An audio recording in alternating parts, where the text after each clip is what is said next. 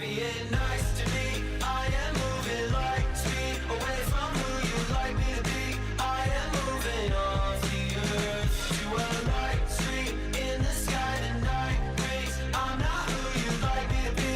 I am moving off the earth. Baby want a facelift, trying to copy paste the picture that she saw online. It is outrageous, all the people faking beautiful, expensive lives. Don't you waste your time pretending I'm your happy ending. We both know I always was terrified to walk away, but you and me, we gotta change. Stop being nice to me. I am moving light speed away from who you'd like me to be. I am moving off the earth to a light street in the sky. The night brings. I'm not who you'd like me to be. I am moving off the earth. Say it once, say it twice. You don't mean it. You fused up, broke my trust. Yeah, you lost the right to be the object of my empathy. You wanna know what you can do. Stop being nice to me. I am moving light speed away from who you'd like me to be. I am moving off the earth.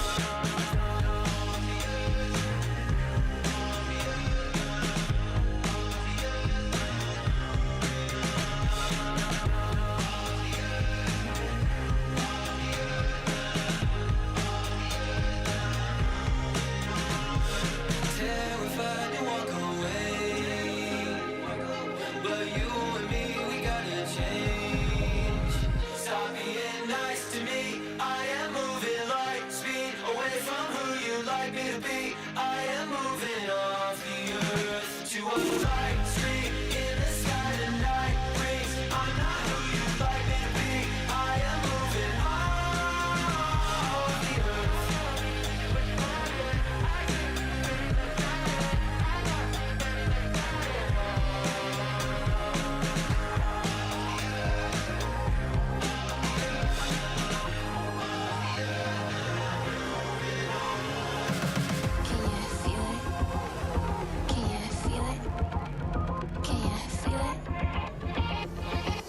Bring the energy.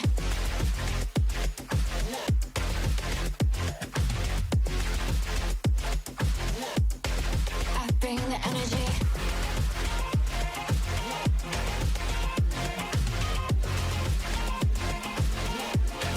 I bring the energy. Watch out, I'm coming fast past ya. In my lane, doing laps past ya. Got my foot on the gas past ya. Ain't no brakes, pulling fast past ya. Can you feel it? Can you feel it? Can you feel it? I bring the energy.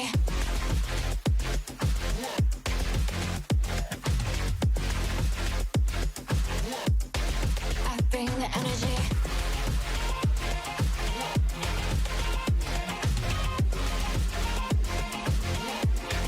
I bring the energy.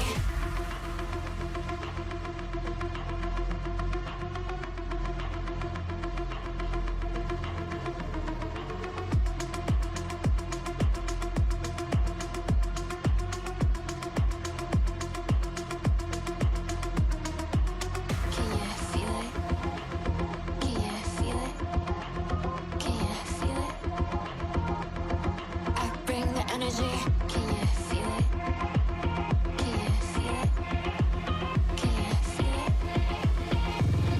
I bring the energy.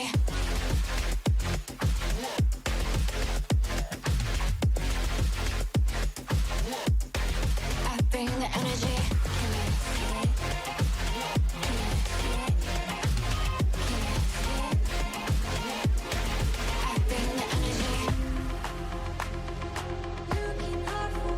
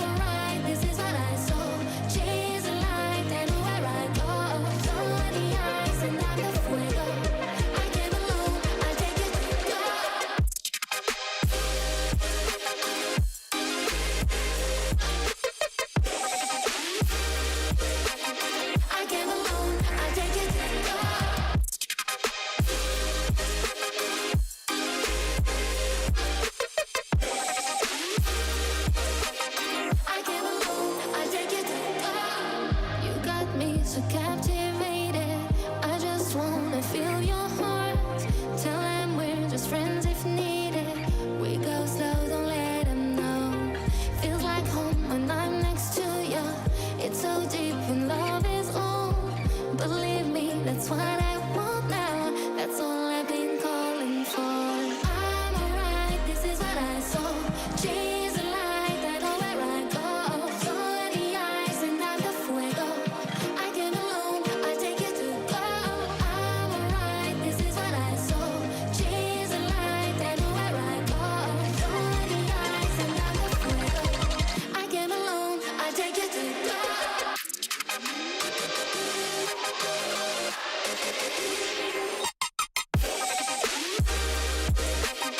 I came alone, I take you to go.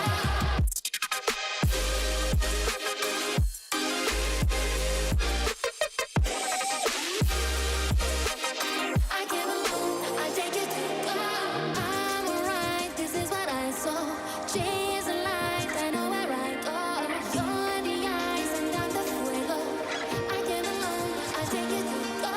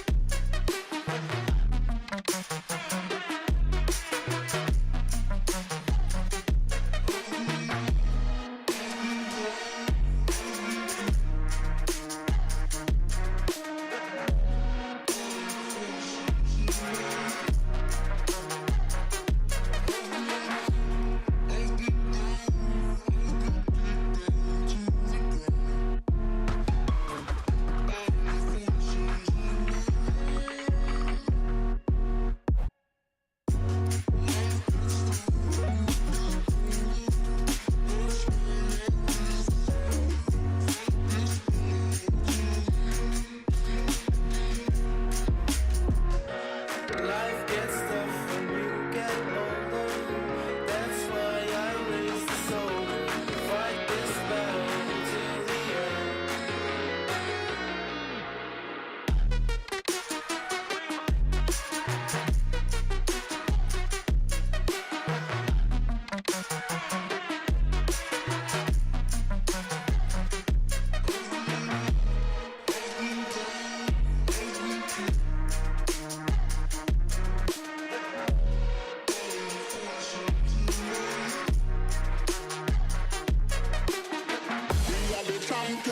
We are the land.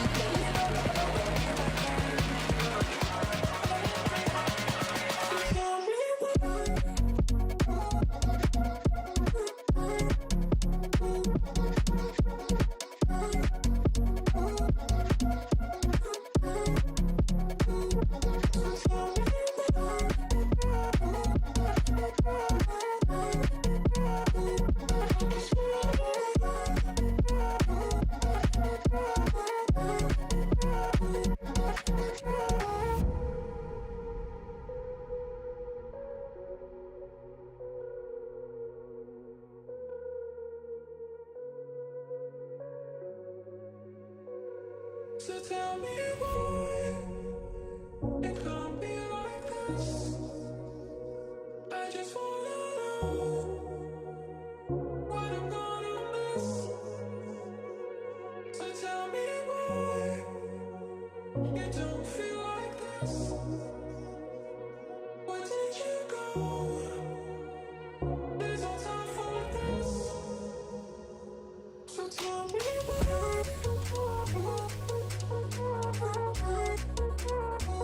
I just wanna know.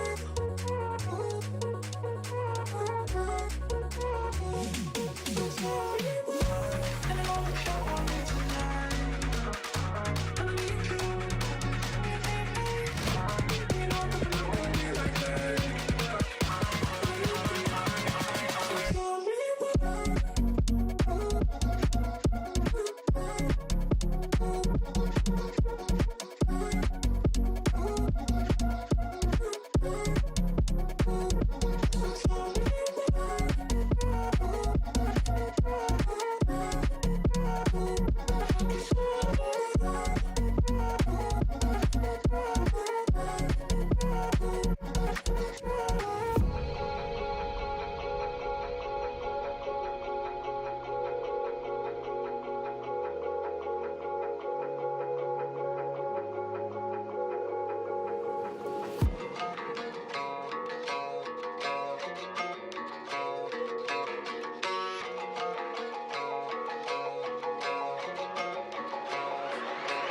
Yeah.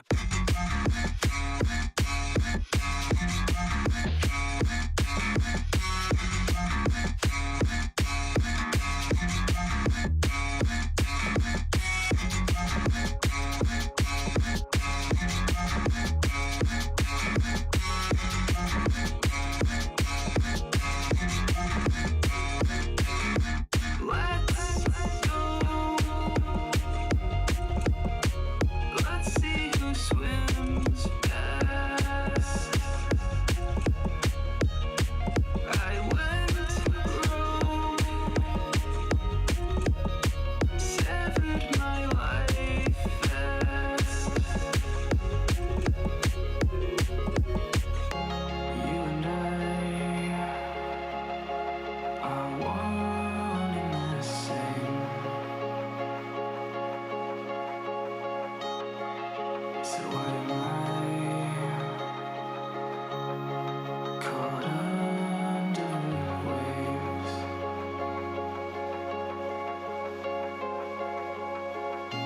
Drifting out, I wanted to be saved. So why do you have a sure just the same?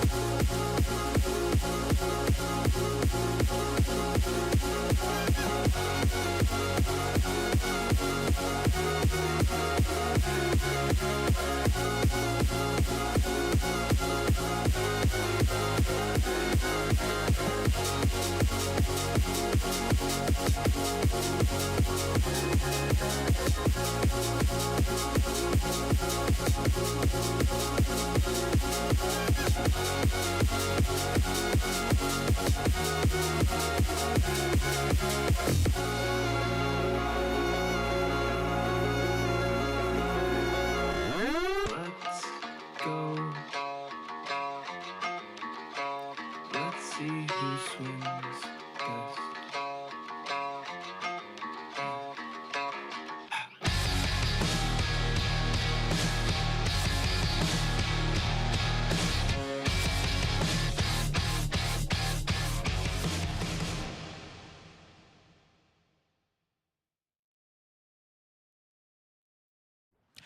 This stream contains fast-flashing images that may affect viewers who are susceptible to photosensitive epilepsy or other photosensitivities. Viewer discretion is advised.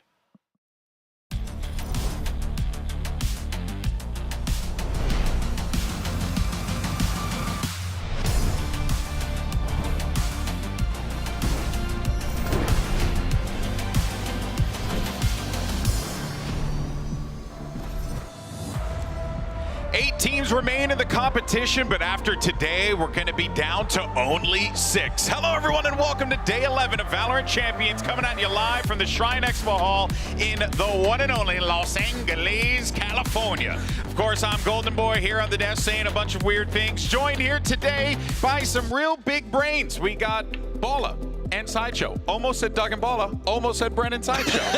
That's hilarious. How can you say both at the same time? I don't know, Your but brain's barely working. Also, love Los Angeles. yeah, man. Shout out to Soko Steve Austin for that If one. you have a big brain, tell me what that means. Los Angeles. Los meaning the, Angeles meaning anglers, the fishers. freaking nailed it, bro. It's the fishing town.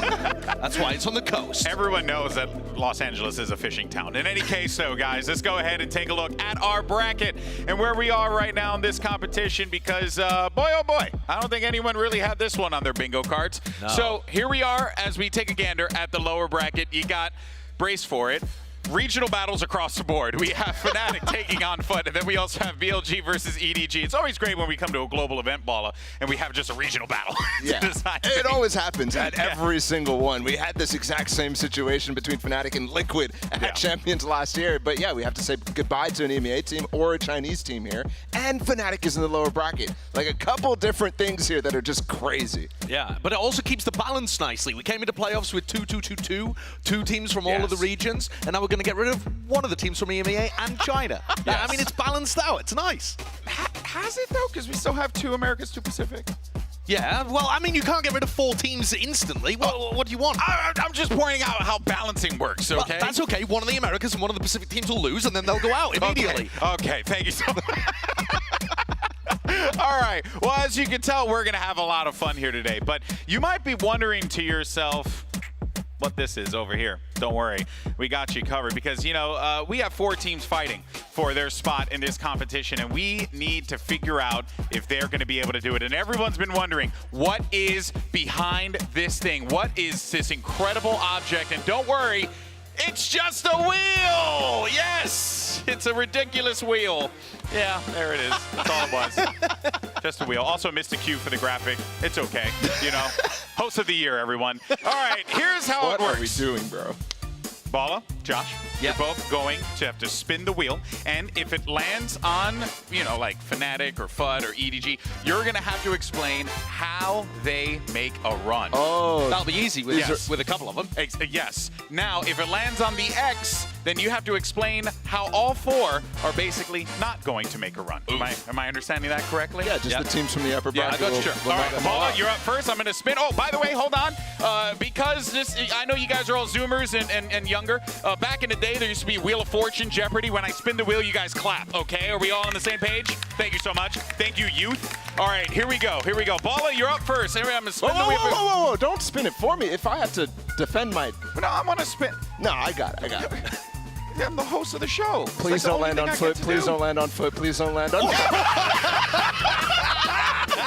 Right, here we go then. All right. Okay, You're going to have to explain how FUT are going to make a run. Well, first things first, they have to beat Fnatic, okay? Fnatic, good team. They've only won 2 tournaments. They're an EMEA team. Inter-regional battles are always confusing, always a coin flip, every single time. So just flip a coin. They just have to make it through 50-50, and then the rest of the tournament is easy. If Cracks, if Kiwi, all these guys are monsters. They have no more pressure. They're in the lower bracket. It doesn't matter what happens for them. They've already accomplished their goals. They're going to go on a run, top 3 at least.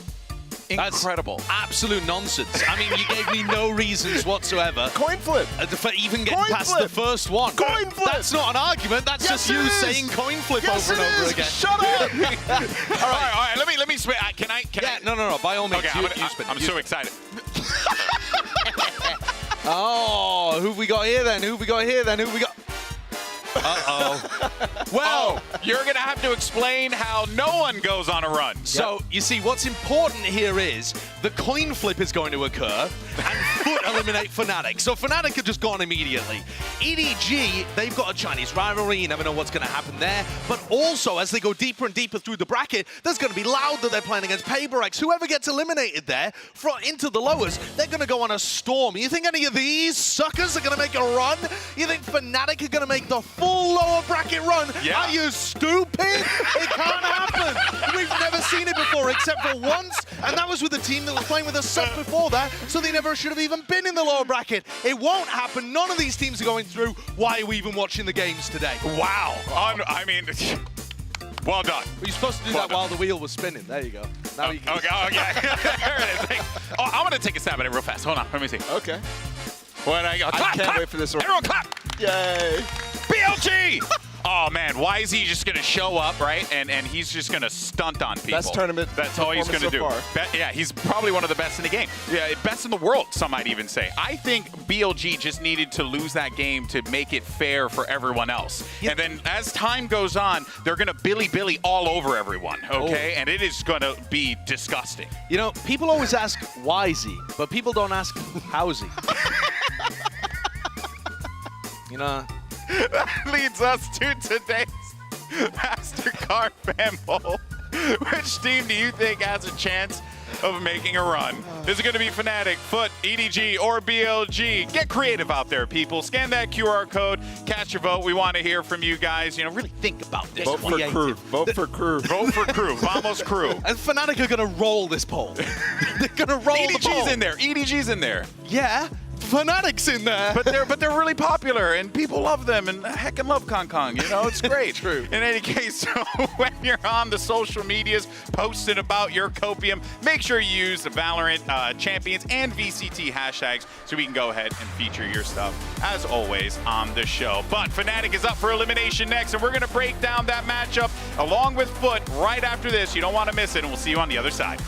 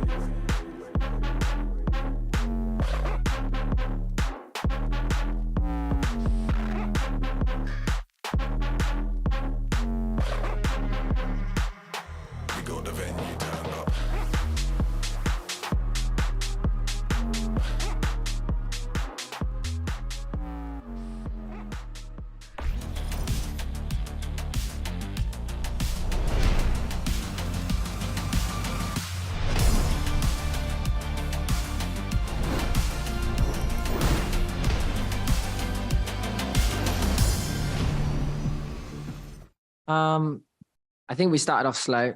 We lost pistol straight into bonus. So it's really difficult to get any momentum. And then the game really punishes you after that because they start building up ultimates, and then those rounds are less chance of you winning anyway. So yeah, I think we just started off too slow. But what are you going to do to get this team back into map 2? Because we know that the skill and talent is most definitely there of what we saw in map 1. I don't know what I say. Yeah. What should I say? So it's tough. So we lose our map, so I don't know. Hey, man, anything's possible, dude. It's VALORANT. That's something I learned, right? Yep. So you got this, brother. You got this. Much love to you, and looking forward to seeing what happens in map 2. Back to you guys. Two teams down on their luck, but today they're going to have to cross paths as they face off against one another. Now, both teams made it out of the group stage, and that was already a gauntlet in of itself, but they are going to be facing elimination here today. Welcome back, everyone, to VALORANT Champions 2023 as we break everything down and jump into our matchup that we're going to have take place on that stage. It's Fnatic versus Foot. And let's just really, I guess, address the elephant in the room here. I don't think anyone suspected Fnatic to be in this position. No. Not at this point in the competition. It actually is quite staggering.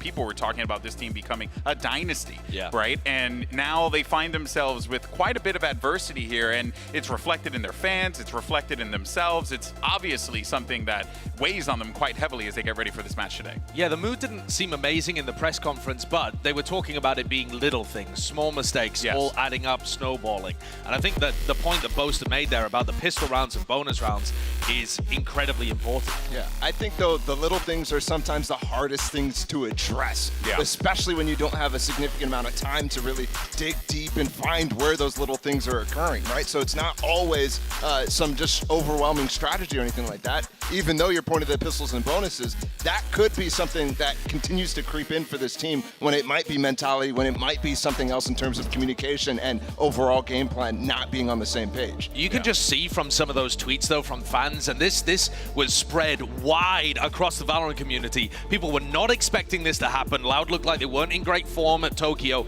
So to come out and see that not just be a banging match, but actually just be an instant upset of our expectations and Fnatic straight down to lowers. This has upset the entire bracket for champions. Fnatic were locked into everybody. People were picking them against the whole field. Like they had more than a 50% chance of winning the entire tournament. I don't think I've ever seen that before. Maybe like Sentinels at Reykjavik way back even then, probably not, because people still didn't even know. It's a crazy concept to pick against the field like that, but that's really the reality. They were always in that upper bracket final for every single person, if not the grand finals. Yeah, and I know they're going to have to make this comeback run happen, right? Like, now that they're in this lower bracket, so how do they go about doing that? Because I think like it's very doable for them, given the pedigree of the roster. It's a tough situation to deal with. If you look at the bracket and how it actually plays out, normally it's okay to play a couple all the best teams in the upper bracket because there's not that many to actually go through. So if you look at the upper bracket right now, Loud, Paper X, DRX, and EG are up in the top, and it's really tough to think about those teams falling down to the lower bracket as well. So let's see. Fnatic's run, they have to make it through Foot. Foot are going to get eliminated to go here into this portion, but then it flips, right? They have to face the loser of DRX and EG if they go through there. I mean, these are already starting to be ridiculous matchups here. This would be actually, one more time on the Zoom. You got this. I believe in you. This is Fnatic. And then they have to fight the winner or the loser of Paper X, Loud, or EDG here. That's all in the lower bracket. These are all elimination games, and then they have to actually fight the upper bracket loser in that instance.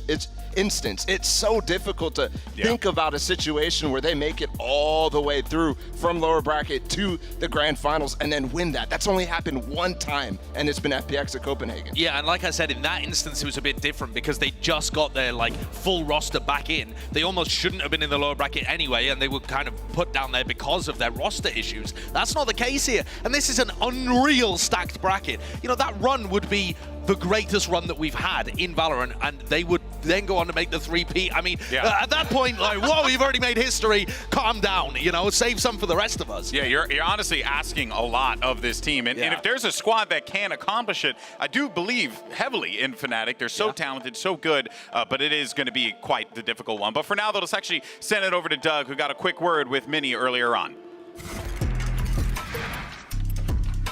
Hey, Doug. Grab you for a question quite quickly. Geo killing me good.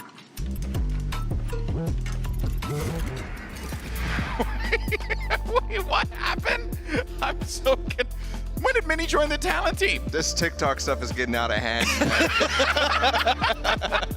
These darn kids and their TikToking, I can't handle it anymore. He's doing stuff that he doesn't even know what he's doing, man.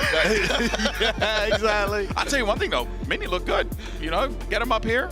doing Yeah, analyst yeah. this? I can replace you two? Yeah. Don't put Doug on Fnatic, though. If there's one way of ensuring Fnatic do not make a lower bracket run, it's with Doug on the roster. I'm coin flipping. Let's go. Oh, yeah, Ball's coin flip is back, everyone. Okay, well, let's go ahead, though, and reflect on the actual, like, what are the objectives here, right, that I think are going to be very prevalent for Foot to have to accomplish, because something that really stuck out to a lot of us in that Loud game was the fact that Fnatic were just not winning their pistols. They weren't winning those critical rounds that you would expect them to win, and that is an opportunity for Foot to really penalize them. And I actually think it wasn't just Loud being excellent in those positions. It looked like Fnatic were coming into those spots with very basic ideas. We've seen other teams get extremely elaborate with their pistol round strategies, and that's been really beneficial for them. But that seems to be a bit of a gap, actually, where Fnatic are not the best in the world at the ideas they bring to their pistol round situations. And maybe that's an improvement that they can make to start some kind of bracket run, or something that Foot can capitalize on to be able to make an upset happen here. Yeah, absolutely. Normally, this is a place where Fnatic is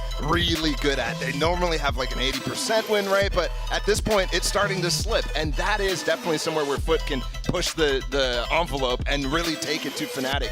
And I think you're right. They haven't really been exploring the creative options in these pistol rounds. It's been very basic, and other teams are constantly innovating in these situations. That's part of the small things that Fnatic need to work on. I'm also absolutely convinced that Fnatic are hiding Pearl. I don't know when they're going to bring it out, but they're going to play it at some point, and I feel like a crazy person saying it over and over and over again. They've been banning it for the entire year. I know they have, and that's what makes it so perfect to hide it, Bala, because now the meta's going towards Sova and KO. Listen, I don't know whether it's going to happen here, but I feel like I'm connecting the red pieces of string across the room. Like Charlie Day and Always Sunny. It's going to occur at some point. Yes, Josh, in the grand finals where they have to play because they don't have a ban.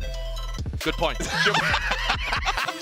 All right, well, let's reflect, though, on how Foot can potentially pick up a win here today, because this is not out of the realm of possibility. I know a lot of people hear me say that and think, yeah, what a joke. But I'm honestly being truthful here, because they have picked up wins before against Fnatic in the past. You know, they managed to find that success on Bind Sideshow. Yeah. They can do this. They just got to clean up, you know, like the splits and the Lotuses of the world. Right, this is the second time, actually, that Fnatic had brought out the Alpha Year on Cypher. He didn't look that great at it, and Foot were excellent at winning raw duels against Chronicle and Alpha Year in that game.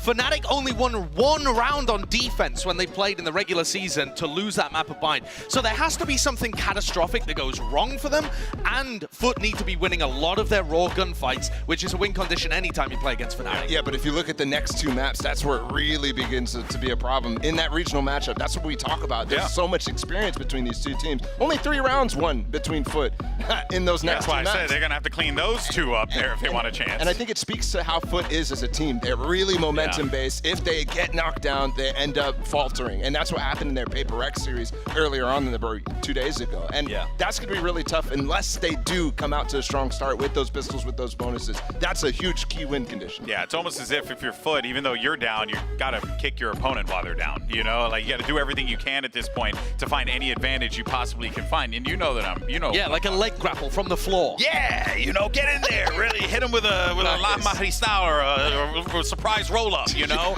You didn't know what you were doing there. You thought you were like, yeah, I was just trying to kick somebody when they're wrestling down. For you, and then you got him into the wrestling match. I know, you did this to me. I said before on Twitter, there's only 15% of the Valorant audience know what I'm talking about with wrestling references, but there are dozens of us. In any case, so guys, let's actually check back in with Doug. Let's see if he's actually doing the interview this time with the Turkish squad. Let's check it out. Kiwi, a quick question for you before you go in. You're 0-2 against Fnatic this year. What is it that they do so well, and how do you make sure you beat them today? Kiwi, bu sene Fnatic'e karşı 0-2'siniz. Sence iyi yaptıkları şey neler ve onlara karşı, yani onların nasıl üstesinden geleceksiniz bugün? Söyleyeceğim Last Dance. I'll only say one thing, Last Dance. All right. Wait, what? Last Dance? Last chance. Oh. Last chance. Yeah. I mean, I don't know if that's focused or annoyed. I can't tell the vibe there from that interview, but... I thought he said last dance, in which case it's like the MJ thing. Oh, this is our last time together. We're going to go crazy. MJ thing. Foot consider themselves equivalent to that team. There's no shot. Oh, my gosh. That doesn't make sense. But you kind of get the vibe.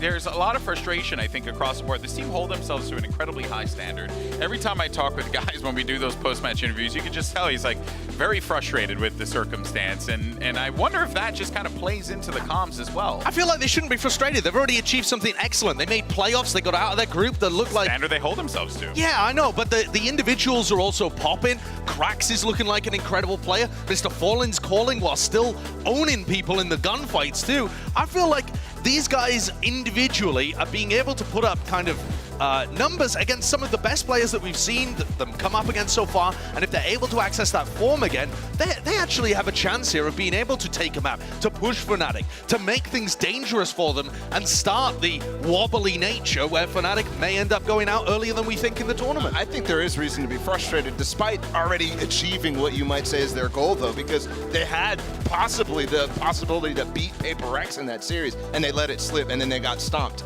Yes, you're right. I think they need hero performances from Crocs, Mr. Fallen. These guys are playing very well at this tournament, but other than that, there's nobody else who's really being able to push them over the edge when it comes to close matchups that they could feel like they losing the grip on. And I can understand that from their perspective, but who had Foot playing close matches against Paper X to begin with? These guys are going up against probably the two favorites at the beginning of the tournament, right? People were talking about Fnatic winning this tournament, Paper X winning this tournament potentially, and you know, some other names scattered in. Foot having to play against both of them, and if they make things close, that's already success for them. They're not expected to win, but as much as they can do that, they'll be aiming for it. And let's also not forget, too, I mean, when you look at the history, just here at Champions alone for Foot, it does feel like what you said, Bala, like they have this really close game. They get really, really close to the finish line.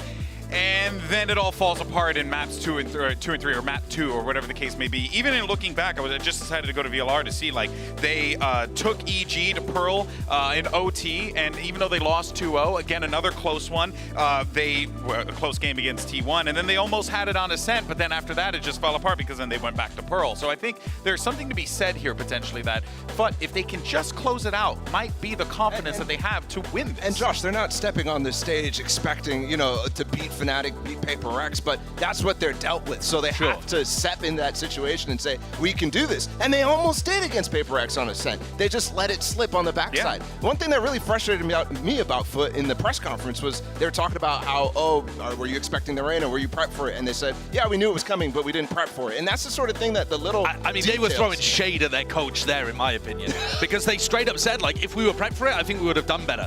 And it's like, the atmosphere in the press conference is like tense loss situation. And like, guys is there at the end like, yep, not going to comment. Well, moving on. Yeah, basically. No, I hear you. Look, we can talk about this all day, but there's just, at the end of it, they're just going to have to go up there and put up the results. And that's really all you can expect from both of these teams. But, folks, we're going to take a quick break. And then when we come back, we're going to see if we can spot an imposter. Because Fan and Fraud is back again. He's right there. The imposter's among us. VALORANT Champions continues after this. We'll see you guys in a little bit. Imposter. You're such a imposter.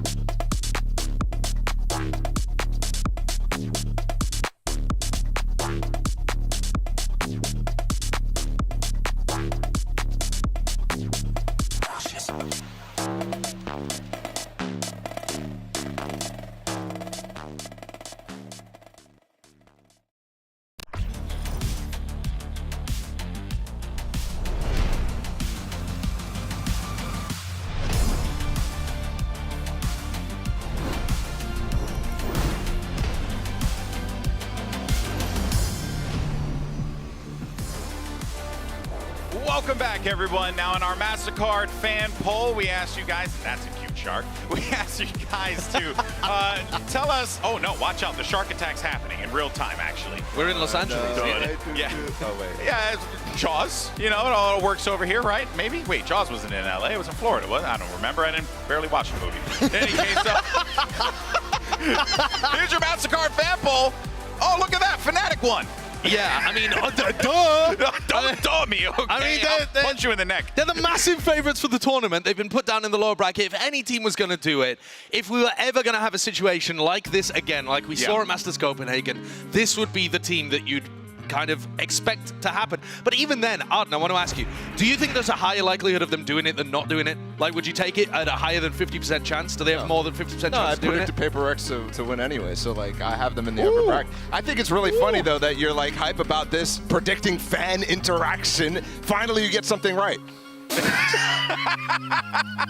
I've just been blown out of the water. Oh, that's amazing. Oh, well, we'll let that one simmer for 2 seconds. 1, 2, perfect. All right. Now, we're minutes away from our first match of the day, but first, it's time to play a game. As you know, I love games, all right? Big game fanatic. And with the crowd here, we're gonna do a good old-fashioned fan or fraud, and look at that beautiful face. That's back when I had hair. All right, here we go. Let's see. So the rules are simple. Is there hair there? Nah, it's something. No.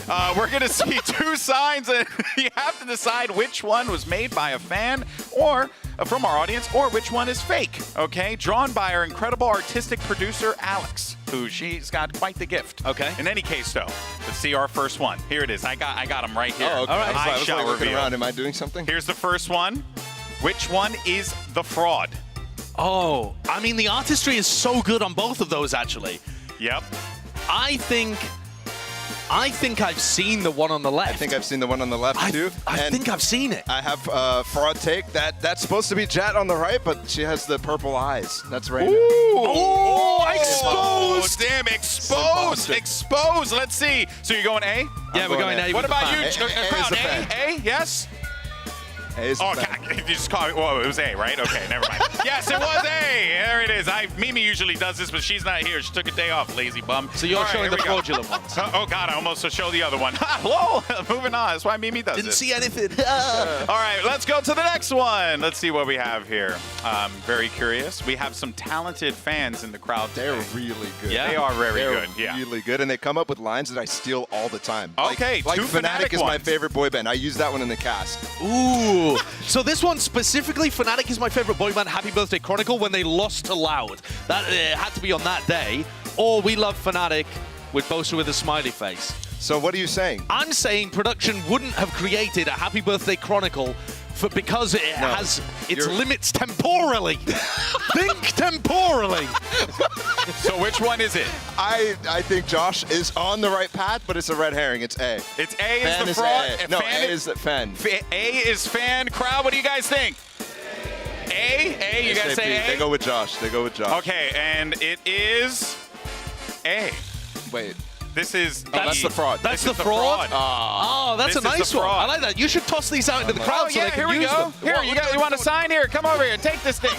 Thank you, Sideshow, for helping me do my job. Yeah, what's Here. it? Oh, All yeah, right. that's the jet. No, but pass this out. No, that's just going to fall over there, Josh, you bum. My You bad. almost broke the show. There's like a bunch of cables down there.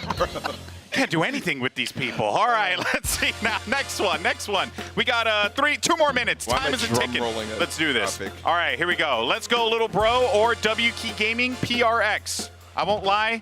Well, actually, I don't know. And I'm the Oh. host, so I shouldn't say anything. This is the one where I really don't have a clue. What do you think, crowd? I don't know. I need the crowd's help. Oh, okay, you don't have to sound so enthusiastic about it. What do you think, crowd? Okay, that was a little bit better. I'll take that one. I'll go with whatever they said. What did they say? B? They said, bleh.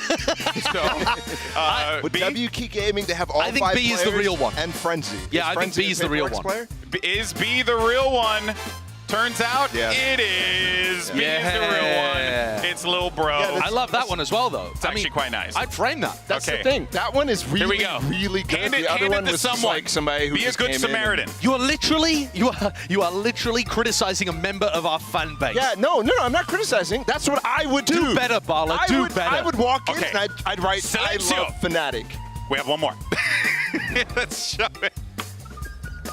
I have lineups! And I just want both teams to have fun. Oh, I hope the I have lineups one is that's real. The real one. That one just had. I love that one. That I one think is it's pretty so good. good. That's so good. All right, what do we think, crowd? A lot of people say A. All right, we have 40 seconds left. I'm going to reveal it, and I just want both teams to have a good time. Yeah, you would say Turns that. out the lineups were real. Oh, that's Very amazing. well played. Here we go. Here we go. Pass it out. Pass it out. Here, Ben Silly's not in the crowd. Nobody wants that. Whoever created that I have lineups nudge emoji is phenomenal. All right, guys. Well, we had a good time here. We hope you had a great time as well. But today, 4 teams are fighting to keep their champions' dreams alive. The question on everyone's mind is, who is it going to be? Is it Fnatic versus Foot? Is it Billy versus EDG? Day 11 of VALORANT Champions starts right now.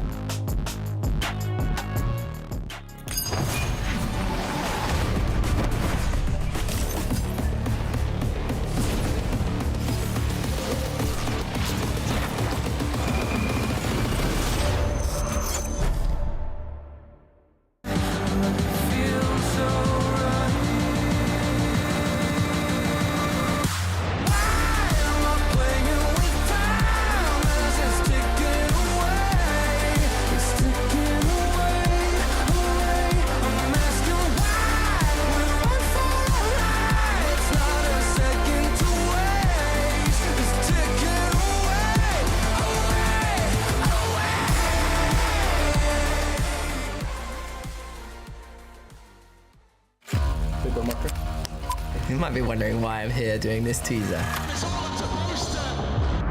Well, it's because we lost to Loud. We played way too scared. We weren't doing our usual stuff.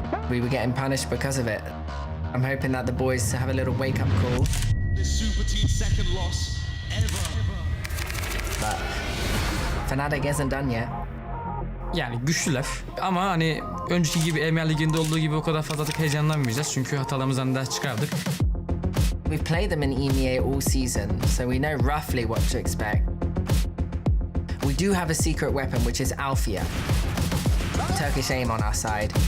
Tabii ki Alpaca'da çok kaliteli bir oyun, kendisini çok severim ama o gün kim iyiyse o kazanacak. Bakalım.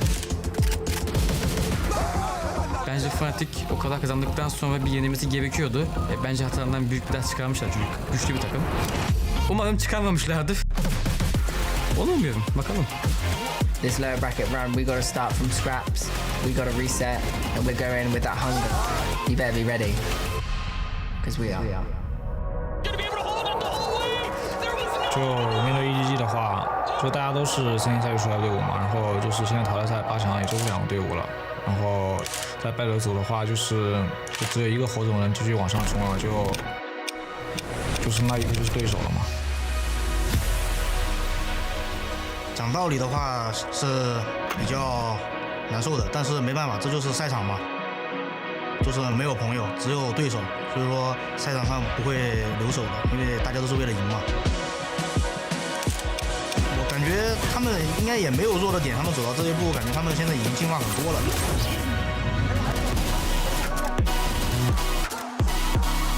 我们也不会小瞧他们，因为大家都在进化嘛。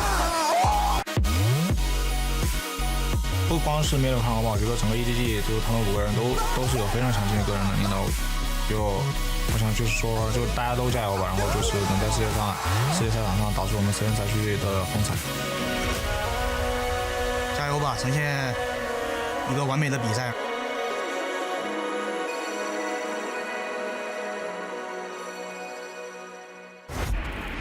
All right, for this match, Fnatic, you are the higher seed. You will choose Team A or Team B? Team A. Team A. So, Foot, you will be Team B, and Fnatic, we'll start with your first ban. Pearl. Pearl, your ban? Fracture. Fracture, and map number 1 from Fnatic. Split, side on split. Defense. Defense, and map number 2? Haven. Haven, side on Haven.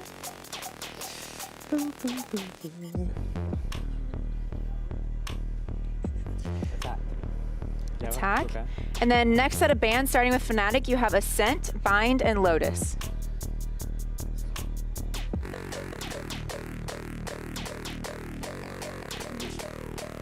Yep. Ascent. Ban Ascent. Your ban, you have Bind and Lotus. Ban Lotus. Ban Lotus, so map number 3 will be Bind. Fnatic, side on Bind. Attack. Okay, let's run back through this. First set of bans, we have Fnatic with Pearl, Foot with Fracture. Map number 1 is Split with Foot on defense. Map number 2 is Haven with Fnatic on attack. Next set of bans are Ascent and Lotus. Map number 3, Decider, is Bind with Fnatic on attack. All right, good luck to you both. Good luck.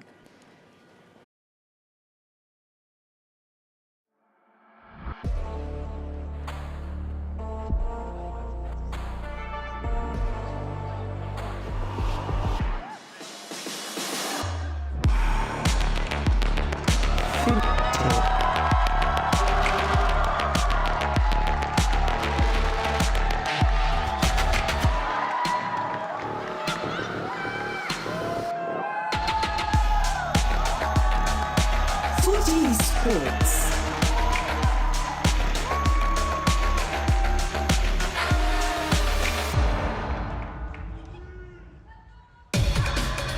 It's a regional David versus Goliath matchup. Fun obviously looking to try and extend their run here at Champions. A historic run for Turkish Valorant. But for Fnatic, they have one word on their mind, Dynasty. And Foot is the team that's in their way right now.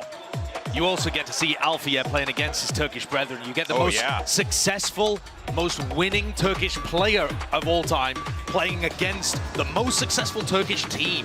You know, there have been some super teams before within Turkey trying to combine all the best aimers together. They did not make it as far as Foot have. They've grinded from the very bottom up to this point.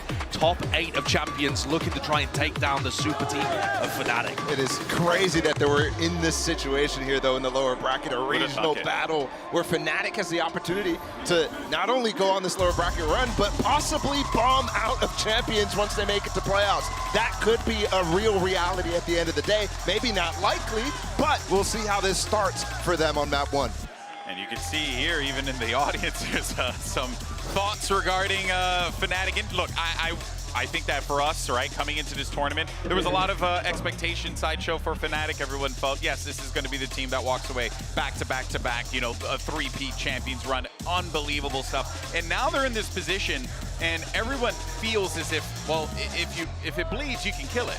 And I think that's kind of the mindset that Foot need to have here. That is the mindset that Foot need to have if they want to win this game. Fnatic have only ever lost twice, though, with this roster. So even though they've been upset recently, and that recency bias might lead you to think, oh, they can be beaten. Yes, they can, but it's incredibly difficult. And so for Foot, while they've shown that they can take maps off them before, they're going to need to be playing their A game throughout, keep that stamina up. They need hot starts, so they need to be able to close. This is going to be very difficult. It's so tough. I mean, Loud literally put them in situations where Fnatic had to start striking back, and they did. Fnatic, multiple times, it looked like they were going to come back and take that series back from Loud. And for Foot to be able to actually carry that all the way through, you're talking about closing. I think that is so important for them to have in their head. Let's also talk about the fact that during the map veto, Foot didn't go towards Bind. The map that they had beaten them on during the regular season, that's going to be the decider map. And we start here on Split instead. And here's your Prime Gaming agent select. Only really 2 changes coming in here for Ada Captain and Maj. Are going to bust out the Viper here. But overall, though, I mean, and yeah, I think it just goes without saying, right? Going to get Alfia on that role on that Cypher as well. We'll see what his impact could possibly be. But I'm curious to see, Balla, how this composition for Foot kind of counters what Fnatic have. Yeah, the double controller is what they're going for against what Fnatic are. Usually, a lot of people say this is like an anti-double duelist setup, which doesn't actually get played that much in the MEA, and they just really rolled through with it. It's been so solid for them the entire time. You can see 100% win rate with the Breach and the Cypher. So many trap plays available. And against this double controller that's really slow at taking map control, it's something that's really interesting to see how these 2 comps will battle out. Foot are also most favored on map 2 and map 3 to make the upsets if it was going to happen. And we've talked about the fact that when Foot get punched, they find it so hard to get back up. So that, to me, is going to be the biggest story of map 1. If they do get punched, and if they do go down, can they still win? Yeah, that is certainly going to be something that sits on all of our minds, but the stakes couldn't be higher for these 2 teams. But let's go ahead and get this party started and send it over to your casters. Make some noise for Achilles and Paper Thin. Thank you very much, Golden Boy. And yes, it's do or die time. Both teams here at the end of their rope. One will cling to it at the end of the day and have another fighting chance to try to make that run. The other will be going home. And who would have thought that we would come to this, that it would be Fnatic falling down to the lowers to face Foot, their EMEA brethren, across from them. It's going to be insane here. I can't believe that there is a world where maybe Fnatic goes out and Foot, you know, it's been a bit of a struggle here in the playoffs. Of course, we saw them against Paper Rex, you know, put up a good fight on Ascent and then going over to Pearl, fall apart. But Fnatic got really well handled on Lotus, one of their best maps. How are they going to bounce back mentally from that? We'll have to just wait and see as we get into the action, get ready to open up the barriers. As we can see, first on the attack, Fnatic, heavy stack outside of Garage for now, just waiting out that 0 point. No one getting tagged by it as Maj plays up close, sends a shot, sees multiple players, now just gonna be setting up that poison orb and backing away. Yeah, and this is something that Fnatic really needs here, is good pistol rounds. It really killed them against Loud in their previous matchup. So if they can find some success, which they did the last time they played Foot on this map, it was very one-sided for Fnatic the last time. On their attacker side, they came out, won the pistol, won the follow-up, and even won the bonus to close things out. So it was a very good map for Fnatic all around. But this time, Foot starting on the defender side. Let's see if they can maybe get a read on this mid-push here. Crack's going to get a little bit of contact. Just backs right off. Not looking to overstep here. Showing respect to the players on the opposite side of the stage. I mean, Desk was talking about the players themselves talking about it. They're very familiar with each other, given that they were playing multiple times throughout the regular season over in EMEA. So Foot not looking to put a toe out of line right now. And you got to give Foot a lot of credit. I mean, they took a map off of Fnatic. And yes, the next two didn't go so great in the playoffs, but still, were able to get the job done. It's a little bit of a fake flash over towards B Heaven. Still, 30 seconds left. Boaster could be expecting some contact. That flash should give things away, or immediately the smoke screen is up. It just actually expires. It doesn't actually go up, but Alfie are playing up around the side for Cage. Manages to find one. Out of Captain will respond, but Boaster's there for the trade up. 2-for-1 exchange. Really running the clock down low, 12 seconds. Obviously plenty of time to get the plant down. Peek out though. Forces him off of this one. They have to get out to safety. Leo, however, striking at the perfect time. Finds Mr. Fallen from behind. Checks back over towards the vent. But now the spike is going to be planted. 4 members strong still here on the site, but now Boaster taken down.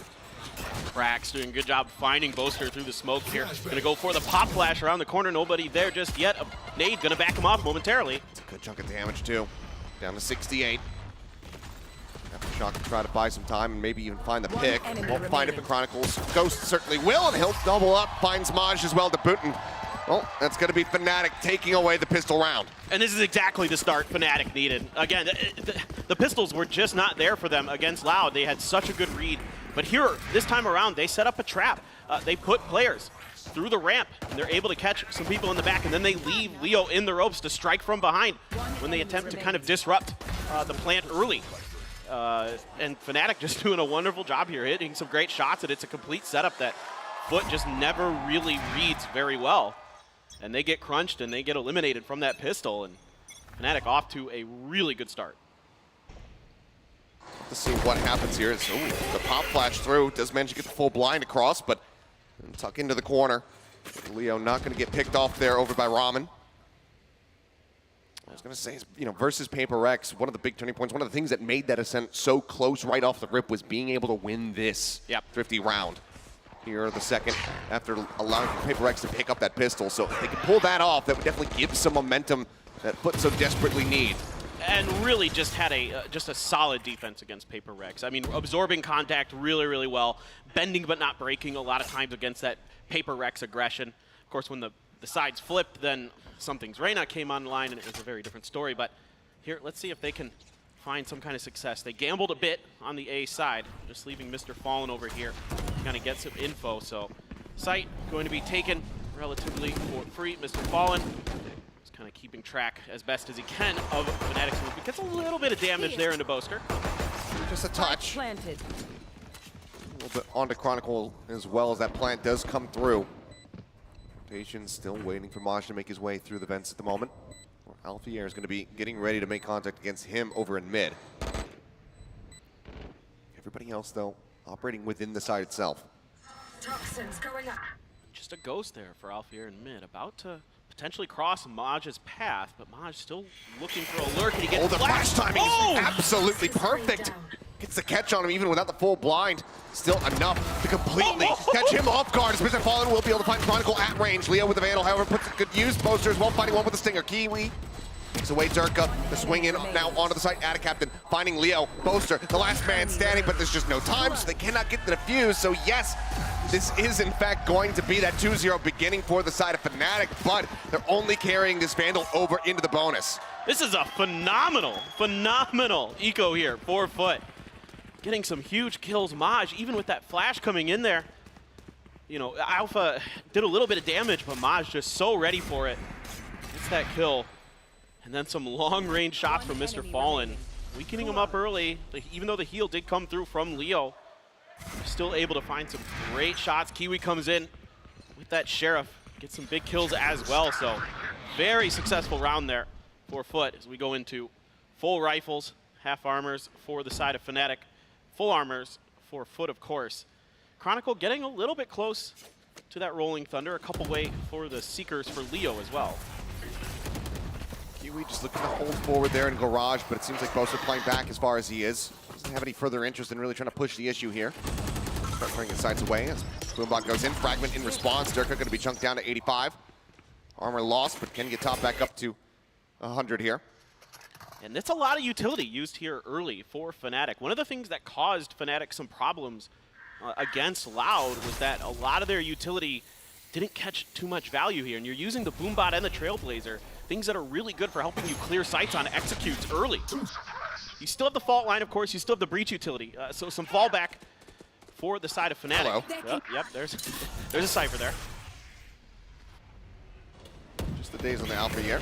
Pop flash and Durka pouncing forward with the blast pack. Finds the headshot. That's going to be Mosh taking down that mid control. Now completely opened up here for the side of Fnatic. Smoke in response up into heaven. As right now, it is just Ada Captain, as well as Mr. Fallen, situated here on the A side, looking to hold the line. The rest of the team going to have to try to rotate over. See them waiting the Paranoia across. Paranoia in response, right as they drop down. Mr. Fallen finds the first kill. Flash going to be set, but Boaster's in front of it. Manages to get the catch. Mr. Fallen still trying to hold the line. Finds himself the second elimination, spots another. Now knows Chronicle. Forward, up close and personal as the plant comes in, but the site is being cleared out. Now it's all down to cracks. The post-plant discipline here from Fnatic, so good. Has to get in front of this after shot, manages to do so. Now Chronicle not spotting him on the back end, knows that he's in the site. Shuts him down, 3 members still standing in a 3-0 beginning. Fnatic have a nice little win streak building up. It's just so difficult once Fnatic gets into place here. The crossfires, everybody's doing their job, watching the right angles. Screens is covered, you know, even though Mr. Fallen doing some damage on site itself, just everybody in the right place at the right time for Fnatic, and even using some of that util early, still able to find that flash, get Durka that early kill to set that advantage, to set that tempo for Fnatic. And they're looking clean here to start. The same kind of story we saw the last time these two teams squared off on Split. Sheriff's across the board, a Marshall in hand for Mr. Fallen. So looking for the shot, but Durka just jumping up on top of the box, managing to find his second elimination of this map so far, as Kiwi will be taken down. Fault line forward, not getting the stun, Dog getting the spot. Fallen just playing within the smoke. Ping's coming down. They're aware that somebody's going to be lurking there. It's so much util to displace Mr. Fallen at their disposal right now, but a flash there. It's gorgeous, but he can't line up the Marshall shot, and then Leo counter swings forward to take him down. Marshall now out of the fray, 2 players. Got a sandwich here in between all the Fnatic members now, stuck in the garage. Ada Captain will arrive, just tripping his way up. Durka just swings the corner and takes down Cracks. Gets himself a 3rd elimination. Now he's very much on the board. Boaster turns away as Ada Captain swings in, but Alfia boosted up on top of the box, will be able to spot him, gets the headshot, and there's the 4-0. Flawless for the side of Fnatic. Another thing we should talk about here with Foot, the last time we saw them on Split was in Tokyo. They haven't played it since then, and they were running an Astra and a Cypher instead of a Viper and an Omen. So some changes here, I think, especially with the Omen, you want to catch some of those flashes. We've seen them have some effect. Those Paranoias do a pretty good job. Maj, I was hoping to see that Viper have a little bit more impact here on the defender side to really make life a little bit more difficult for Fnatic to get some information, to get these executes. But so far, Fnatic's been able to kind of wait things out and avoid a few catastrophic flashes. You know, they take some damage, but Fnatic able to recover very, very nicely here throughout these early rounds. Anybody else that's playing forward into heaven there, and you expect that Mr. Fallen likely going to be able to get the kill, but because it's the Raze, because he has that mobility, he can just blast back backward. Just can't quite nail it down, and Leo is just Johnny on the spot with that counter swing through. Now, though, pretty early. Full shift over towards the A site here from the side of Fnatic, because they have been playing these rounds out very slowly for the most part. Rolling Thunder at the ready. Curious to see what the setup is going to be as they look to take this push. Cyber Cage to get the cross up the ramp as Kiwi just looking to hold the line. It drops down, he spots one. Now just has to press forward here into the site. Rolling Thunder now crashing across. Alfia, however, still going to be taken down. Maj finds him lurking up in towards heaven. The rest of the team just has to exit, and they have this man advantage, but they're going to have to be playing retake. Yeah, Mr. Fallen does have his Seekers here. Try to help get this retake going. Boaster's just going to prep the Paranoia, see if he can find some value. It's right now looking like pretty heavy screens lean. Durka's going to be watching it. The Paranoia not going to connect. Seekers, two of them going to be cleared out. Still one swinging around over towards the screen side. Durka going to be the one that makes contact with that one. They swing in. They push him off the angle, but they can't find the kill. They can't find the damage. But Cracks takes out Boaster right as that smoke is about to bloom. Finds another kill. The man advantage further being compounded upon now as Cracks will find another. Mr. Fallen goes for it, finds Chronicle, and now it's all on Leo. It'd have to be a 1v5 ace clutch, but it just does not seem possible at all, and Leo's not even going to try for it. Would love to get any kind of straight pick that he can, but he's going to be able to just find Kiwi to avoid a flawless. But that finally gets put on the board now, 1-4. This is a great retake here for Foot. Really, really patient, dodging that Paranoia from Boaster, and then finding some great timings as those smokes are popping to get two big kills to get themselves back in. And Maj just, yeah. Didn't want to be that Cypher in that moment. Cracks having a great one there. Again, right as those smokes are popping. Able to find some really good timings, disrupting Fnatic, cutting them down. So a big win here for Foot to stabilize.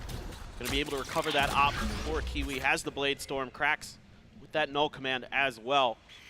This could play for a little bit more of a retake style here.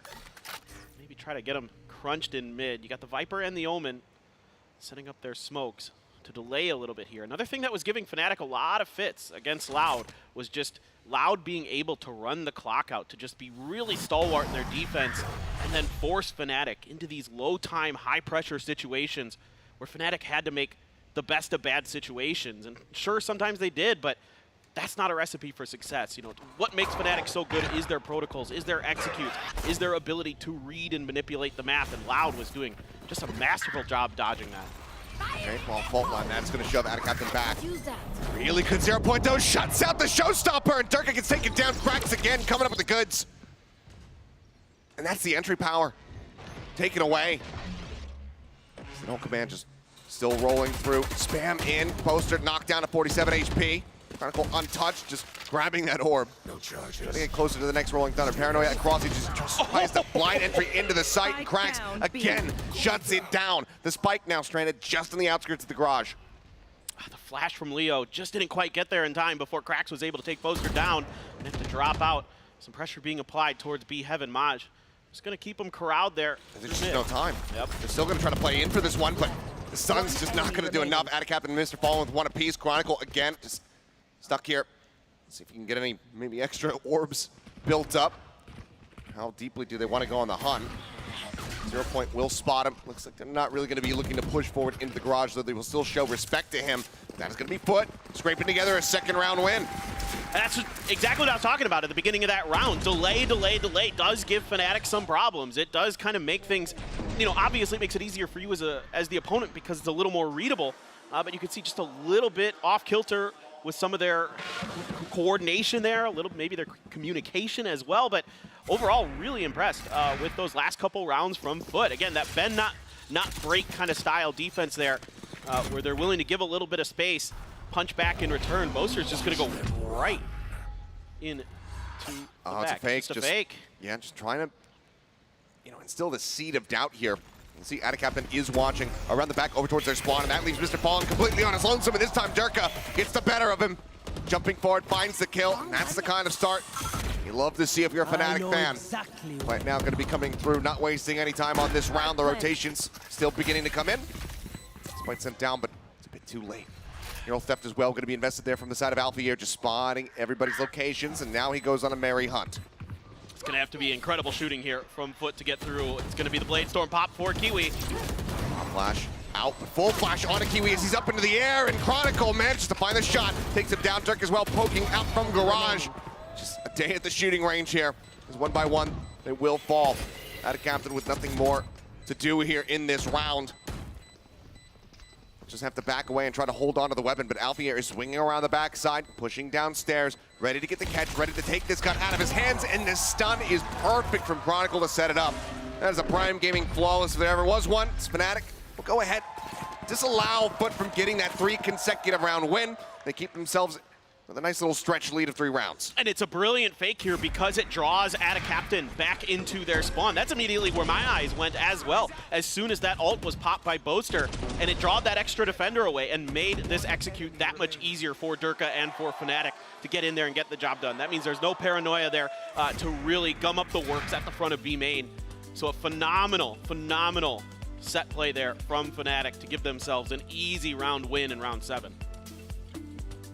Just nicely done. You know, already that play itself, fantastic. You get that seed of doubt pushed in, and that allows you to get into the site, but then just the timings of this utility from Chronicle looking so much cleaner compared to the series versus Loud. That flash, just fully getting the catch there on Kiwi. Believe it was his setup with a flashpoint to just get that full blind, deny the ability to get value off the Bladestorm, because that's really, in that moment, that is the most dangerous thing, and they dealt with it absolutely beautifully.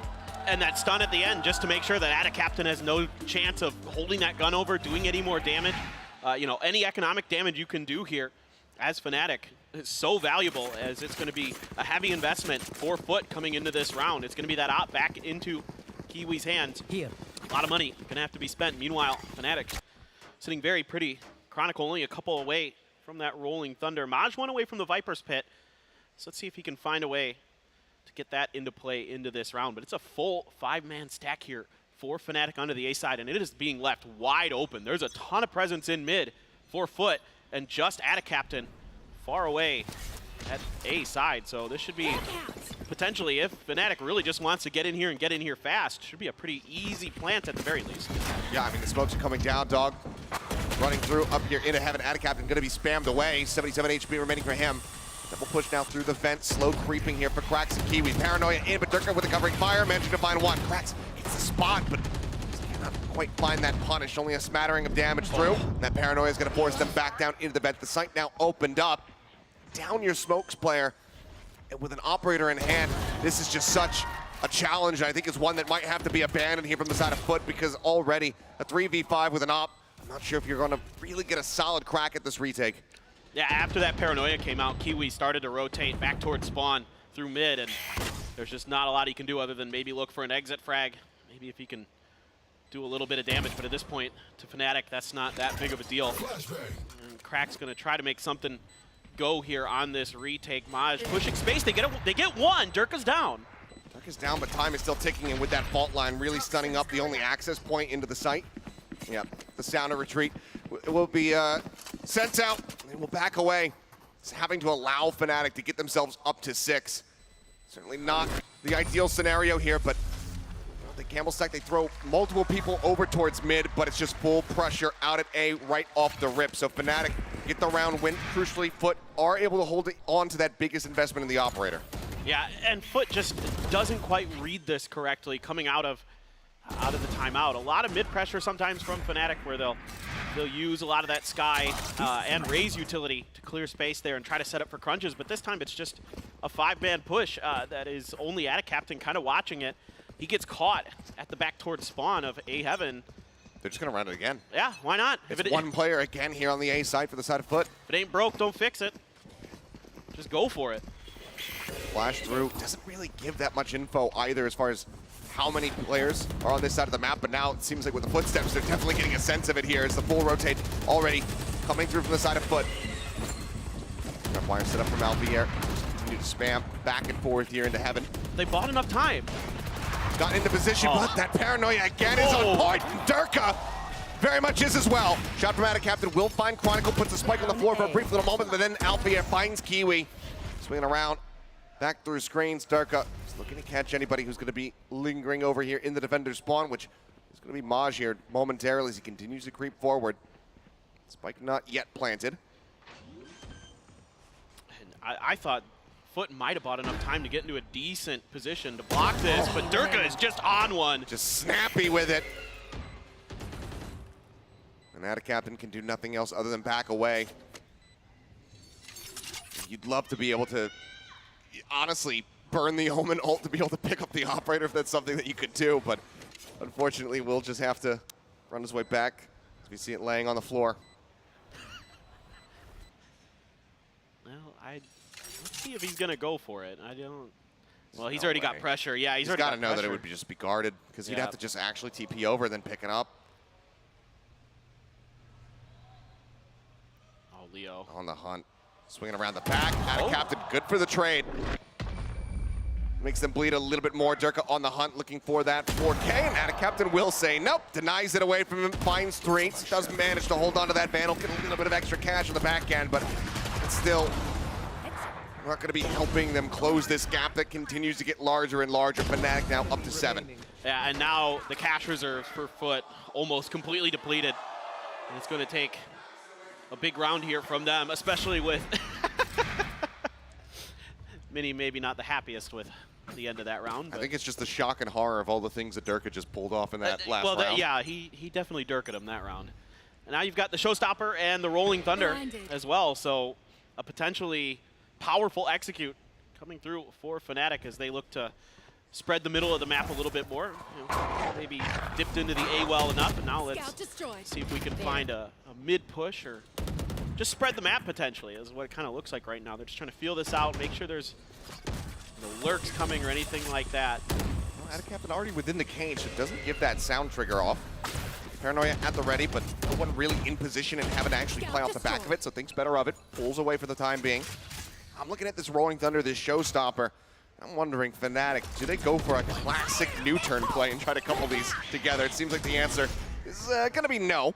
Just pulls it to try to further clear out Heaven. Eventually, we'll have to just let this one fly. Checks low, and actually it's going to expire, and Durka's full flashed. Maj just swinging through, takes him down. Those flashes from Mr. Fallen and Cracks really buying a lot of time there.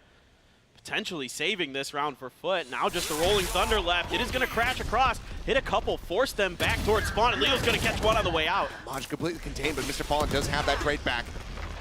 Keeps them with the man advantage now. 4v5. Chronicle just going to be stunned up by the Seeker, but commits to the plant, gets that spike down on the floor for them. 3v4. Mr. Fallen at 65 HP. Foot in such a good position to be able to try to get another round back in. Black Point now gets the blind though, and it catches everyone! And then it's just a day at the range. A round that felt like it was in their hands and they would be able to get the 3. Fnatic say absolutely not off the back of a singular flash from Chronicle's hands. He's just been absolutely devastating with that breach utility. The timing so perfect, just knew right when they were coming out of that hallway and shut him right down. And immediately Alpier right behind him. The rifling of these two on top of their impeccable in the heart as well sent over. Love to see it. The combination, the coordination between those two, absolutely just disgusting riflers. So good. Kiwi right in that cyber cage again, but Alvier just reads it. Just fully prepared for that push. Expecting some shenanigans here. That they are going to be on this half buy. The blast pack forward again. Durka going to be good for his head. Cat's going to be taken down. Spotted one. So interrupts actually the jump forward here onto the side. Paranoia on one side. Paint Shell on the other. Into the fault line as well. They throw everything at the kitchen sink at Cracks, and he just absolutely crumbles. Maj arriving. Will be able to find 2. Keeping his way out of the vent. The plant coming down, but Chronicle just pulls off that plant. Shoots him in the head, and now Fnatic get themselves up to 9. And Chronicle's almost got another Rolling Thunder already. He's 1 away. He's just having an absolutely marvelous last couple of rounds. The Fault Line Paranoia combo along with the Paint Shells, so brilliant. Maj doing what he can to find a couple. But, oh boy, Achilleos, this is starting to get really scary for Foot. I mean, those 2 rounds that they were able to string together looked like, okay, might have a little bit of hope here. Right now, if you're a Foot, if you cheered for Foot, you definitely want to also believe in curses and believe that they can get this 3rd round on the board for the first half. Durka again, rushing forward. They just take this Heaven control. Boombot the check close. Bounce down into vent. Spot anybody either. This for now will be dissuaded. just waiting for the setup. The confidence here for Fnatic. They've taken so much contact, they're still going to go for it. Captain not spotted by this one. He does get the shutdown. Denies Durka that access. I'm going to have it. Shoulder shown there. Kiwi will fall. Prax just having to pull back away. A minor amount of damage taken. That's going to be the reveal coming through. Counter spray. Looking to try to get Leo. He barely manages to bounce around the corner just in time. Bolster in the meantime does manage to find himself a triple. Currently on for an ace if he can find him. Plant comes down. Chronicle gets the spike through. Boaster lurking around the back here of screens. Hasn't spotted Maj at all, but as the smoke dissipates, he will get him. One more to go. No reason to retreat. Mr. Fallen has to play forward. The last round of the half, swing of the corner, and he gets denied. Still more work to be done, but with Leo at 4 HP, a stiff breeze would take him down. They know where he's at, but Leo still lines up the headshot, and it is a 10-2 half in favor of Fnatic. I mean, just an absolute masterclass here from Fnatic on their attacker side. Haven't missed a beat against Foot from the last time they squared off on this map, and if you're a Foot fan, you are going to need a cargo container size amount of opium for this. This is just, it has been Fnatic the whole way, and guess what? They're even better on their defender side. The last time they went 10-2 on their defender side on this map against this team. So it is not going to be any easier on the other side of the coin. I mean, we had our first ever recovery from this scoreline just yesterday, but it doesn't seem likely right now in this moment. Well, he just had a hell of a last round. Let's go ahead and hear from Boaster a bit more in the meantime. Life was difficult that game. Not ideal, but you know, Loud came in guns blazing. I wasn't really sure what was going on in my head. In a sense, like, I was getting shut down personally. There were rounds where the comms were just too hectic. Everyone was a bit flustered, a bit more than usual. I think that it was because, like, the last time we faced them was in the finals and we didn't want to lose, but at the same time, we didn't want to win either. It was like one of those ones where we were too scared of losing that we weren't even trying to win. Hopefully we'll see them again so I can give them a taste of their own medicine and go for the 2-0 back. 2 versus 2. Rifles gain and purchase. Paranoia. It's a lovely connection. Cuts away on the sidelines. Leo is left wondering, where are they? Boaster with so much more to do. This is for the map. 7 bullets dropping down, a tap onto it less, seeking to try and force the fight out. It's played to perfection. We're going to be playing Footballists next. We've lost a map to them before. They're going to be more comfortable playing us because they've played us before. They're going to come in with more hunger, especially to beat us and to end our tournament, essentially. Alfie's won 2 trophies this year. He's looking at the peak of his form, I'd say. And I think he's going to come ready. You know, if he's going to have to face his fellow Turkish brethren, but I think if there's a man for the job, it's definitely him.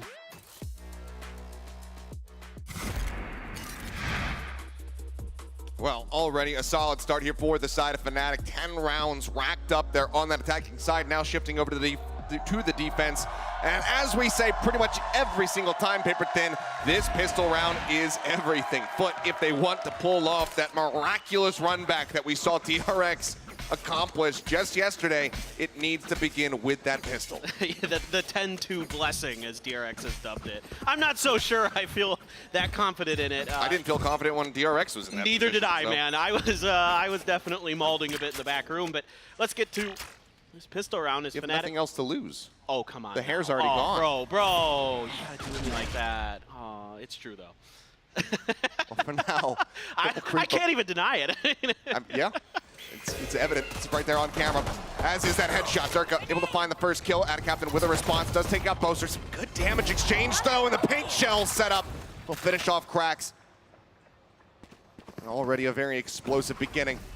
Dash forward onto the A site. The plant can come through. Kiwi trying to get himself into a forward, maybe unexpected spot. Playing within this smoke. Swings out. Ooh, good for the headshot. Takes out Chronicle. Brings it back to relative parity here. No healing available for Mr. Fallen, so can't get Captain up beyond this 26 HP that he does have. Leo's going to do a little bit of scouting with the Trailblazer. Catch a couple on the back of sight. Now here trying to push. Durka got one on the side. Durka finishing the job. Paint shell now built back up, sends it into the corner. Mr. Fallen pushes away, but still takes quite a bit of damage. Durka could be taken down in the meantime, and now Alfie swinging around the backside of the site, gets rid of Kiwi, and it's all on Mr. Fallen. It's been a bright spot here for the squad so far. Now finds himself into a 1v1. Alfier Not going to be sticking to it. Swing out from the elbow. Mr. Fallen just trying to play with time, but he's already got it up to half, and he will be able to get the defuse. Just over a second remaining. Fnatic now move up to 11. It's just so well handled here at the end by Fnatic. A good start to this round. Again, one of the things I love about Fnatic is their utility combos and the timings that they set up. Paranoia, flash, fault line, whatever it may be. And then the paint shells to follow when you've got cracks stuck in a bad position. But the way that they set up and work together and the timings and the executes on those moments are the best in the business. I just love the way that they handle the pressure from opponents. And they use any time and space and utility against their opponents often. Mr. Fallen is going to be that forced buy, as you would expect here. Of course. Just looking to take a lot of space quickly here, but Boasted just sprays through the wall, finds Kiwi. Tucks away behind the box, out of captain swinging forward, managing to find one. Mr. Fallen will take out Boaster, but suddenly in the blink of an eye, right as the Paranoia expires, everybody on that B site is just dead. Maj now. So much work to get done. A Vandal, Bulldog, a Judge on the opposite side, not knowing where anybody is, and the Judge is going to be the one that plays first contact against him as he creeps up into Mail. It's a quick and painless one, though, as Chronicle puts him down and gets Fnatic up to map point. Boaster just doing a great job there, kind of recognizing the positioning behind that wall. The toxic screen comes up. He just waits a little bit, spams it, finds the perfect timing, gets Paranoia, just able to hide right behind that box, doing a great job there as the Omen, having a really solid map for himself, as is everybody on Fnatic. Durka really star of the show on that raise, breaking a couple of those rounds open, getting some really crucial first bloods for Fnatic, but now Foot needs a round to just keep alive, of course, but then to also avoid the exact same scoreline last time these two teams played on this map. Scout destroyed. With a little bit of early information, very forward smoke in response here from Boaster. Just wants to make mid completely unassailable. Flash out though. Well, at least tell Mr. Fallen that there's no forward presence there. Instead, they're going to start creeping over here towards this A site. A good amount of space has been given up. It's going to be Boaster and Chronicle playing back over here towards Heaven's side rather than on the site itself. And they have to take so much time to check for this Cypher utility. It's so annoying here for Foot. Tap of the orb, and the execute is on. Fnatic just going to take their time now, wait for the reinforcements here. Chronicle trying to see if they can catch somebody, but a good snake bite to buy a little bit of time here. He's got to swing out. They force him into the open there with the aftershock. Russian response to stave them off for a brief little bit longer here. Kiwi coming up with one as Durka. We take it down. Leo as well, falling off screen. Another flash into Chronicle's face. We find ourselves now into a 3v3. The double push out from screens here. Paul and Kiwi maybe get into this flank position as Chronicle still just trying to displace cracks, but just hasn't been able to do it. Cap on the spike.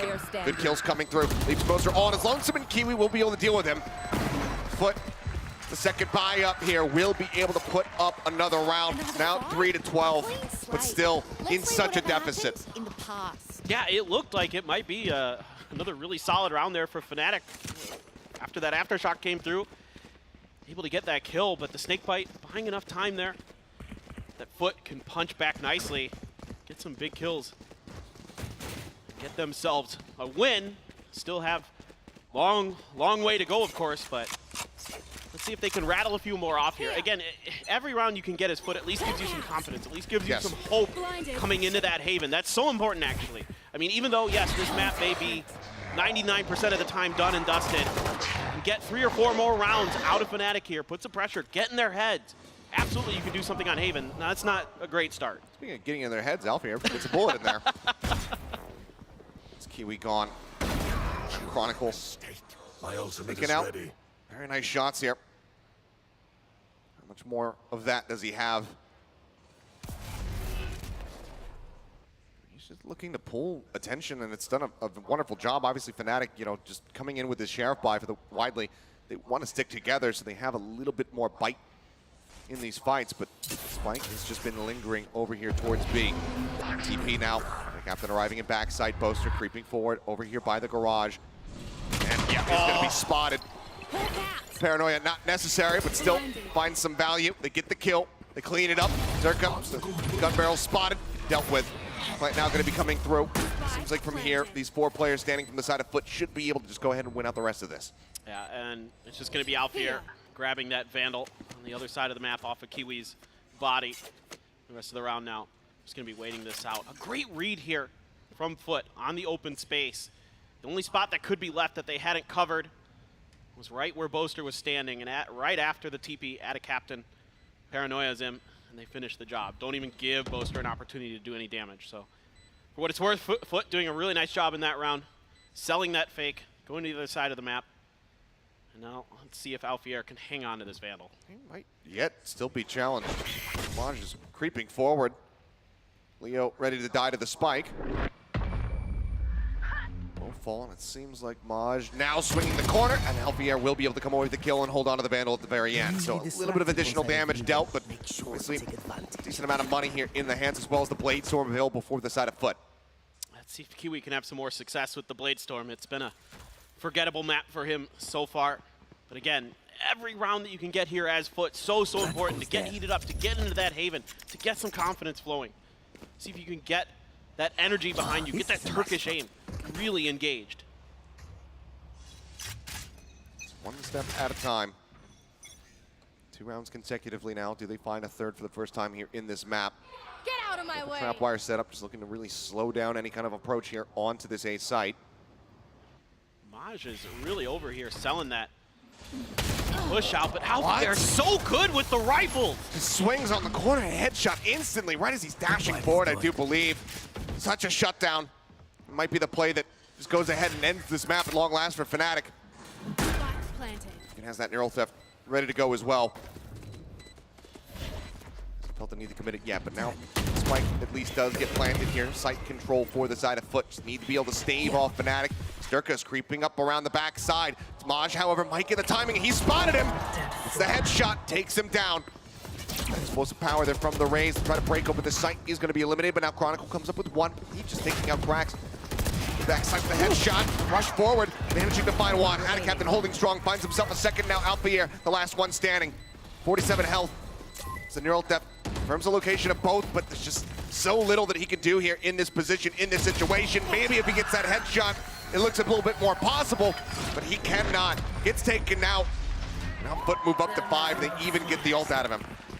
This is a really good round for Maj. On the other side of the map, on his own, doesn't give over his life, gets some good information that there's a lot of Fnatic on the other side of the map. Then he's able to rotate through sewers, just a step behind Durka. Durka trying to really book it through the backside of the map.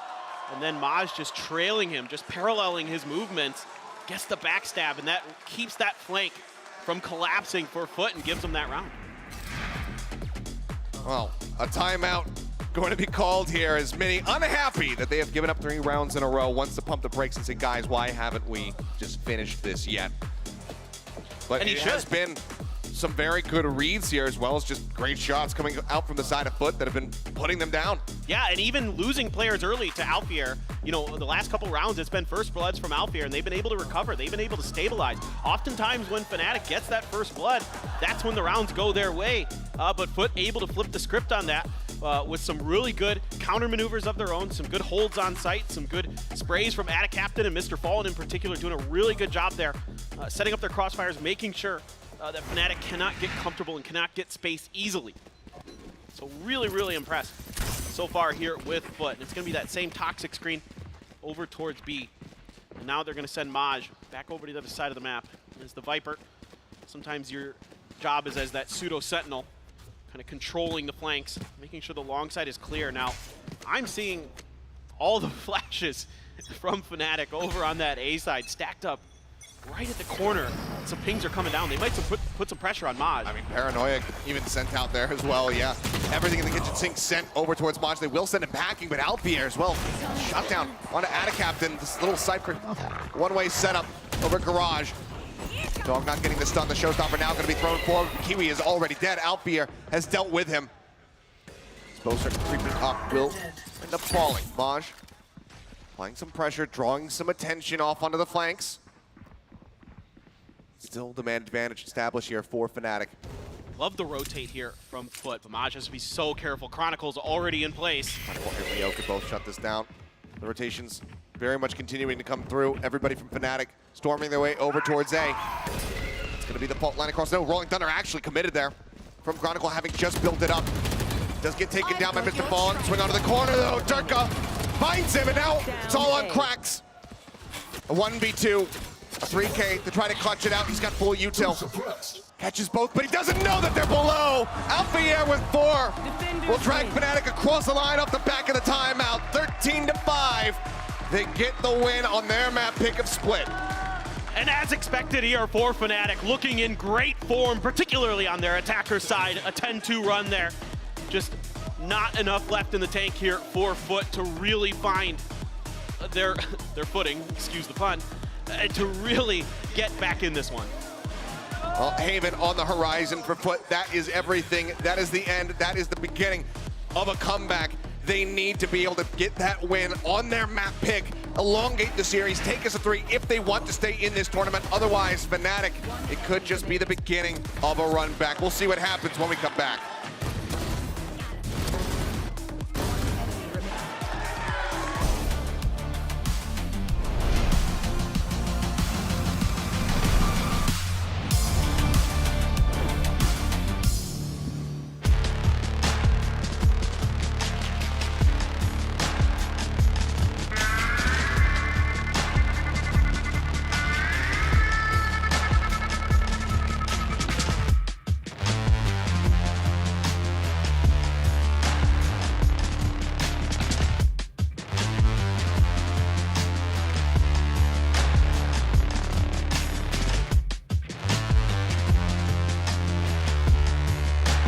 When you play an actual ranked game, it's 50 minutes, but how much are you actually shooting?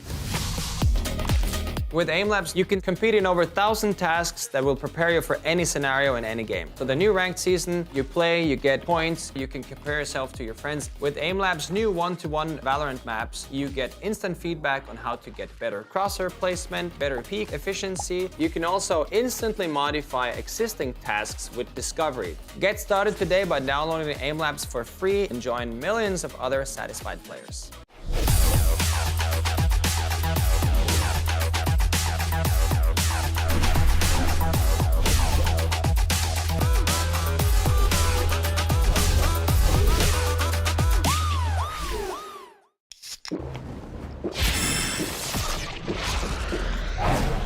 Red Bull gives you wings.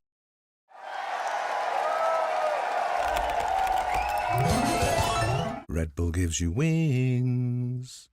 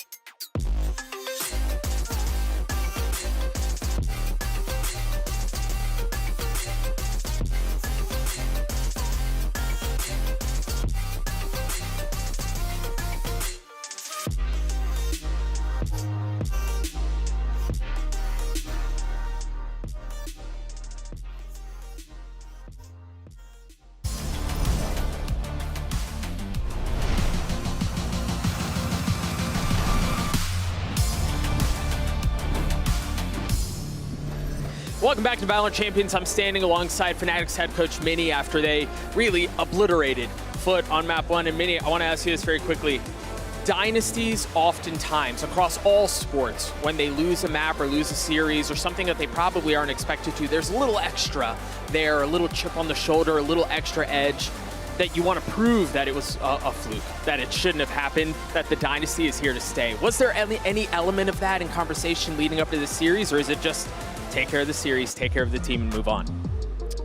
I mean, I don't think we really think of ourselves as a dynasty, and I think we let that kind of talk be external to the team. We just kind of come to tournaments wanting to win and just make sure we don't think in that mode because it's really unhealthy, I think. So yeah, it was just we lost the game. Like, we lost the game against a very good team. I think they should have probably beat DRX in that group stage. They played a weird comp on Ascent and then decided to screw our bracket over.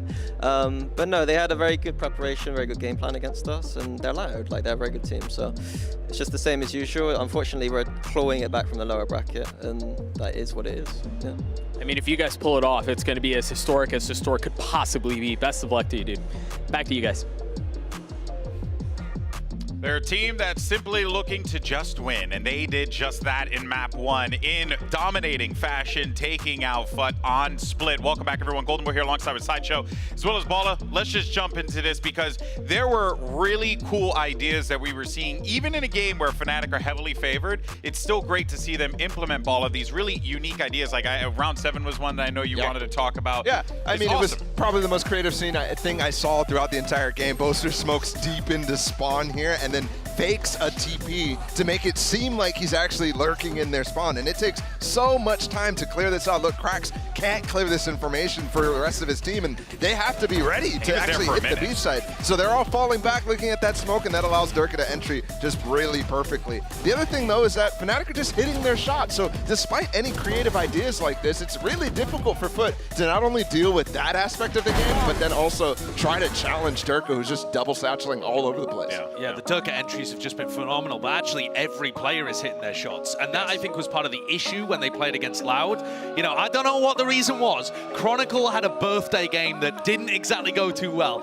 I think it's very funny that Chronicle's just been incredible from the age of 20 and below, turns 21, has a birthday game against Loud, doesn't go so well. But now he's immediately back. Dots, people. Exactly. I'm kidding. 21, Los Angeles.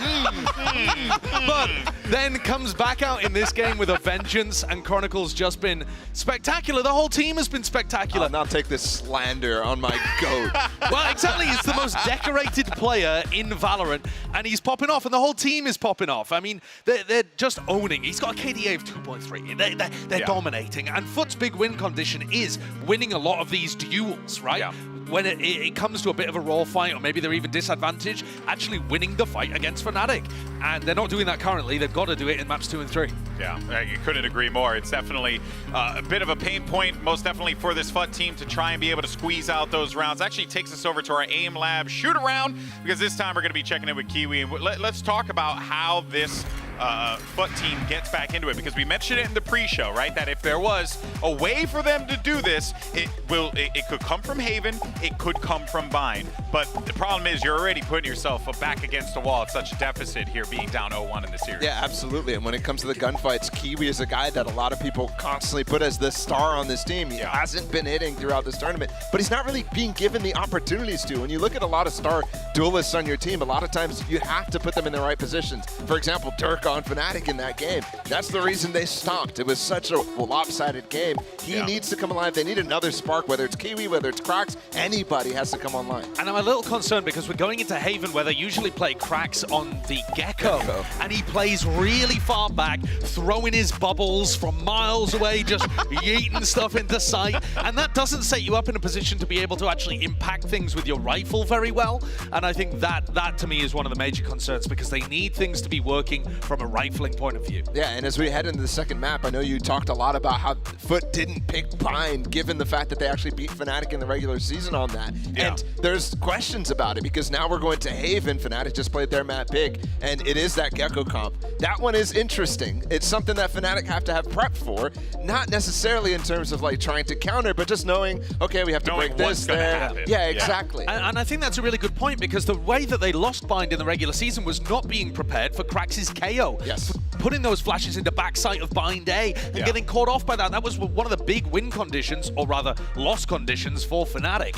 And if they're not ready for the Gecko or for whatever weird stuff Foot end up picking out in the Asian Select, then yeah, maybe we're going to see our first deadlock and it's going to be a game changer and Fnatic end up bombing out of the tournament. What universe would we end up living in if that was the case? Well, it ain't going to happen here today, but we are going to get LA's favorite son, Gecko, into the action here as we have Foot Esports rocking the Gecko, cracks back at that role again. But again, this goes back to exactly what we were talking about. Fnatic, they know what, you have to at least be aware that they're going to try and run this sideshow. But now it's a question of whether or not you can get Cracks in a position to have him have that impact in the server the way that they need in this map. And I don't think they will be able to on the Gecko. I think it's going to come down a little more to Kiwi, because I think he's the player that's going to end up getting supported a lot, put at the tip of the spear with those double initiator players, and he's going to have a tough task going up against Alpha when he starts, when the sides flip and he's on the attack side. Yeah, I think it's super crucial to point out Kiwi on this one on defense. The battle against Durka is super important. Fnatic throw a lot of curveballs in terms of which side of the map they're going for. And for Foot, I mean, at this point, this is the comp that they've been rolling with, the only team that's really running Gecko in general on a specific map for long stretches of time. And globally, they haven't had as much success as you'd like to see going up against Fnatic and thinking that they might have a chance. I don't think there's much of it. Yeah, this is going to be a very tough one. I also want to see them bounce back very strongly in map 2 and not let that first loss hit them too hard. Well, let's see if Foot can force a map 3 or if it's going to end here and now. Let's send it right back over to your casters, Achilleos and Paperthin. Thank you very much, Desk. Yes, it's time to go into this map. The selection for Foot and where they need to stage this run back. They need to get this win, extend us over to Bind. Because as they were talking about, before we got into this series, before we even saw Split, these last two maps, these are the ones that do favor Foot a bit more. So this is where that could come to fruition, but we need to see some tighter play. Everybody hitting their shots from Foot, everybody being on the same page. We've had a couple standout moments from the likes of Mr. Fallen, from Ada Captain, some nice lurks from Maj. Can it all come together here on Haven to take us to 3? And as good as those moments have been for Foot, on the other side of the coin, Fnatic's right back to the kind of Fnatic we've known and loved. Great protocols, great coordination, great decision-making, good mid-rounding, just reading their opponent so well. Fault line here, trying to bait a little bit. They're just going to get that orb over to Chronicle. Going to take a little bit of damage for his trouble. But again, getting those Rolling Thunders online early is so important. I mean, Ada Captain just having to burn the paranoia to get himself out of dodge. They'll stay safe. Now Fnatic getting some good damage across. Kiwi as well tagged up on that C-Long peak. And that's drawing Mr. Fallen all the way over into spawn with that so important breach utility. With that Omen paranoia already gone, now you're relying on the Gecko and the breach to set you up. Kiwi, though, getting a lot of information for the team, pushing forward. Obviously still needs to clear out mid, which is where that spike is being brought up at the moment. And the turret in mid window isn't set up for this lurk, so he could do some real damage here. Catch getting ready to come through as Chronicle, as well as Durka are backing up. They don't have their pistols drawn out, but Kiwi can't win the fight. It gets a smattering of damage there on the Durka. Spike now going to be planted as they go ahead and pull away. Dizzy dealt with very quickly. Crack's only going to be good for one. Chronicle puts him down. Now everything to do here from Maj and Mr. Fallen to try to get their first pistol round win. One Stunned up, pulled back away, and Alpha here on the flank, making his way out of Garage. Gets himself a kill. Maj able to find one. Knows that he's on the flank and doesn't know which way to really turn his attention, so ends up getting taken down by Leo. That's going to be Fnatic winning yet another pistol. And it's heartbreaking here for Foot. It's such a good idea from Kiwi, but he just can't connect the shots. You can see Chronicle there, didn't have the gun out, but able to find just enough space to get back behind that wall. And then, Crack's doing what he can with the Dizzy. But already, Fnatic on high alert after that first lurk. Going to make sure that there isn't going to be another. Wow. Triple rifle purchase here for Fnatic as well. Why not? If there's ever a time to pull off a Thrifty, this would be the one for Foot. It would deal so much damage. Of course, you got to know Boaster's got that Marshall. Absolutely loves to lock it down, and him and Alpha going to be holding out against this potential push out of A. It's a three-man stack. Well, Paranoia as the Dizzy here could lead the way for Foot. I think you could throw that Dizzy up and over potentially as well. Does he still fault line over here towards A lobby? He's looking to set this one up. There's Mr. Fallen. And turn the sights over towards C, but looks like he will just go ahead and shelve that for now. Push forward, Alpha here making some noise. They haven't had any eyes on this A-long position, so they have to suspect that there's at least one player that's pushed up into this spot. The swing in, Durka, guns down two. Had a Captain Kiwi, just didn't stand a chance, even with that fault line, just not making the contact that was necessary. 3 quick kills. And the A site is completely opened up. Mr. Fallen trying to go on a little bit of a flank here. If he could catch Alpha, he's low HP, could recover a weapon, maybe deal a little bit of additional damage, but Leo is wise to it. Catches him on that lurk forward. Handover on the spike to Chronicle to get that plant. It's going to put him just 2 away now from that first Rolling Thunder. He's building these up ever so quickly. Alpha here spotted, but he spotted Push as well. And well, not having that armor means that he gets taken out. Fnatic starting things off 2-0 in flawless fashion there in the anti-eco. And this methodical nature here from Fnatic, not only handling this little trap play attempted by Foot very nicely, but funneling these orbs into Chronicle to get these Rolling Thunder so early, trying to really press their advantage here against Foot. On this attacker side, that super crucial ultimate that Chronicle is going to have in that back pocket potentially, and now Fnatic going to spread their side of the map a little bit, continue to kind of keep track of any push-outs or anything like that. A fault line here, Mr. Fallen has to get out as that recon dart going to force the position. Leo going to follow up with the Owl drone. But so far, I don't think Fnatic is committing to this. This is just information gathering, space gaining. Spike still down by their spawn. Don't seem to be too keen to try to push off of this now. Let's see what Alpha's going to do. He's going to try to bounce that grenade up to clear the turret potentially. And the shock dart is well committed. Leo trying to clear out some of that util, but it's far enough spread on the B site that it actually doesn't find anything. So the nanoswarms and the turret both still do stand. Alarm bot situated. As the warning ping comes down from the Fnatic side, identifying that it is here in garage, and they are able to clear this one out. Frax in the meantime just sat, waiting, and they're ready, sends out the Dizzy, but everyone's already retreated back out of the garage, so no one's gonna get tagged up by this. That's really good information. Durka waiting for this fault line potentially. Here it comes. Let's see if they can get Kiwi. He's just stuck in the corner, so no real contact, no plays made off of that. Just clearing corners on the other side of the map while they try to push through the B. Working their way forward. Alpha here finding Maj, and now the timing. Durka there strikes, catches Kiwi as he tries to go on that flank. He's shut down, and they just flush them out of the site. Leo getting cracks, the one player that was situated at backside B. And a captain just stuck here within the smoke, within the nebula. That now dissipates. Boaster playing up close, looking to catch him off guard with this Spectre. Sees the gun barrel, gets the kill. That could be an upgrade, but Mr. Fallen will be able to take him out. But Leo stands strong at the end of it all. That's going to be Fnatic converting the bonus, now moving up 3-0. Yeah, it's another bonus on their attacker side, just like we saw in Split. And this is just great working of the map here by Fnatic, using a lot of those abilities that you would expect to indicate and execute. It's the Owl drone, the fault line on the A side, really makes Foot kind of lean into that the pressure might be coming through there. And on the other side of the map, they're just clearing utility initially, right? They're just kind of making it look like they're spreading the map, just trying to eliminate some of the information gathering ability of Foot. And they're able to find a really solid B hit.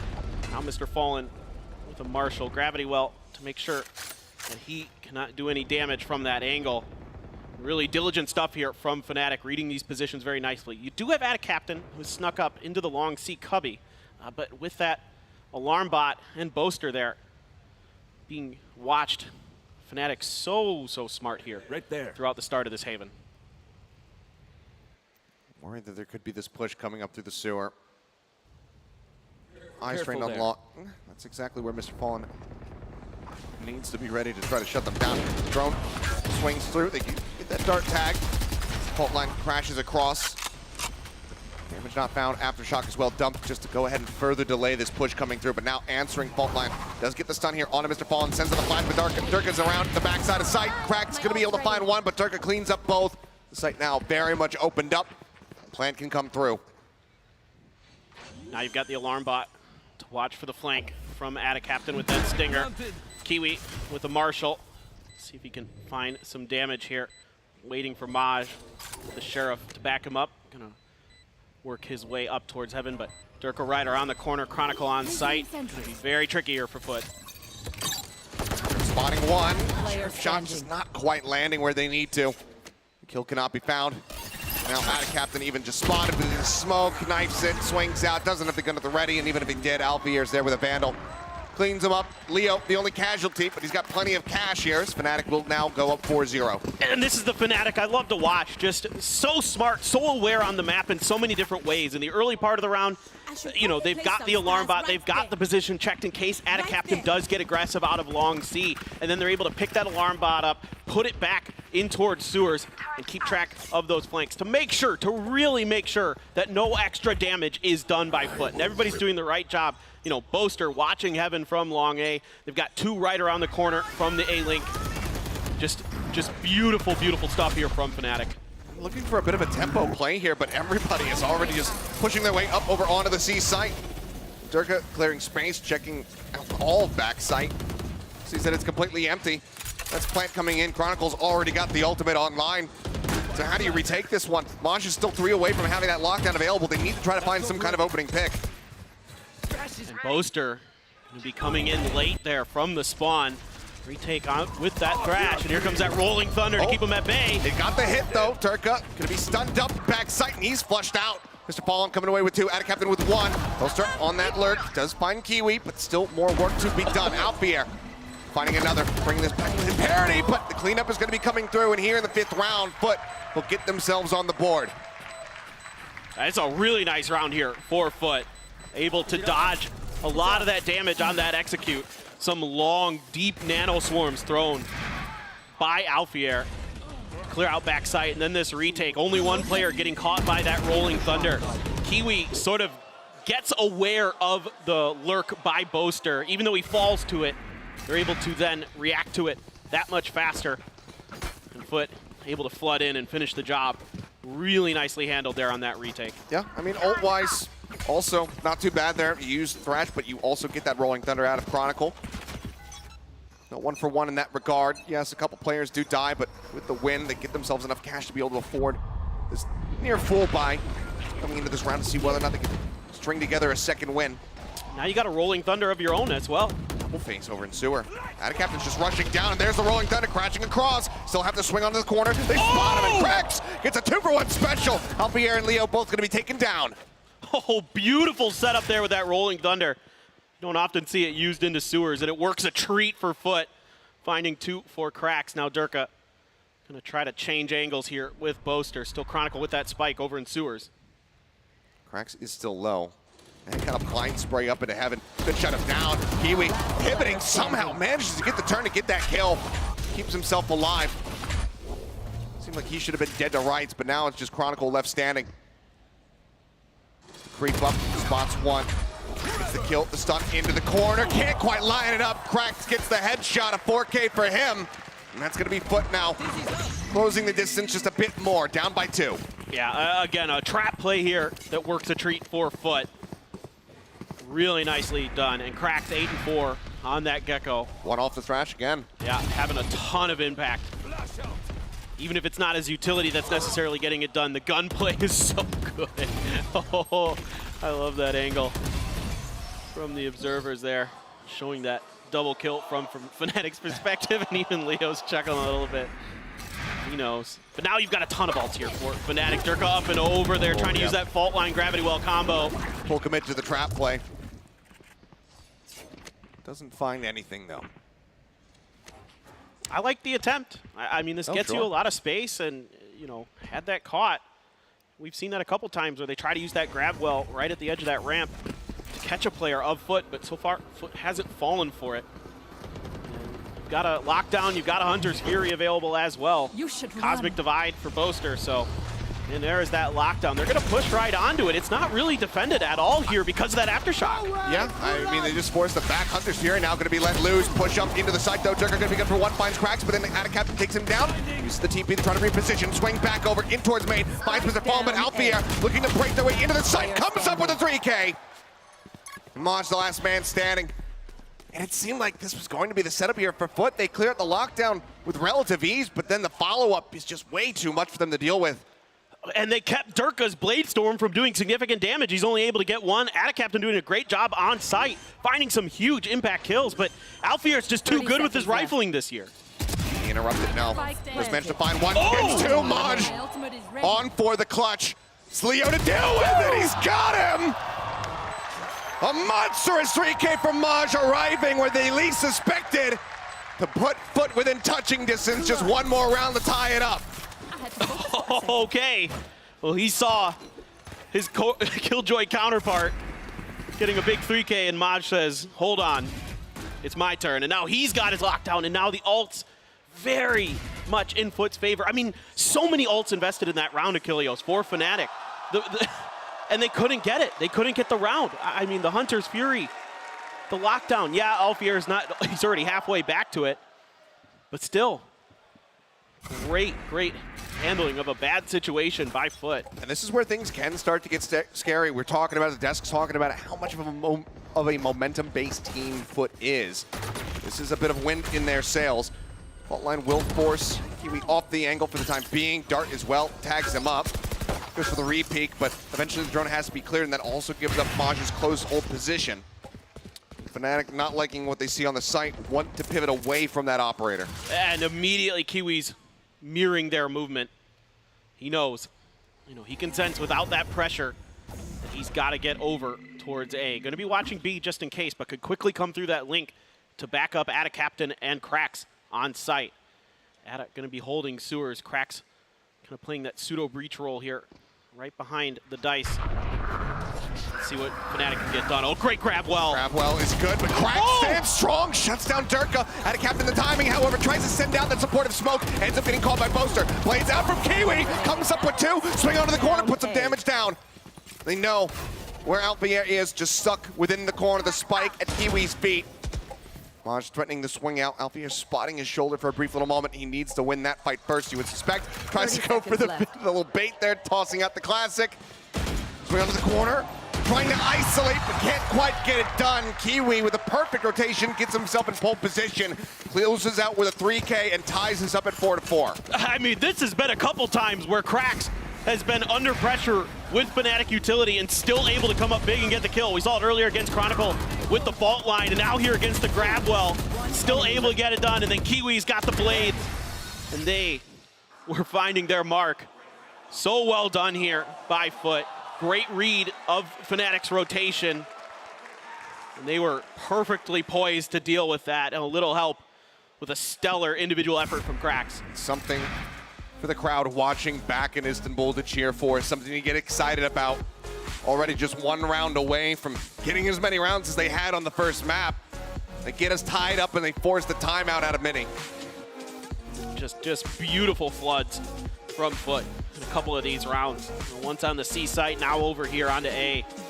Fnatic, even with some of their stellar utility usage, now they're getting out-dueled a little bit by that Turkish aim. You love to see it.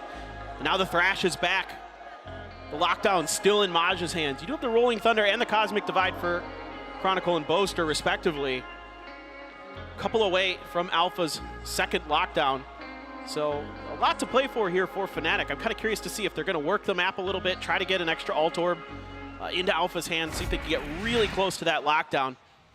Because again, Foot doing a good job on that first one, using that Aftershock to prevent Fnatic from really being able to contest their congestion of the lockdown.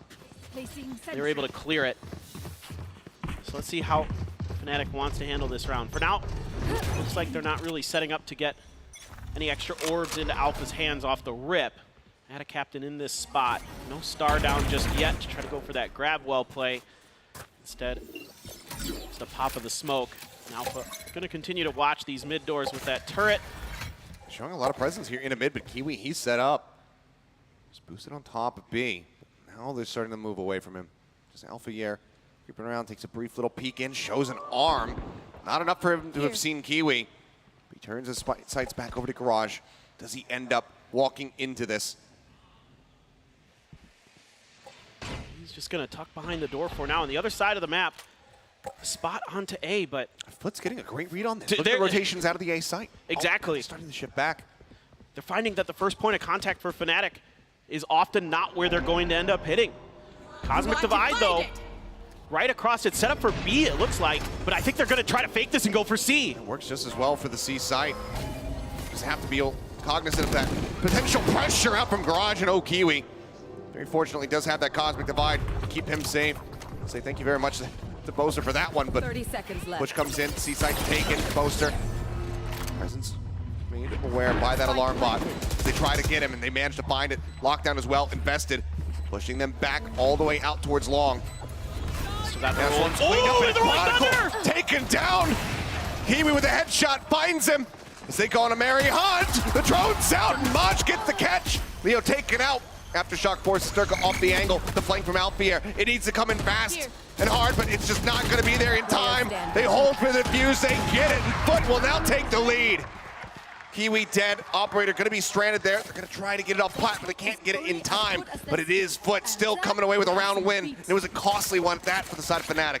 Unbelievable. I love this idea from Fnatic. That Cosmic Divide actually cuts off their side of the C and the A site and gives them what looks like only access to the B site. Instead, Boaster sells that fake really nicely, even adding a smoke of his own to the front of B to try to sell that.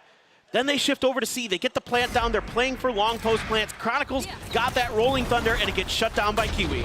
Stun. Gravity well here. On to Kiwi. Just updraft and throwing everything that he possibly can to try to stay alive. But Alfier will manage to spam him out. Finds him through the smokes. Now the push coming through. Durka ready to move up. Counter spam. Cross will force that captain back. And now the lockdown's going to be coming in. But they are not ready for Mr. Fallen. Alfier still does manage to readjust and somehow also gets the kill onto the enemy Omen. Retreat from Cracks gets himself out to safety, and it's just Durka dead. Althea still standing, yes, low HP, should get taken out here. Somehow Maj not coming away with that one. Gets Leo, and is still standing as well, very much tagged up. So both players remaining here from Foot. Low HP bars and a rolling thunder on the opposite side that Fnatic could commit to this if they deemed it necessary, but as we can see, the retreat is going to be coming through. Foot have to concede this round and allow for Fnatic to tie it up. And I love the change of pace here from Fnatic. They've been really taking their time in the early part of the round, going for trickery, going for rotates, and it's been read well by Foot. So one way you can get ahead of that, just go right at him, and a great execute there, a great combo with the gravity well to take down Kiwi and to open up the A site.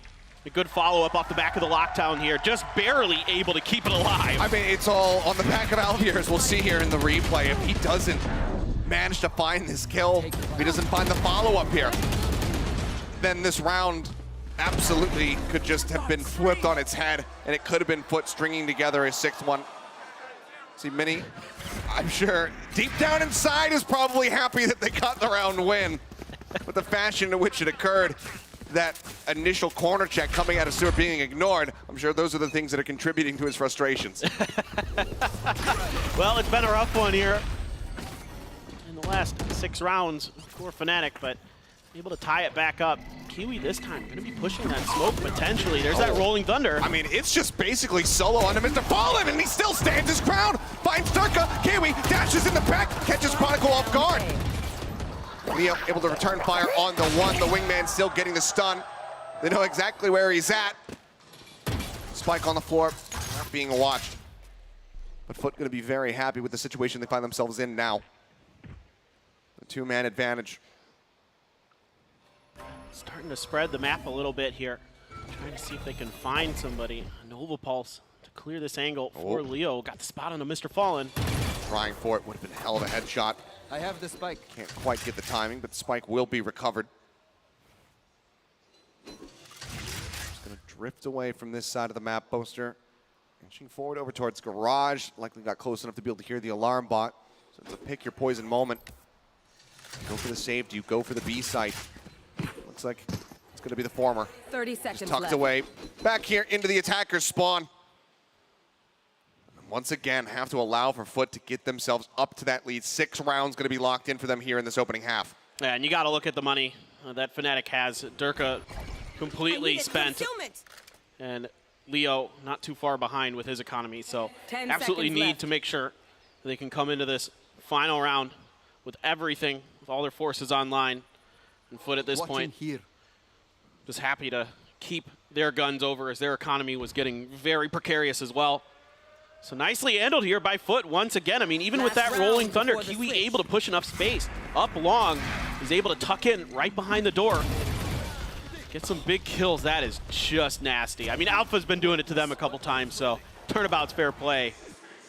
And a little bit of frustration on the side of Durka. And, well, yeah. Oh, no. Yeah, I mean, mouths agape across the board. That was me, then too. He just could not believe it. Crank's coming up with that headshot. The Breach 1 trick's going to be complaining, saying that Rolling Thunder needs to be buffed, et cetera, et cetera. I think Boaster should hear this. Oh, he definitely does. Kiwi's still occupying that space, and he's keeping Boaster busy. Out of captain now. Garage is going to be TPing out to safety. Drone chasing forward. You have a 3-man stack moving up into Garage. Durka lurking outside of B. Kiwi, however, going to fall. A great opening kill once again here from Alpha here, but out of captain fires back. Maj now finding Durka as well, and it is starting to crumble. Suddenly in the blink of an eye, it's Sol on Leone. He cannot get it done. Mr. Fallen comes up with 3 to put Foot in a massive advantage as we get ready to go into Foot's attacking half. Oh, and this is just a beautiful adjustment in the second half here, as in the second half of the first half here for Foot, as they start really reading and reacting to Fnatic's movements so well, shutting them down at every twist and turn. And every time it felt like Foot was getting hit by utility, they recovered so nicely. Unbelievable. Unbelievable, an unbelievable final round of the half here from Mr. Fallen. Let's go ahead and take a look at an interview with him. It was recorded just before this game. Yani aslında ilk haritaya nazaran hani biraz daha aslında aim fight'larda iyiydik. Ya ama iş ikinci haritaya geldiği zaman hani geri düşmüşlükle birlikte hani aslında çok çekindik. Biz savunma kısmında ikinci map'te birbirimizin treni alamamızdı bu kadar. Çünkü çok fazla tek denediler. Çok fazla bir VSL denediler. Bunları bizi maalesef cezalandırdılar. Ya aslında bir son hani böyle 12-1'den falan böyle geri dönerken aslında aim fight'ları kazanabildiğimizi gördük ama çok geç gördük. 12-1'den sonra yapacak bir şeyimiz yoktu. Yani açıkçası hani savunma kısmında neyin eksik olduğunu saldırı kısmındayken öğrendik. Her takımı aynı şekilde savunma yapamazsınız. Bazen oyun içerisinde o taktiğinizi değiştirmeniz gerekir. Bunu da artık biliyoruz ama eğlenceli maçtı benim için. Would have had to have gone way out of his way to try to make it happen. Now the reveal coming through. Tag goes in. Paranoia connects and something dead as he tries to entry back down into the site. Fnatic captain with the recovered Spectre fights. PPVX'te kaybettik ama belki Fight'ın oyun bize daha yakındır. O yüzden tam bir şey söyleyemiyorum. Hani şu olacağına var. Sosyal medyada geçen bir muhabbet vardı. Hani bir Türk mü yoksa 5 Türk mü daha kuvvetli diye. Hatta bunu bazen kanıtlamışlardı. Hani bir Türk her zaman daha iyidir. 500 takımı bir şey yapamaz diye. Biz aslında bu veya onların yani 5 Türk'ün bir şey yapabileceğini kanıtlamaya geldik. Tabii ki Alfaca da çok kaliteli bir oyun. Kendisini çok seviyorum. Ama o gün kim iyiyse o kazanacak. Bakalım.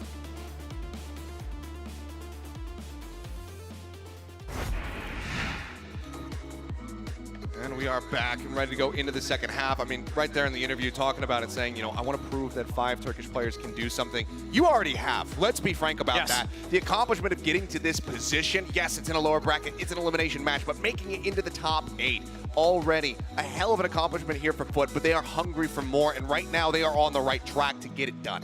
And look, think about the opponents that they've faced here so far in the playoffs. You had to go against Paper Rex, you pushed them to their limit on Ascent.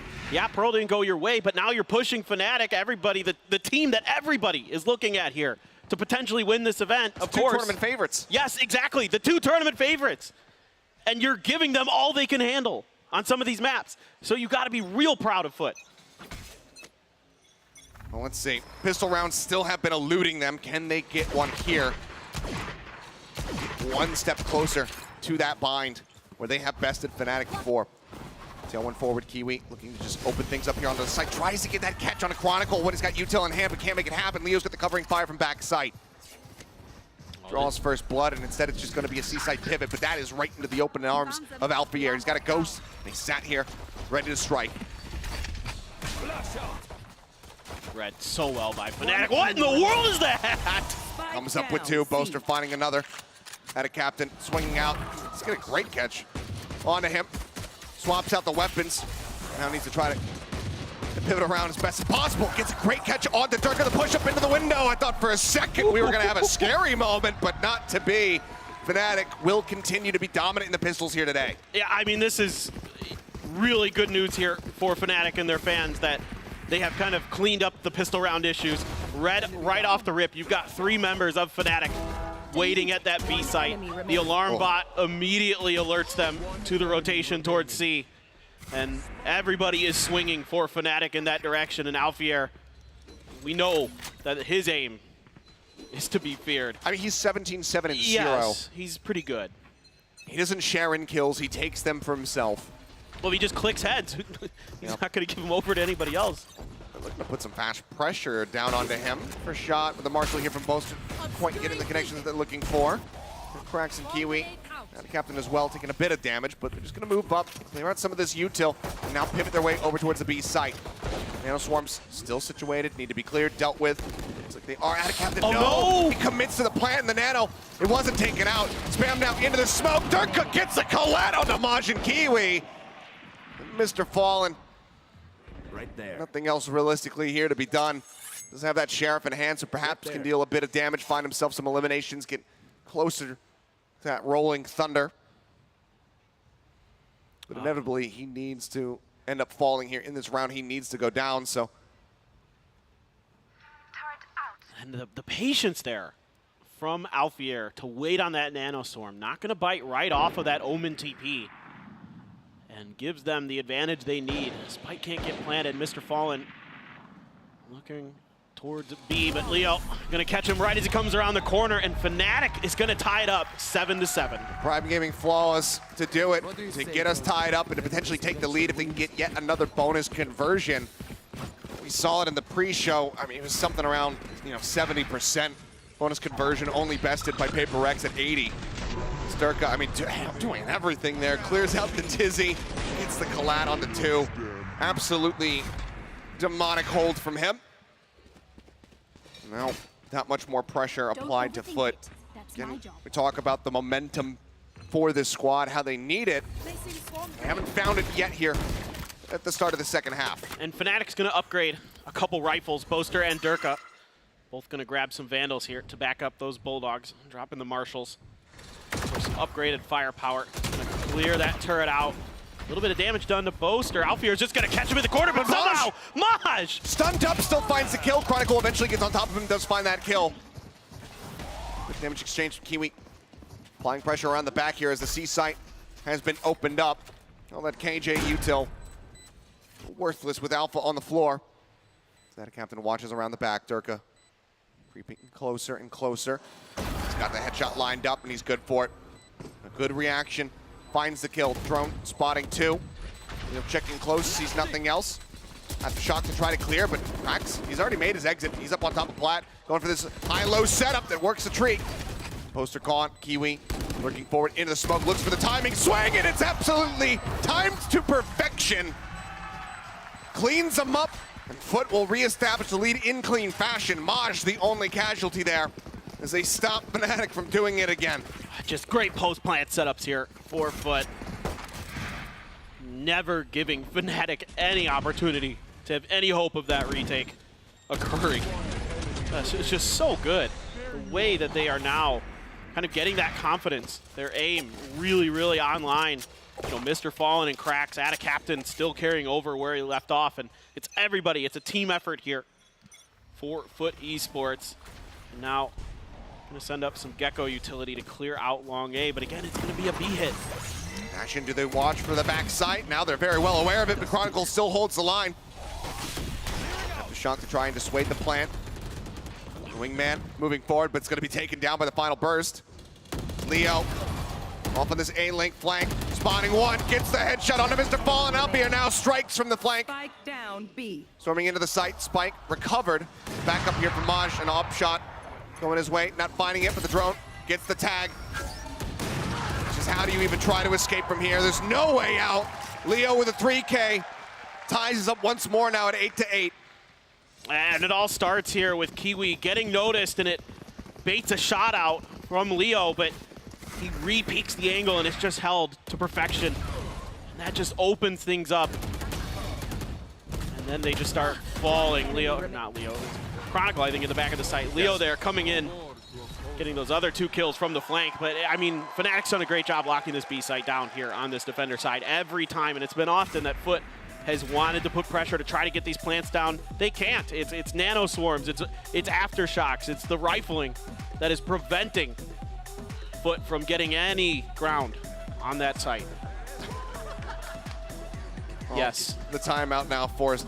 That's the ugliest Foot I've seen. That is too many toes on that foot. There's something wrong with it, but 8 to 8, pressure mounting. Guys wanting to pump the brakes here. Has had a hell of a lot more to get excited about in this map compared to Split, obviously. But they still need to be able to get this win, to get to bind, to have that hope.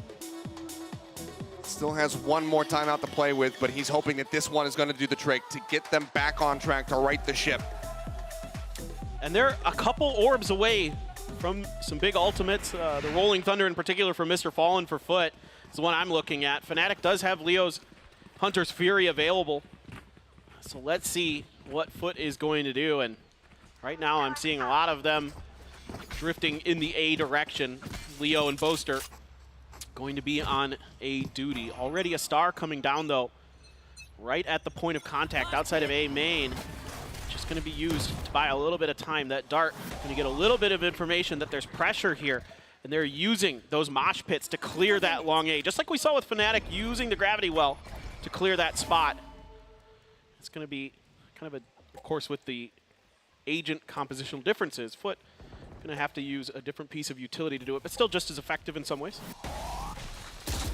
Flash in, clear on the turret. Alpha sends out some shots, so presence is noted.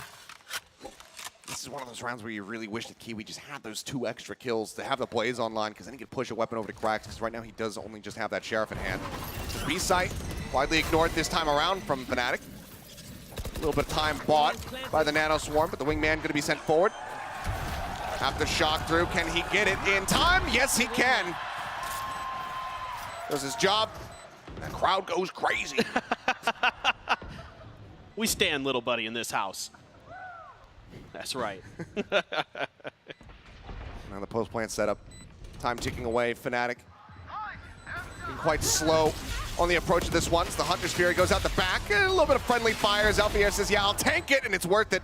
Smaj goes down. Durka somehow readjusts, and Adicaptain cannot find the kill. Now Leo gets Kiwi. Swing out, shot gonna go a little bit wide, but again, it's just that Sheriff in hand, and somehow, some way, Fnatic regained the lead. A Prime Gaming flawless. What it looked like Foot had everything set up. I mean, Durka finds a great kill there, and then it's Chronicle setting up Leo in the front of the site with a stun to really bust things open. Of course, that Hunter's Fury helps. Finding that opening pick on Damage, that's a lot of that really crucial post-plant utility eliminated. Great recognition here of the positioning from Foot, and Gaius, yeah. I mean, it's a brutal one. He knows it, yeah. Not getting that pick onto Durka as he swings out of the garage. That could be something that is haunting Adicaptain later tonight if they can't move forward and close out this map. They're already past. They've already got 3 players on the other side of Durka here, and it's deep positioning for Chronicle and Leo. But on the other side of that site, okay. Shot going a bit wide. Repeat, and Mr. Fallen finds the kill. I was going to say it's Chronicle and Leo that are waiting from the site. Could still very much prove to be a pain in the rear. So Rolling Thunder's going to crash across. Shock Dart out to try to get a bit of chip damage, and Chip does indeed. Adicaptain and Mr. Fallen both tagged low, and Leo sets himself up perfectly to be able to find that punish. Interrupts the plant, buys some more time for the rotations to come through, and brings this back into a 4v4. And now Maj has the operator at long A to really cover this post plant. Here's those blades you were looking for, Achilleos. Fnatic waiting for Boaster to hustle over to this A site. Let's see if they can make this retake go. So I'm going to be spotting one, the Thrash. Sent. Jumps it out, doesn't get that suppression, but Kiwi finds his power to punch. 2 quick kills off the blades, gets the resets as well. They gotta leave. You would suspect that is going to be the call. Can they get the catch? They're looking for it, they're ready for it. First couple knives not gonna get the hits. Cracks will end up going down as well. Adicaptain more than happy to give his life for the cause, but he's also very happy to take that gun away from Leo. Comes up with another kill. It's gonna be Maj. Left standing, operator carried over. MasterCard Thrifty, his Foot tie is up at 9-9. Just another great round here from Foot. I don't know, that is one of the shakiest moments I've seen from Durka with an operator in a long time. Just slow to react there to that high positioning of Maj, and then kind of starts moving, so the aim even gets thrown off. That's unfortunate, and they're going to be able to keep that operator over. Kiwi, put that, see if he can put that to good use. Big investment now for Foot. Still some economy left for Fnatic. Bladestorm available potentially for Durka. And a captain does have from the shadows. Let's see if there's any more trickery abounding here. And you can really leapfrog that Gecko utility. The orb take though. Yeah. Chronicle now, that Rolling Thunder online. Alpier is also just one away from having the lockdown. This is the thing, is that, yes, Foot, they get that thrifty, it's monstrous, and it's good that they get that, but they still did have to use 3 ultimates in order to make that happen. Stun across, covering fire though, Boaster spamming through, managing to find cracks. Whereas Leo on the opposite side does get knocked down towards 19 HP. Yeah, love the attempt with the wingman there to clear that corner, but Fnatic wise to it. Boaster doing a great job covering his teammate. Now looking again towards this B site, but if Chronicle can keep this Rolling Thunder in hand, this is, I think, is going to be really challenging for Foot. Right there. Ready for it. Sends it out. It's going to interrupt the plan. Maj was trying to get in front of it, but still gets dazed up. Ends up falling down. Out of captain in the backside. Boaster completely not aware of this position. Ends up dying. And that's going to be the TP out. Dodging on the aftershock. Gets himself situated over at C long. Shock here into garage. The drop down. Alpier's got the tempo and he's got the double. Kiwi doesn't know what hit him. Thought he was safe, but Alpha catches him in the cloudburst, gets the shutdown here onto Ada Captain. He was 1 away from having the lockdown, but he wasn't satisfied with just 1 kill. He wanted 3 of them, and by God, he got them. He also got Fnatic back into the lead. Oh, and I love the idea from Maj to try to get ahead of that Rolling Thunder, but he's just a step too late. Again, some good ideas here from Foot, but better reaction from Fnatic. And Alpha just trailing, hot on their heels, finds a huge double. And now the economy in a very shaky position for the side of Foot. It's only 1 rifle, a frenzy, and 3 classics.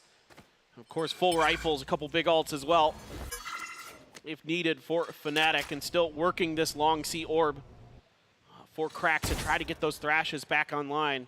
Maj 1 away from a lockdown potentially with this hero rifle. See if he can get anything done. They're going to use this smoke to cover the turret.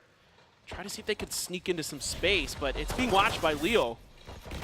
Now they clear it, so they might not anticipate that somebody's this far forward, but the drone is going to be coming through. So yeah, Leo has a bit of a sense of this.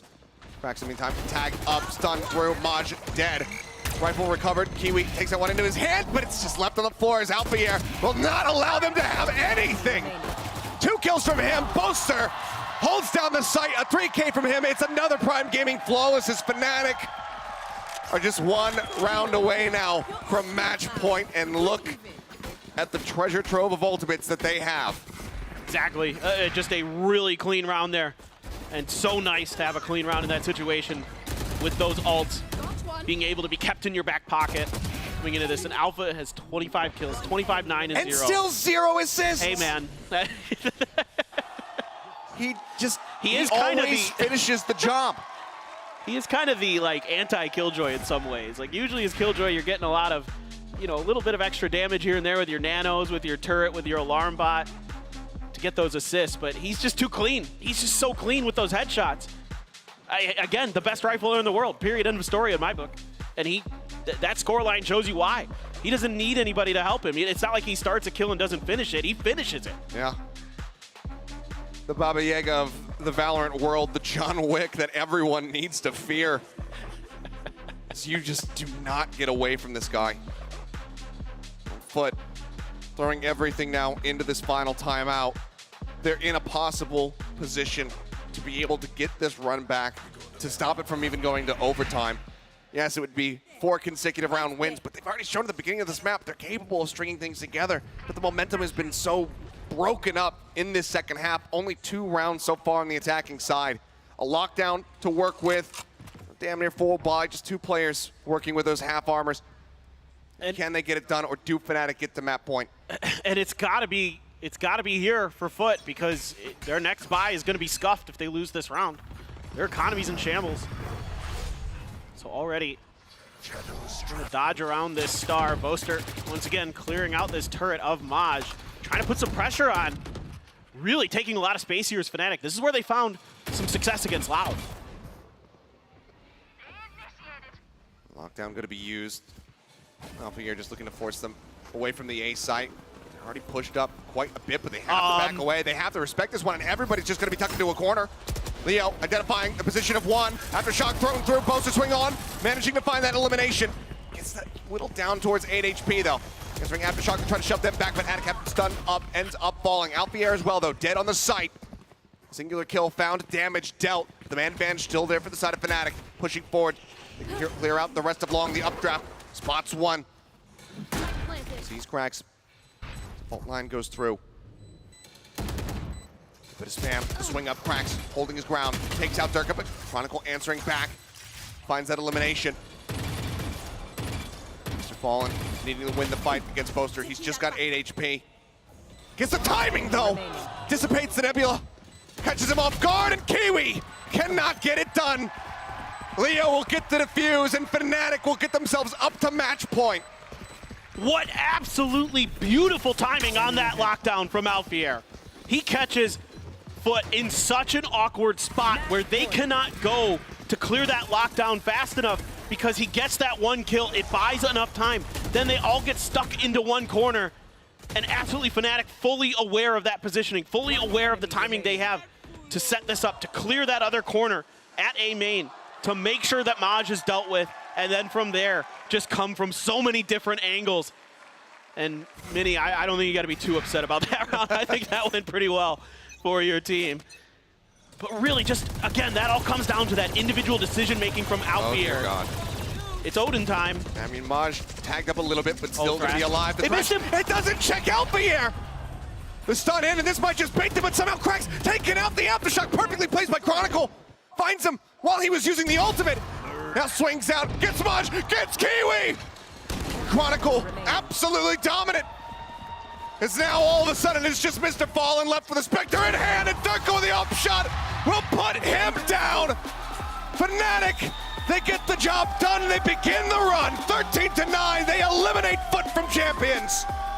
Fnatic looking back into form here, especially on Split. An absolute masterclass on that map, and we go over to Haven, where Foot gives them one hell of a fight.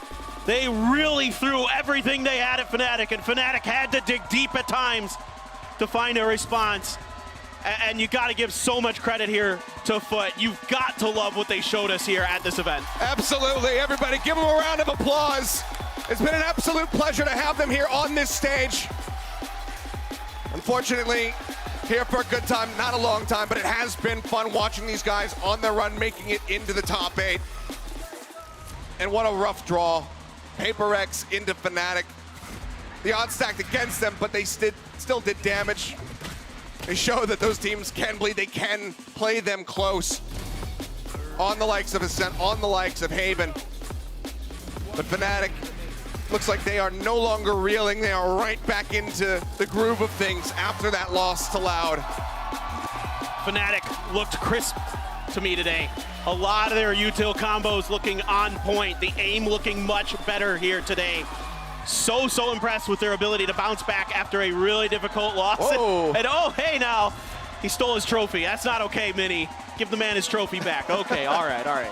We're good now, it's all okay. But really, this is the Fnatic I think we're used to knowing and loving. Yeah, I mean, just a strong performance there. Alfier in particular, good God, what a performance from him. But, I mean, there's plenty to talk about. We can only say so much, but the analyst desk, they got plenty to say, so we're going to go ahead and throw it back over to them. Thank you so much, fellas. Yes, Fnatic walk away with the win, and you know what, Paula, they looked fantastic doing it. It feels like Fnatic found their groove, but obviously still more to play, obviously. Yeah, I think that was a good recovery from Fnatic. Early on, it looked a little weak, but I think Foot put up a good showing in that second map. They looked really good in terms of actually capitalizing on some of the mistakes that Fnatic were playing, and some of their players really stepped up as well. Yeah, that's right. But before we say goodbye to FUT Esports, let's go ahead and give them the Verizon high-speed moment. You know, gotta love this Turkish aim here from our colleagues over on FUT, because Sideshow, there were great, executions. There were great moments here, and obviously there were times where Fnatic were kind of struggling a bit to like figure out how to get the better of Foot in these gambits. But credit to them, they kept it competitive. Yeah, I mean, look at the way in which they're taking these engagements, the chaos that they injected into it. Found some moments actually where they really pushed Fnatic, and I think they've exposed a bit of a weakness in Fnatic's map pool here. Haven, while Fnatic have beaten Zeta and Billy, they actually really got tested in this. Even the pistols and the bonuses that they were winning didn't look as solid, and I think that's credit to Foot. They got a really rough draw, as Achilles was saying. Paper X into Fnatic is about as brutal as it can possibly get for a team, and they did what they should have hoped to achieve at this tournament. They got out of groups, made top 8, and have become the best Turkish team that we've seen. They're definitely at the top of their region. Yeah, I think they performed really well with all the circumstances like you're mentioning, and they have become a historic Turkish team. But it's also true that Fnatic is now, unfortunately, a one-team region. Yeah. It's official. Yeah. 2 Americas teams in the uppers, 2 Pacific teams in the uppers, 2 Chinese teams in the lowers. Don't worry, don't watch later on when one of them gets eliminated. EMEA officially one-team region. Oh, look at that. Yinsu's somewhere seething right now. But, it is unfortunate that we have to say goodbye to Foot. Obviously, they have brought so much to the table here, and I do agree. This was a really rough run for Foot to have to go through, to have to just run into these brick walls time and time again. Looking forward to seeing what they could do moving forward, though. But for now, let's send it over to Doug, who's standing by with Chronicle for the Verizon post-match interview. Thank you so much, GB Chronicle. Congratulations on the win once more. But before we get into this series, I want to talk about a couple of days ago. I want to talk about your series against Loud. We haven't really had the chance to talk about it. In your eyes, what went wrong in that series? We just did a lot of small mistakes that went to this negative score for us. I mean, there is a lot, or actually small mistakes. The match was kind of close, but without them, it might be different, or maybe on a different day, the result might be different. But at the end of the day, we both reviewed everything. We know now on what we should work and how we should play our next matches. And you can see on this result, we played pretty well. Yeah, you guys played pretty well, and you've taken care of Foot a couple of times throughout the year. So I do want to ask you about what preparation looked like going into this series, knowing you would just come off of what I think was your second loss ever as this roster, leading into this series against Foot. What was preparation like? Thanks to our coaches that we have in our team, we had some kind of express super rush, taking all the info about how they're playing against every team, and thanks to them, we prepared pretty good. We know that they were doing on both of the maps we played, so I think everything went pretty well. Yeah, I'd say so. It showed in the result. And the last thing I want to ask you is, looking forward, right? If you guys were to pull off this lower bracket run to win the Triple Crown for the first time in VALORANT history, you're going against so many stakes, right? There's so much statistically that should suggest that you're not going to be able to pull this off. What is that weight like on your shoulders as you're the one who has to go through all this? Honestly, no weight. And I'm not sure we can say that statistically it's bad, because as I said, against Loud, it was a really great game with a lot of high quality plays, a lot of maybe kind of unluck, and as I said, little mistakes that we did. So I mean, we still have all the chances to win this tournament, even though we will go through lower bracket. So we will see what will be in the next few days, because we have a next match in a few days also. So we'll see. Congratulations on the win once more. Best of luck to you throughout the rest of the tournament. We'll be right back.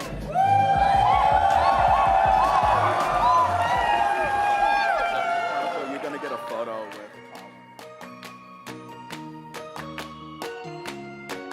It's a regional David versus Goliath matchup. Foot obviously looking to try and extend their run here at Champions. A historic run for Turkish VALORANT. But for Fnatic, they have one word on their mind: Dynasty. And Foot is the team that's in their way right now. They throw everything at the kitchen sink and cracks, and he just absolutely crumbles. Maj arriving. Will Foot be able to find 2? Keeping his way out of the vent. The plant coming down, but Chronicle!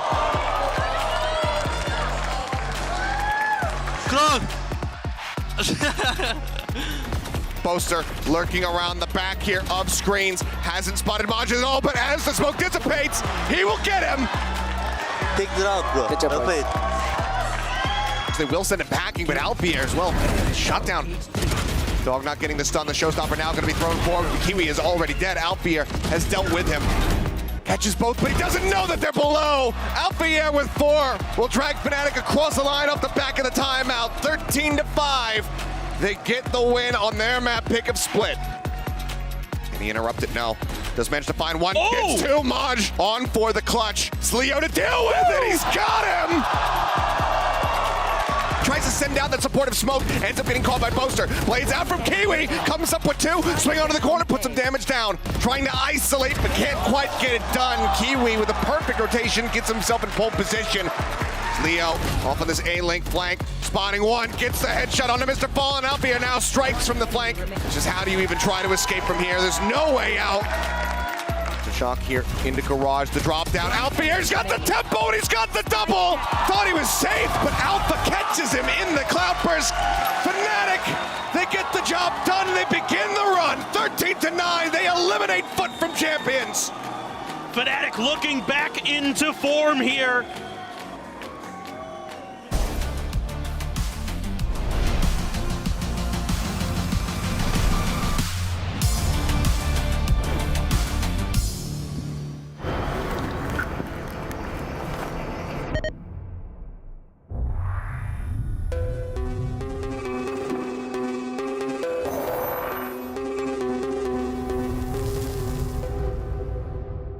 VALORANT 冬の陣千秋楽誇りをかけた戦いを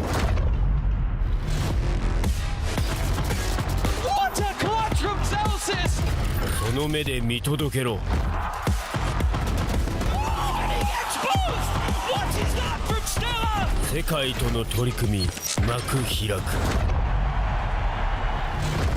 両国国技館にて開催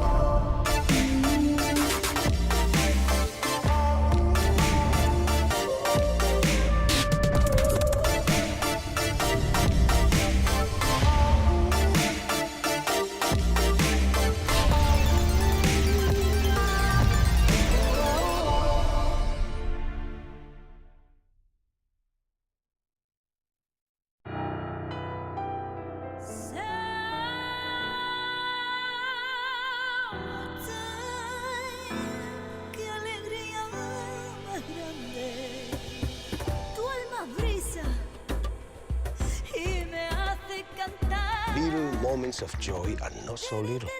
They are pure joy. Therefore, treat yourself. Come to Andalusia.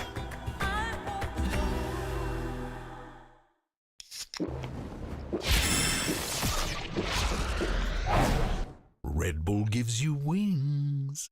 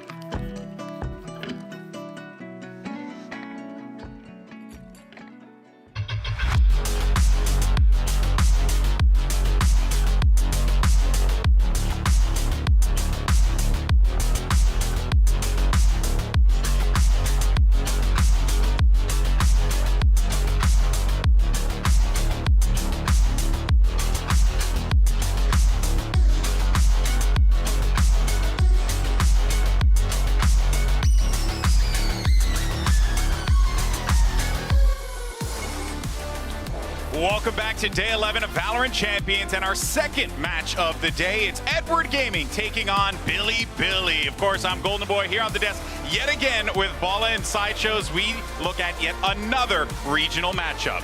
Why do you say yet again? Like as if you're sad that it's us two again. I am here with these tools yet again. I can't run. What I love about this match in particular is it sounds like a playground fight between Billy and Edward. And the teachers just having to separate them, and they just keep fighting each other over and over. Now Billy, you give Edward back your applesauce. And then Billy's got an identical twin also called Billy. Whoa! Billy and Billy against Edward. It's unfair. It's like a novella. It's ridiculous. No, now we're in the lower bracket. They're adults now. His name is William. Right. William versus Eduardo. Eduardo Gaming. All right, guys. Well, look, this matchup is one that, I'll be honest with you, we didn't really see it happening, right? I think that Billy's run in this competition has been impressive. Yeah. A lot of people gave EDG that matchup over EG, but yet here we are again, and these two teams have faced off against each other before, so they're definitely familiar with one another. And is that a crane? Yeah, so this is their final celebration as they send people off to Champions. And to be honest with you, I thought this would be the only time that we were celebrating Billy really, like getting to a big, deep point in a tournament. And yet they've gone on a run and they've made it through the group stage. They find themselves here in a spot where I don't think many people had them. Everybody really favoring NRG to get to this point. And there is a lot of history behind these two teams. They've fought each other time and time again in China. These Billy players are not really the new kids on the block. It might feel like that from an outside perspective because you haven't seen them at a big event like this before. Yeah. But they have constantly had this rivalry up towards the top of the Chinese scene. Yeah, the Billy team as in general with this roster specifically is kind of new formed, but they've gotten players who are around the block. There were players that played at LCQ last year who almost made it all the way through with, instead Edward, EDG made it through at Champs last year. It's a lot of mismatch of really good Chinese talent, and that makes sense now why they've had this performance, but you're right, it has been a surprise. And it is actually awesome that we're going to get this because, as we saw right there, like a lot of that footage, I dig through it, look at the VODs and stuff, and it's kind of not the most challenging to find, but I don't know if people are necessarily going to go out there and find it, but it's actually kind of cool to see a regional rivalry of something that we normally wouldn't get to see. Sure. Two Chinese teams introduced to a more global audience. Yeah. Cool. Well, even the Chinese audience too is only really starting to get into this game now that it's released over there. All the qualifiers happened slightly before, right? And now it's the first event that it's really everybody can play, everybody can hop on, play Valorant in China at the same time. So it does mean a lot more at this point, especially because one of these teams is going to move on for this region. The Chinese players refer to it as the dark times. Before the game was really released in their region, before they were added to like the VCT circuit, all of this kind of stuff. It's like the before days. And now they're coming out and the light at the end of the tunnel's almost blinding them, but they're still being able to perform on the big stage under the big lights. It's a great time to be a fan of Chinese Valorant. Like, I call before First Strike the olden days, back when everything was sepia colored. All right, but of course, yesterday you had Billy coming out of the gate pretty strong here, and this was the thing that we were all taken aback by. They were bringing it to DRX, and then out of nowhere it just stopped. Yeah, and unfortunately that makes it really difficult for a team as inexperienced on a global stage as Billy to really deal with that fact. So they got owned in that comeback. Maybe Billy bullied. Why would you pronounce it like that? What is wrong with you? Billy bullied? Where are you from? Surely that is Billy what the New Yorkers say? No, Billy bullied, okay? Listen, I know English well. Okay? I speak good. The problem, though, is having to deal with this mentally, having to deal with this getting punched so hard in that playoffs. It's a real welcome to the stage type of moment against DRX. And yeah, sure, they put up a fight. Yeah, sure, they challenged them. And in my opinion, looked really, really good. But honestly, in some of those rounds before the comeback happens, maybe better than Edward played yesterday against EG. But fair. you still got punched. And how do you really deal with that? It's really hard to deal with. Yeah, I mean, it's going to be a lot of questions that we're thankfully going to get some answers to here. But for now, though, we did get Doug, who was standing by with Billy's YZ to get some thoughts going into this matchup.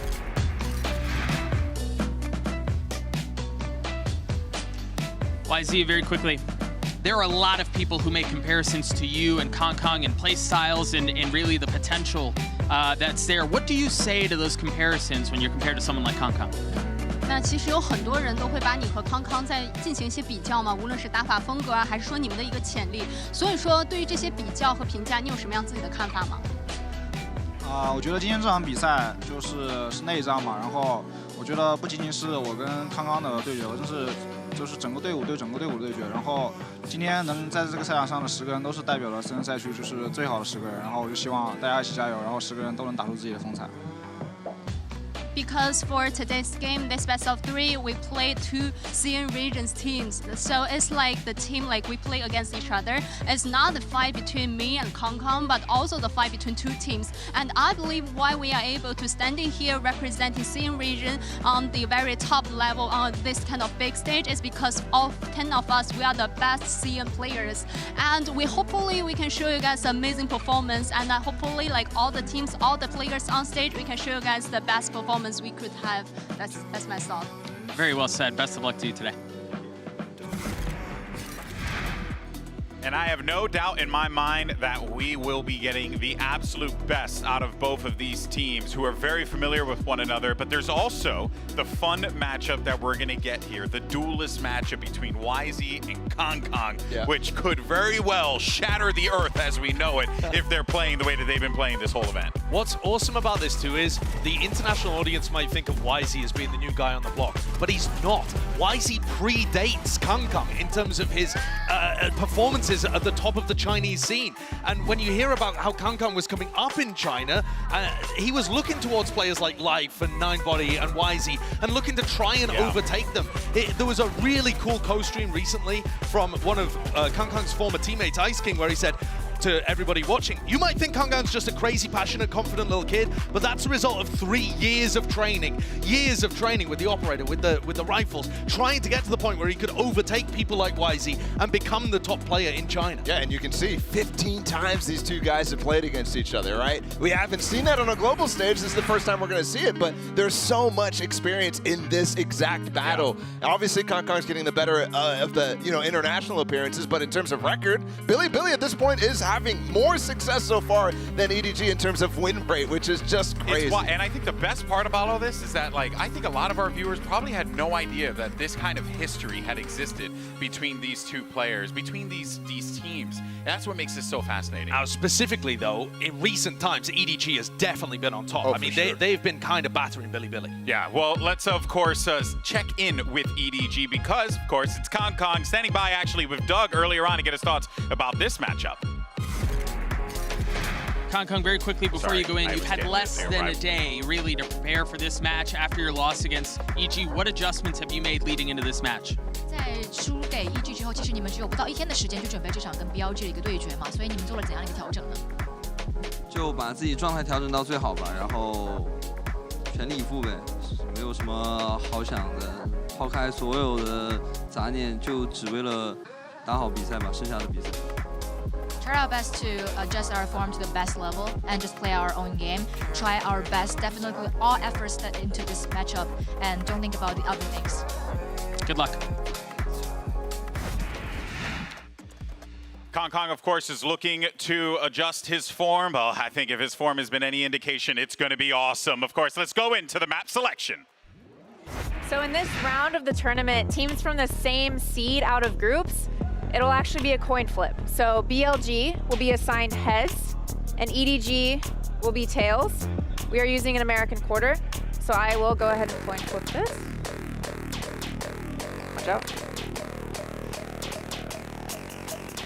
So that is going to be tails, which means EDG will have the right to choose Team A or Team B. Team B. Team B. So BLG, you will be Team A, and we will get started. So BLG, your first ban. Fracture. Fracture, your ban. Lotus. Lotus, and map number 1. Bind. Bind. Side on bind.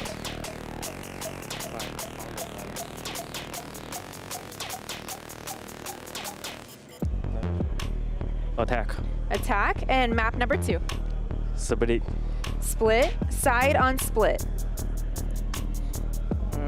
Defense. Defense, okay. Next set of bans, starting with BLG, you have Ascent, Haven, and Pearl.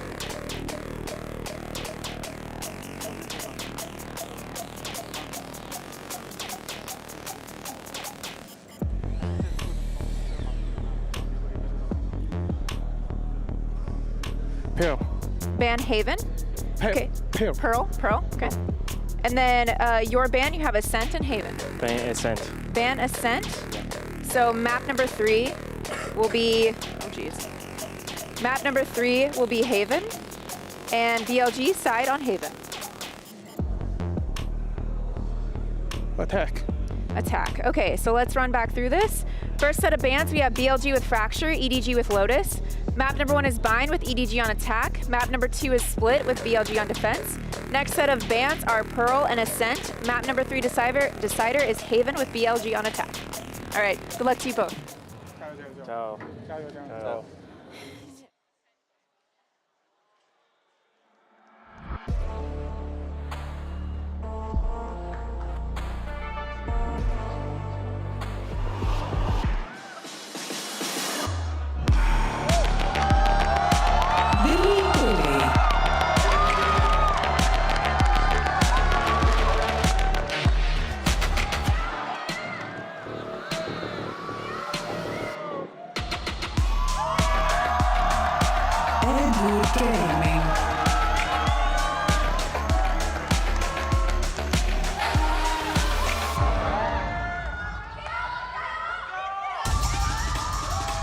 Edward and Billy have gamed against each other many times before, but this time it's different. The winner remains the sole representative of the Chinese region, and the loser goes home. This is such an important match for both sides. Billy, their first global appearance at an international event in EDG. They've been here before. They want to replicate their success that they had at Tokyo. Can they make it through their Chinese opponents? The last 4 times that these teams have played, EDG have come out on top, but the map pool is actually a lot closer than you might think.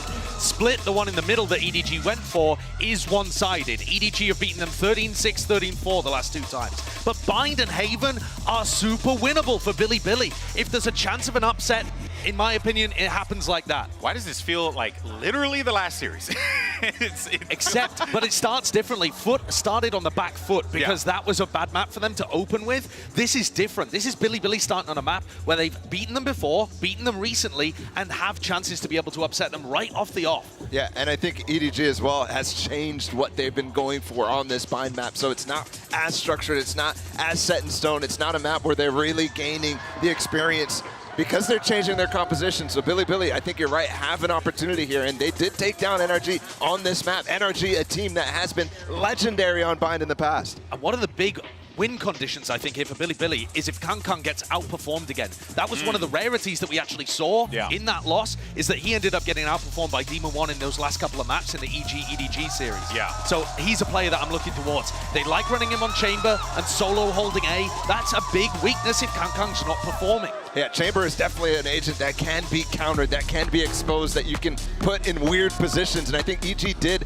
not only that, and obviously he wasn't playing Chamber yesterday, but did a lot of against his Jet, which is a lot more fluid. So we'll see if Billy can come in with the same level of prep against Kang. Well, I think we're going to get this Prime Gaming agent select here in a moment, but and there it is, and yep, so there goes the Chamber, and you're going to get, and again, I think this is just going to really put a lot of that pressure onto Kang, but I do think that he's going to be thriving in this kind of environment because so far he has been great outside of those times that things have been shaky, but you have to have some kind of confidence here going up against someone you've played before, Sideshow. Right, he's not going to have the ability though to open sites up for them. That's going to be the battle between the Razes, YZ playing against Smoggy. Another historic matchup that goes back quite a way.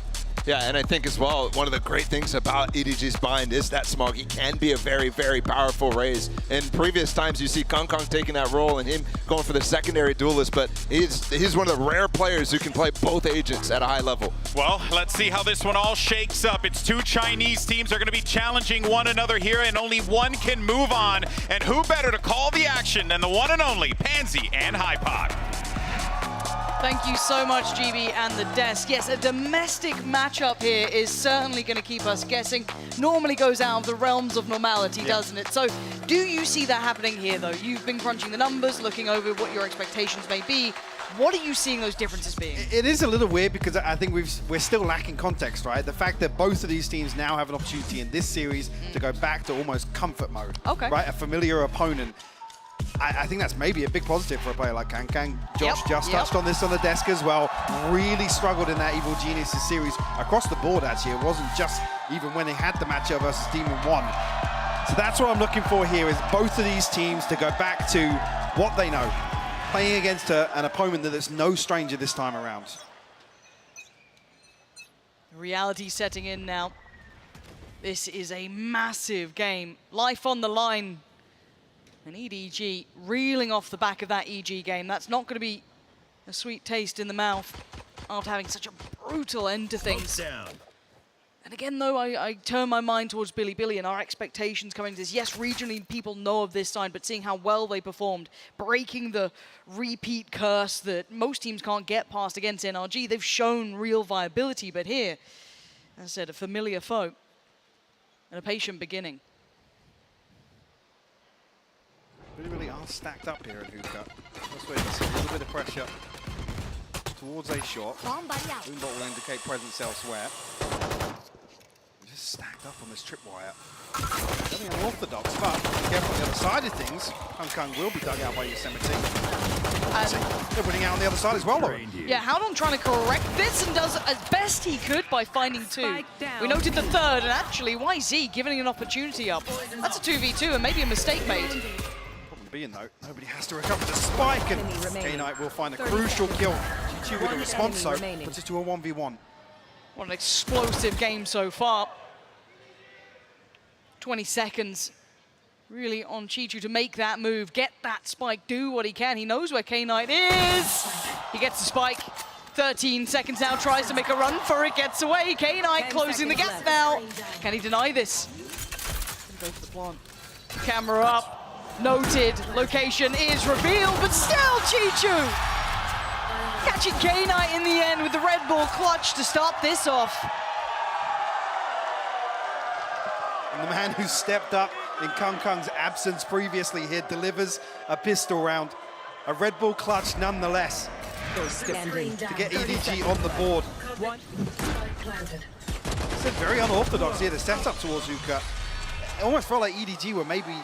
Yes, they felt like they won out in terms of the initial trade, but that third player really causing issues, forcing them into recovery mode. Well invested here for round two. Bulldogs across the board. A scope in hand for Kung. Camera taken out. EDG walking long. Not going to get contact, but you noted it. Stack up again, that's lovely. Biank the one to be on the receiving end of that, and this encourages Spurs on the approach. There is still another player towards Hookah. Oh, what? Must have seen something, or just a shot in the dark that worked out, reading into that stack. Spike planted. 3v5 now for Billy on the retake. And a 2v5 now, Smoggy finding another spam. K-Knight will fall. The two remaining members on the flank here. Yosemite down towards Fountain. It's going to be difficult for them to really pin down any sort of damage or even a kill. Even exits. They've got the whole CT. CT's already being cleared. It's like, hey, it's safe if you want to come out this way, but nobody is going for a little bit of a walk. That is a Bulldog. With CT so clear, you're expecting contact and a punishment on that. Somebody's going to find one paint. Shell could be a bit of an issue. You want to keep this clean. An expensive round two for EDG. Nobody going down. They can recover the Bulldog. And now there's an issue. They can't keep all in hand. I think one would be lost there potentially. But still, three standing, not the end of the world. Big thing, Kung coming back and upgrading from the scope. So will keep a Bulldog in hand. Opportunity, obviously, with the chamber. Well, Christ. I was going to say, an opportunity to ride through the Headhunter, but it looked like he was straight onto the operator for a moment there. I want to see what he goes for. That was how Howdong found that. Okay. Spoiler alert, he didn't see anything. Yep. And you can see Kange's really toying with the idea of whether or not to go for that up early on. Deciding against it, looks like the Stinger is coming out for now. Headhunter locked and loaded. Full buy on the other side as best you could get. Blinded. An early presence revealed towards B. Some opportunity here though. Howdong already on the orbital strike. Whether or not EDG can find themselves a plant. Or even try and maybe pin down a kill. It's a bold investment though with no initial advantage created. Double stack towards Showers here. This could catch him Yeah, off. I was going to say, yeah, this could really catch Kung off guard. Which feels like Billy are targeting this sort of play. Okay, it's not a winnable fight for him there. Walking in dry on that, they did decide to kind of almost set up that trap. We've seen it towards Hookah now, we're seeing it here towards Shower. But again, the reaction is clean coming out from EDG. Taking over the space that looked available.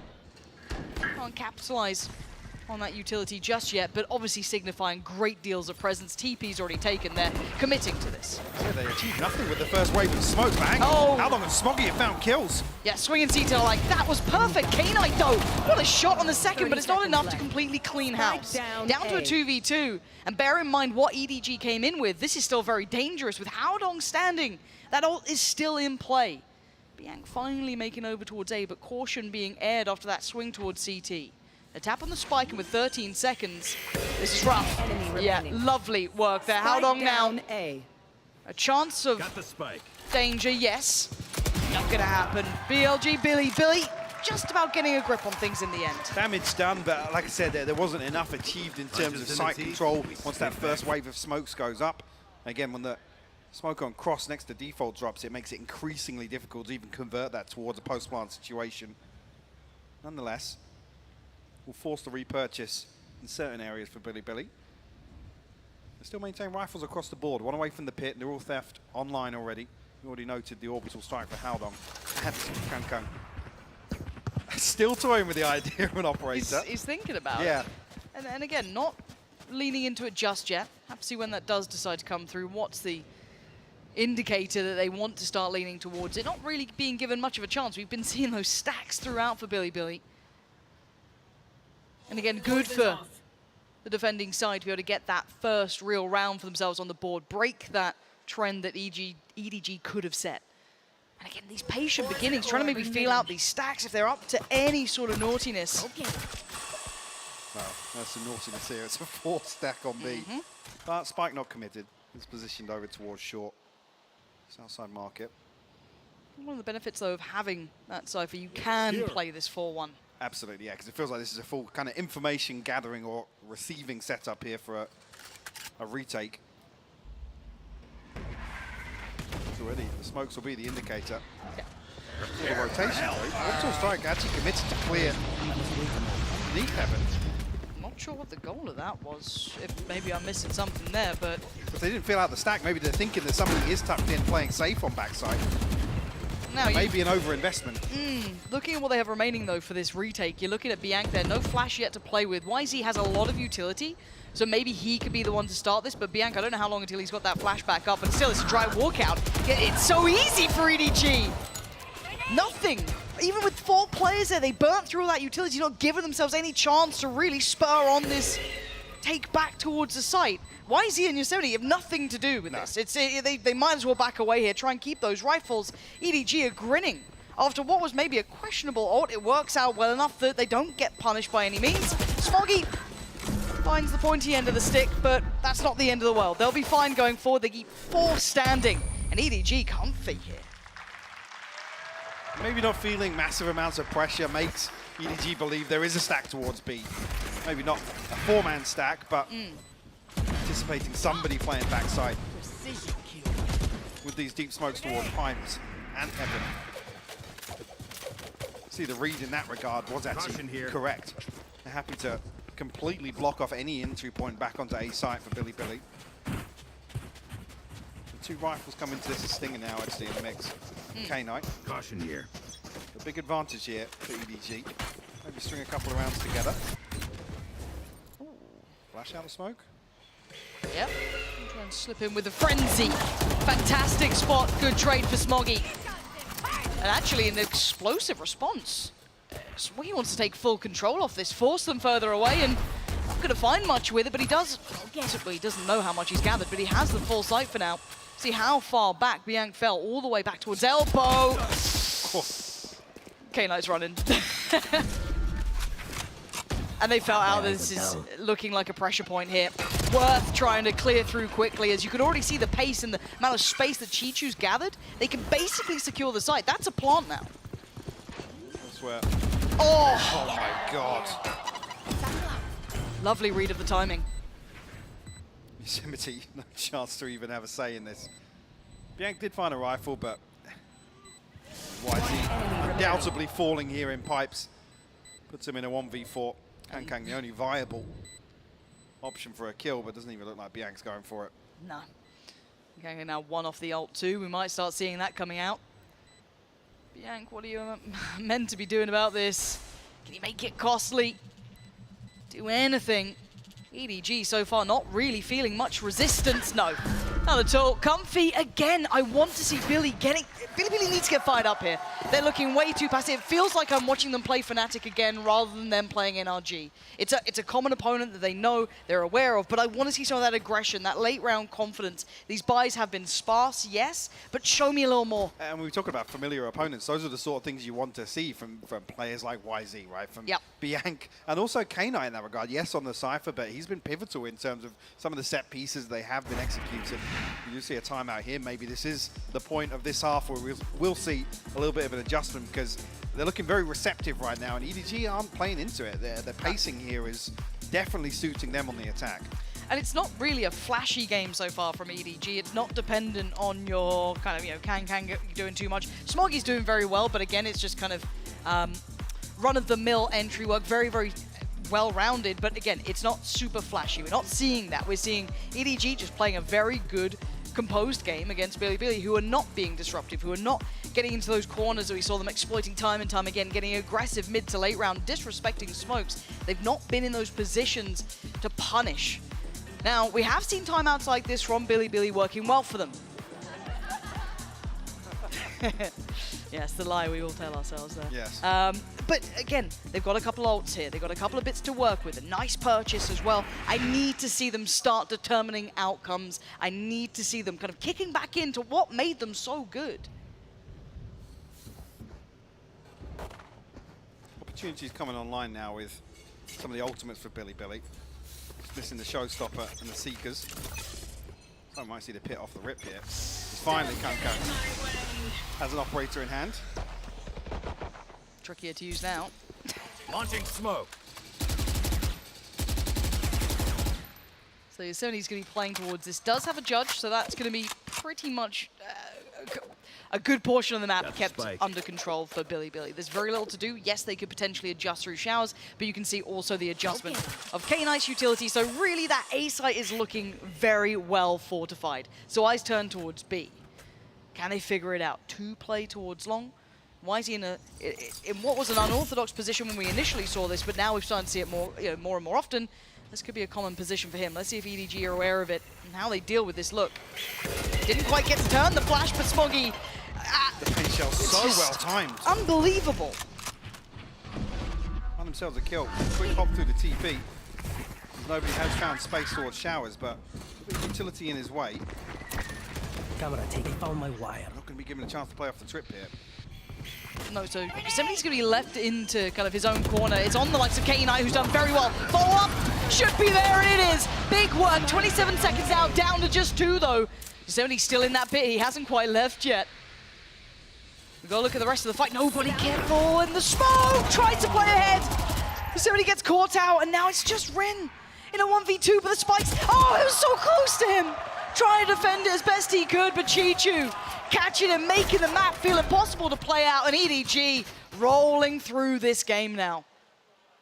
Built themselves up a massive bankroll as well.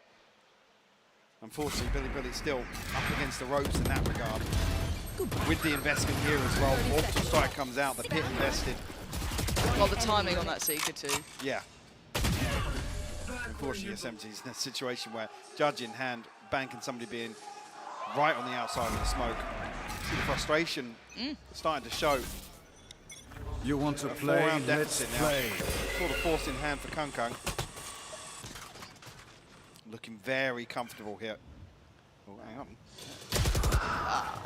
Mini map moment maybe. But again, if you're walking long, you're kind of hoping you're focused up. But speaking of focus, the marksman finds his prey. Kankang. Oh, not bad, but need a bit more. Maybe K-Knight's the one. Only going to find one. Down to 2 now. Revealing Kankang's position, yes. But how much can Bianc do here? 70's off on the other side. They've already secured CT, a comfortable plant again. Spike They're planted. just keeping them isolated. Bian's position's noted. You can already see the readjust coming around from Kangkang, playing towards long to make that cross near and impossible. It's a beautiful post-plant setup. Yeah, the pitch just causes so many issues. There's no way in. With Kangkang in this position, what are you meant to do? Say Bianc tries to find something with the Trailblazer, but aware of the possibility, you noted it, the cross marked here, and Kangkang will punish. Looking fairly clinical here from EDG. Yep. This is going to start weighing heavier on Bilibili. They are not having the form you wanted, and this must be frustrating, incredibly disheartening, because they've had those glimmers of how good they can be, how close this matchup could be potentially. But as it stands, EDG are just firmly in control. Maybe more of that experience on international stages kicking in, playing to all the advantages they have, but this is Bilibili's map choice. Needed to see a little more than this. We go back in. So they're trying to maybe post up a little to catch.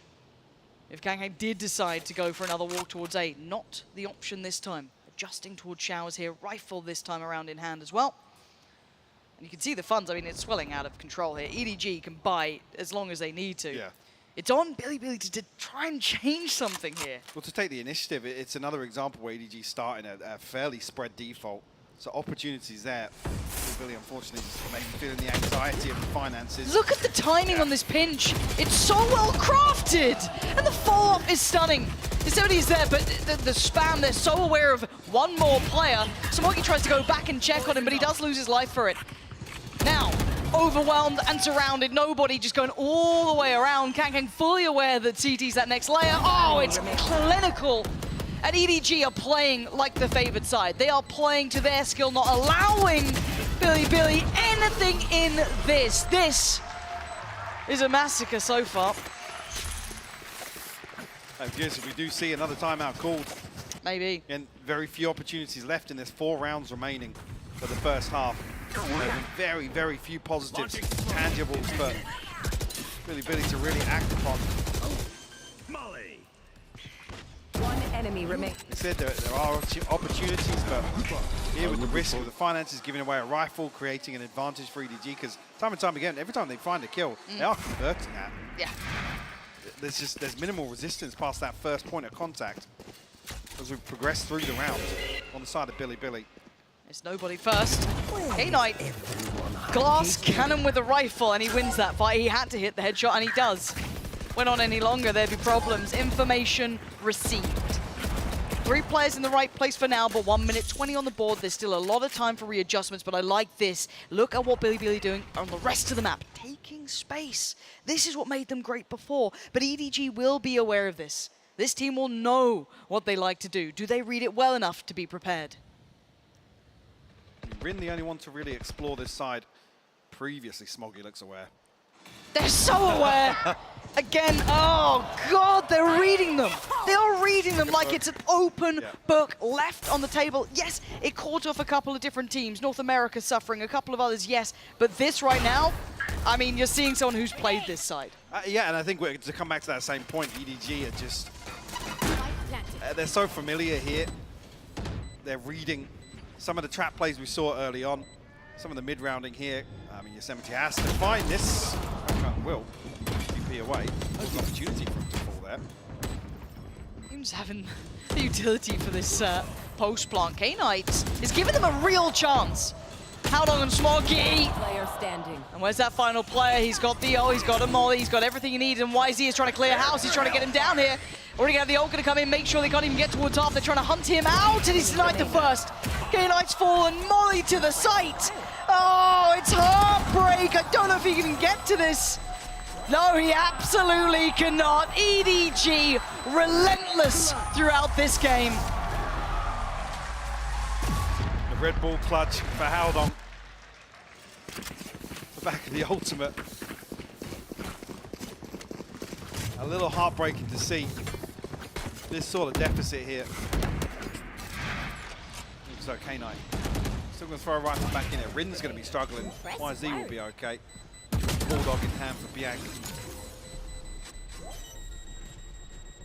as we enter round 10. I want to see him activate, Mike, because as it stands, EDG are just walking through them. They have a goal in mind, and it doesn't really matter who's in the way. For now, we go back. 2 players to try and hold this B site together. Kang left over towards A. Can he command the presence of 3? The work towards long begins. Biank actually going to get caught by this, and yeah, he's very vulnerable. Oh, that's a mistake. And even success on the other side of the map. You could not ask for a better start here for EDG. Well, say that. This could help. Oh, there's no respect. They are so confident in this. EDG are focused on this. YZ, yes, good positioning. Paint Shell could be great, but look who's closing in. The killer himself, Kang, takes away YZ, who could have held them back. And Rin, no molly, no ult, but a chance. First step taken in a 1v2. Chichu, angle too good, and again, no resilience. The timing, you noted it, absolute perfection from Kang. Even here, EDG happy to roll the dice on a play like this, barrel into the TP. Not short there. Beautiful shot. Distinct, because this default hasn't been punished, they can pressure both extremities at the same time. Billy not really challenging that backline. EDG have had free roam of the first 20 to 25 seconds every single round. It just strengthens that confidence, doesn't it, for EDG? Feeling good about this, knowing that Split's up next. Your choice. You're sitting at 9-1 already. Oh, K-Knight! Finally, a little life in him. Holds back the first 2, and Biank's gonna try and play close to this. Nice choice. This could be great. Could be rewarded, and it is for 1. The best you could achieve, really. Down B. With just that gun in hand, but look who's lurking. Look who's creeping closer. All 3 towards the flank. Looks like it. How do they read that? Last time they did get quite aggressive on one of the post plants in towards CT. What do they have? I mean, no snake bite, so they basically have to commit to an engagement. But Rin's got near on full kit. Molly, 2 smokes. Oh, they got a lot to play. Oh dear. But look, satchels for YZ as well. I don't know if that makes a difference for Kang. He'll still catch up. Let's see. Here comes the challenge. Here comes the first. Whoa, I thought he might have a go on that one there. Mollied up from the angle. It gives them an opportunity towards this. Ult comes in. They're already running. They've got to get around towards elbow, but the smoke's already here. Billy finally getting another on the board. Dealing with Kang. Can they give themselves just a window to work with? Last round in the half.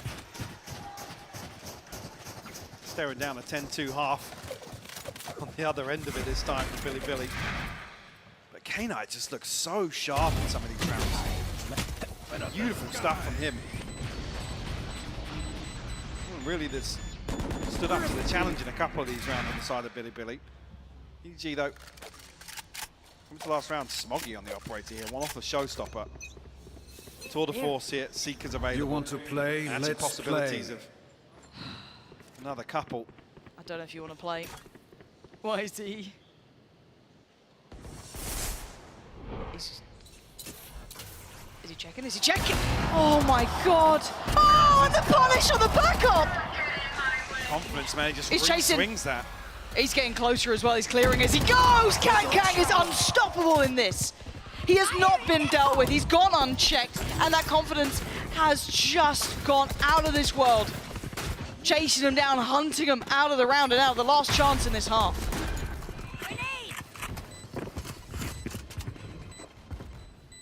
Lock down the site now. All 3 players for Billy trying to make their way back through CT. Trailblazer invested very early on. K-Knight does decent damage there, doesn't want to kill. Gotta close that gap. K-Knight still trying, still firing, but he's gone down.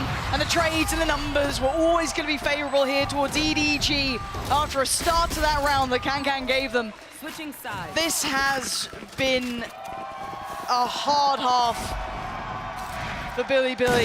Struggling against a common foe, a familiar opponent, and look at this. Again, hunting down on that Viper's bit, the right choice, but backing himself the full way. Yeah, done really well throughout this. Like I said, we didn't really see Billy get off the starting block, to be honest. Well, let's take a second pause for thought here while we actually hear from EDG.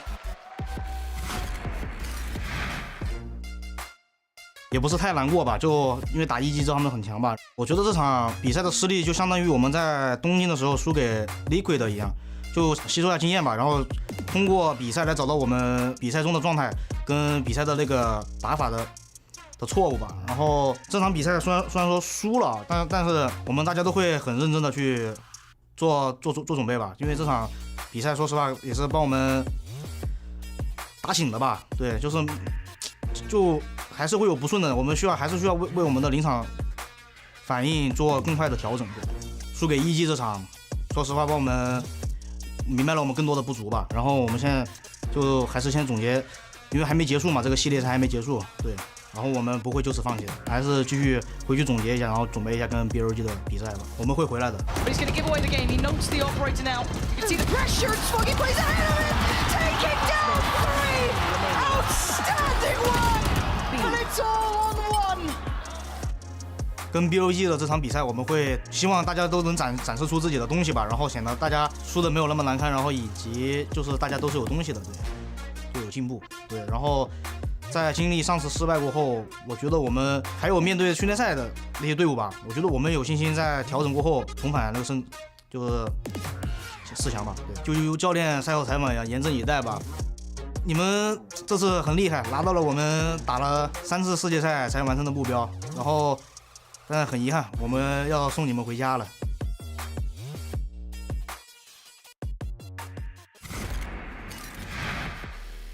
I think what he said was right. He might be sending them home at this point. It is 10-2, and Billy, it's an uphill struggle now, Mike. Yeah, I think as well, coming back to something that Josh on the desk touched on, for me it starts with bind. Split, you got to argue. You take the favour there. And for it to be this one-sided here, yep, begs the concern actually, however far this best of 3 goes. I think being realists about it, it's not looking good, but again, it starts with a pistol. See what they can do.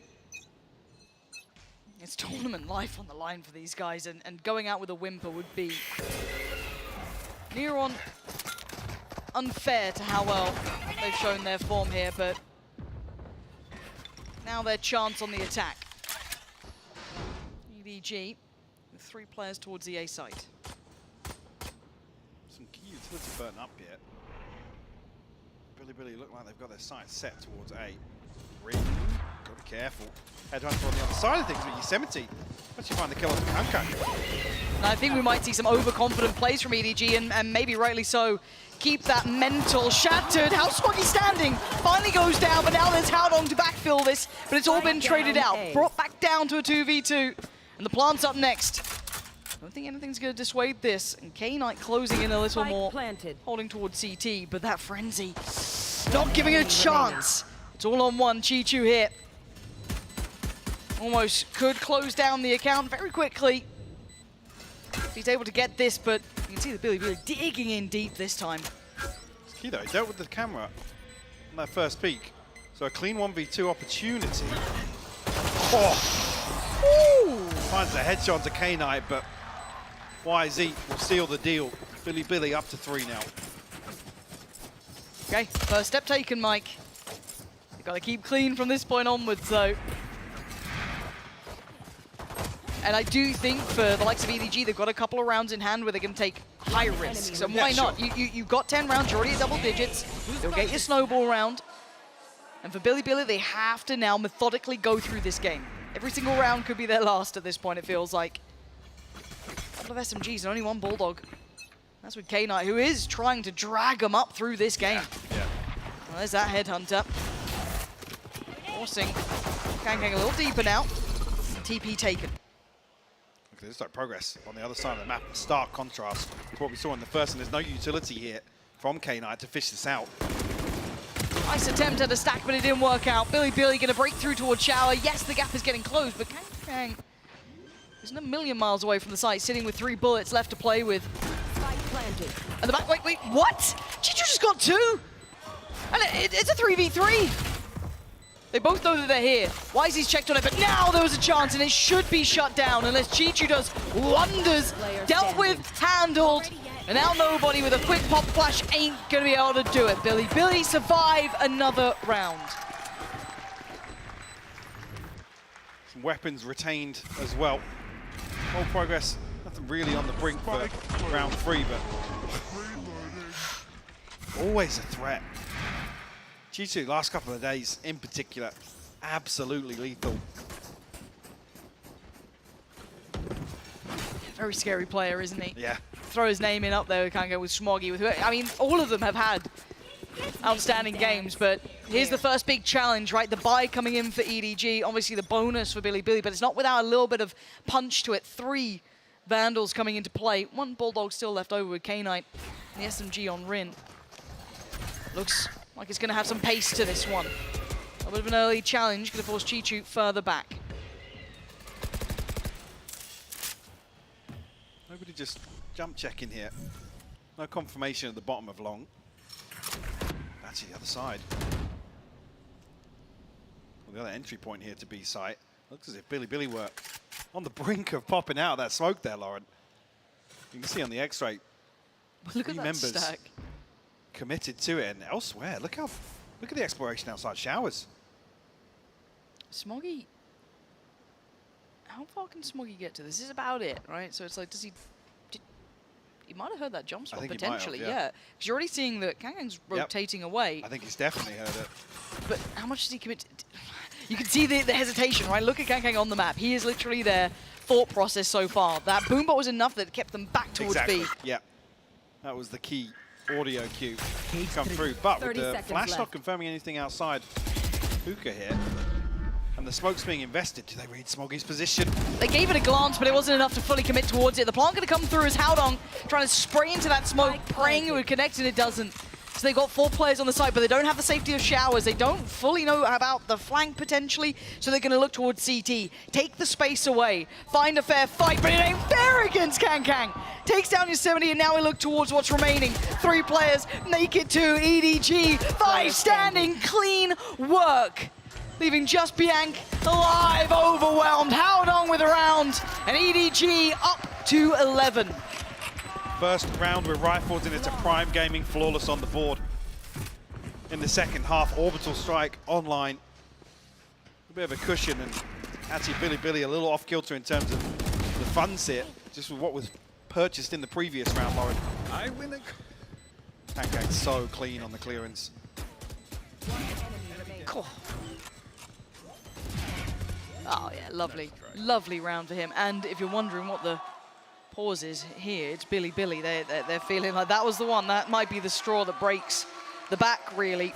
They still have a weird amount of money to play with, but it's not enough to do everything they'd want, right? So it's like, what do we do going forward? We've got 11 against us. We don't have any key ults to depend upon. This is when, you know, your coach is trying to cook something up, but I don't know what they can come up with here now. There is a chance to throw in maybe a couple of rifles. It's never a comfortable dilemma here, conceding potentially the 12th round EDG map point.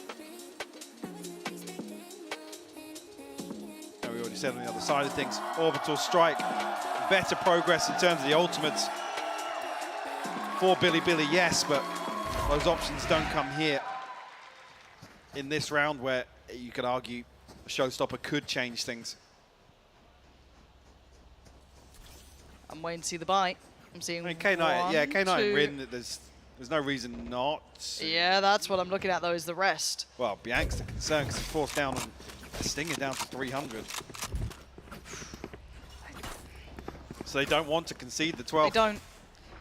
You know what to They're do. trying to play this out, keep them held at 11, but it's a long road. And we go in. Flash sent to the other side. You could see the idea to clear through shower, but this is going to be Billy working towards long. Nobody going to get mostly put on notice here. Quick challenge and a quick frag. Chichu so sharp, forced away, but doesn't look fussed. And look at all of this. They have to try and clear path to get there. That's a problem for Bianca. Chichu with the wall bang to add to it.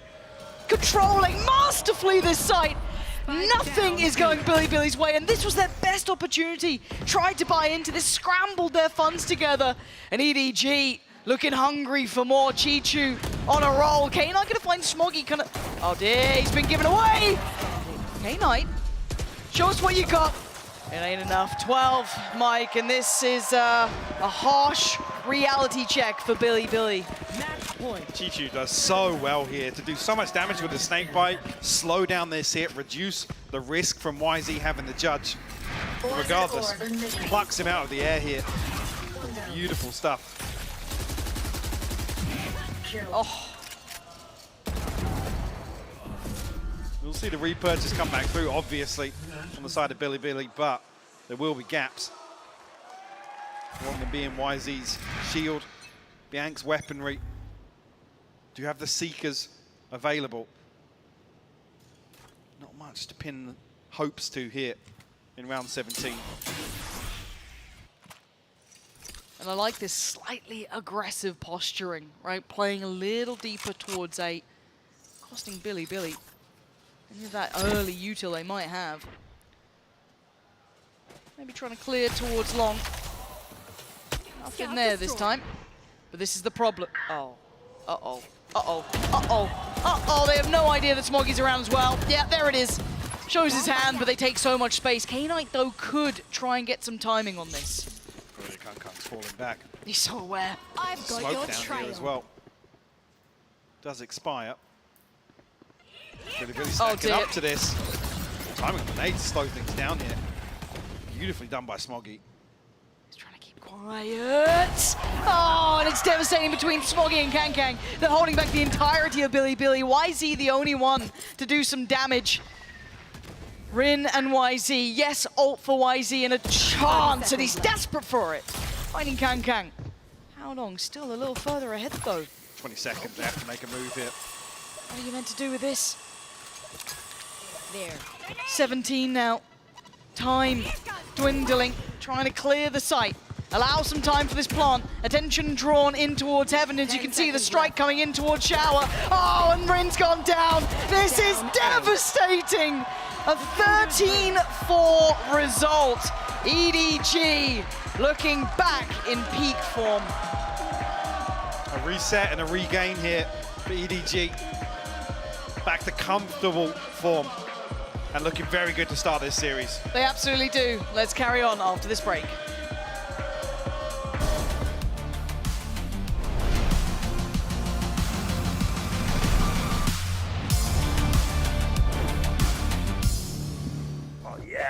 Bringing in a new roommate to save money, is that the plan? Well, we gotta find some way to save, so say hi to Glenn from work. Hey, that's my mom. Yeah, I think I have a much better plan. We switched to my plan from Verizon for just $25 per line. And that price is guaranteed for 3 years. All on the network we can count on. It's a good plan. It is a good plan. Glenn, looks like we're not gonna be needing you, so I'll see you at work. Oh, later, Mom. Save big with my plan, starting at just $25 when you bring your own phones. Guaranteed for 3 years. It's your Verizon.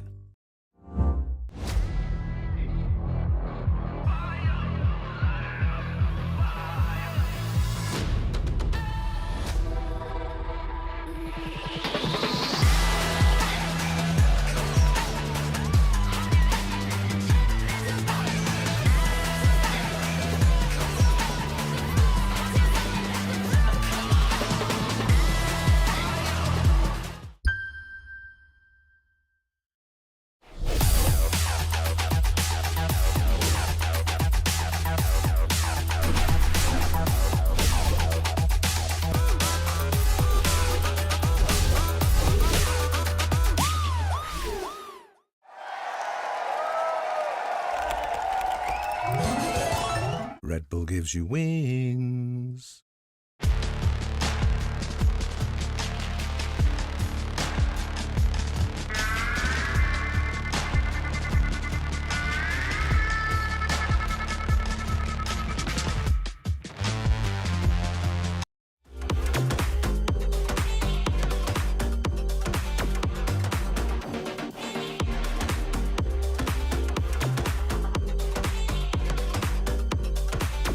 Okay, I'm sorry, trying to that did me wrong. I'm fucking trying, that's all I can show. But you made me so close. I'm guiding, crying to some stupid show. Trying to let you go, yeah, I'm so wet from what you know.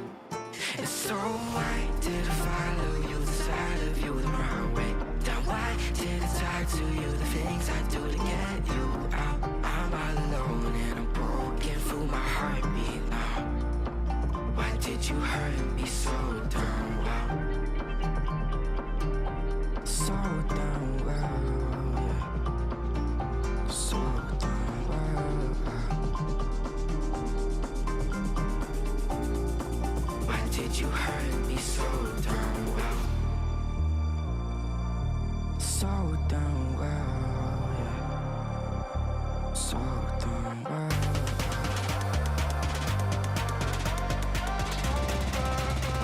You hurt me so damn well.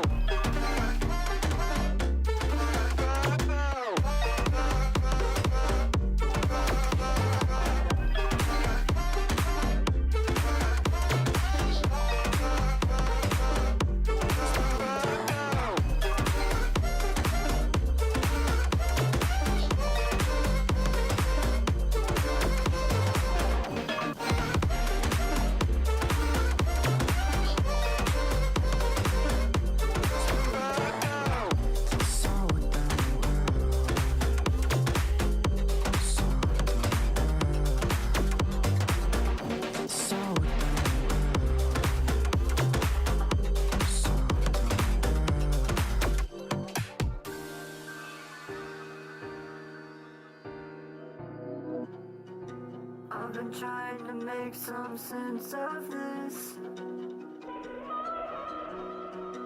I don't know if I'm doing this right, yeah. I don't know if I'm doing this right. I don't want you leaving thinking I'm alright. I got so many plans on my mind, yeah. Let's go take a drive. I wanna go to NYC.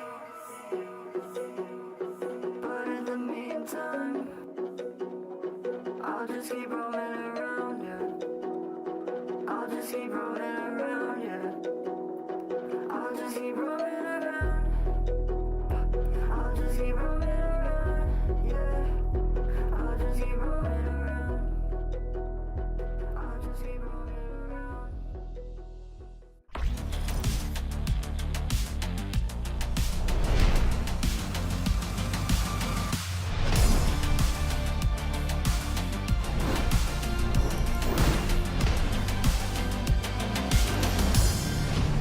Welcome back to VALORANT Champions. I'm standing by with EDG's head coach after defeating Billy in that first map. You guys have played Billy 4 times now. Was there anything different that you saw in that map? 你们其实已经跟 BLG 交手过4次了，这一次的话交手下来有什么不同吗？我觉得首先，我觉得我们的这张图第一张办的，我们调整还是比较多的，所以我觉得他们反而就是比较像以往对战的样子一样，所以我觉得可能没有什么太大变化。对。So I think we had a lot of adjustments on Bind on map 1, but I feel like they just play as usual as what they had before. So I think that's probably just the thing that they had before. And it seemed like you guys had a read on him the entire time. Best of luck to you in map 2. Back to you guys. Appreciate you there, Doug, and of course a huge, resounding victory. What is going on? It's the playground battle between Edward and Billy. Oh! It's Edward fighting against Billy and Billy. And then the other Billy's there. Exactly. As well. Wow. At the moment, Kang is wrecking them. So it's not a very fair fight in the It certainly isn't. Playground. Oh my goodness. Of course, though, as you're just joining us here, EDG up 1-0 in this series over BLG. And it was something interesting that Coach After said there about Billy was like, we made adjustments, we made changes, didn't really seem like they did as well. And it kind of seemed like that definitely played out in that last map. Absolutely. I mean, they were 0-8 with gun rounds in that map that we just watched, Billy. Whereas when they played against NRG, they were 5-5. Wow. So I got to tell us straight away, I want to break down why I think some of those changes ended up being so rough. And I want to break down this round in particular, okay? So they're running a 4-1 defense, as you can see that I've highlighted here. And there's 50 seconds on the clock. They've used Sky Utility here, EDG, with Kang to be able to take some showers control. They haven't heard anything for the first 50 seconds of the round. So, you know, there's question marks in their head. They're like, okay, what's going on here? We think it's just going to be one of the classic Bilibili 4-1 stacks. And you need to have had some experience playing against Bilibili to identify these, because they are quite unusual. It's quite a Chinese metagame kind of thing. NRG weren't able to identify these kind of rounds.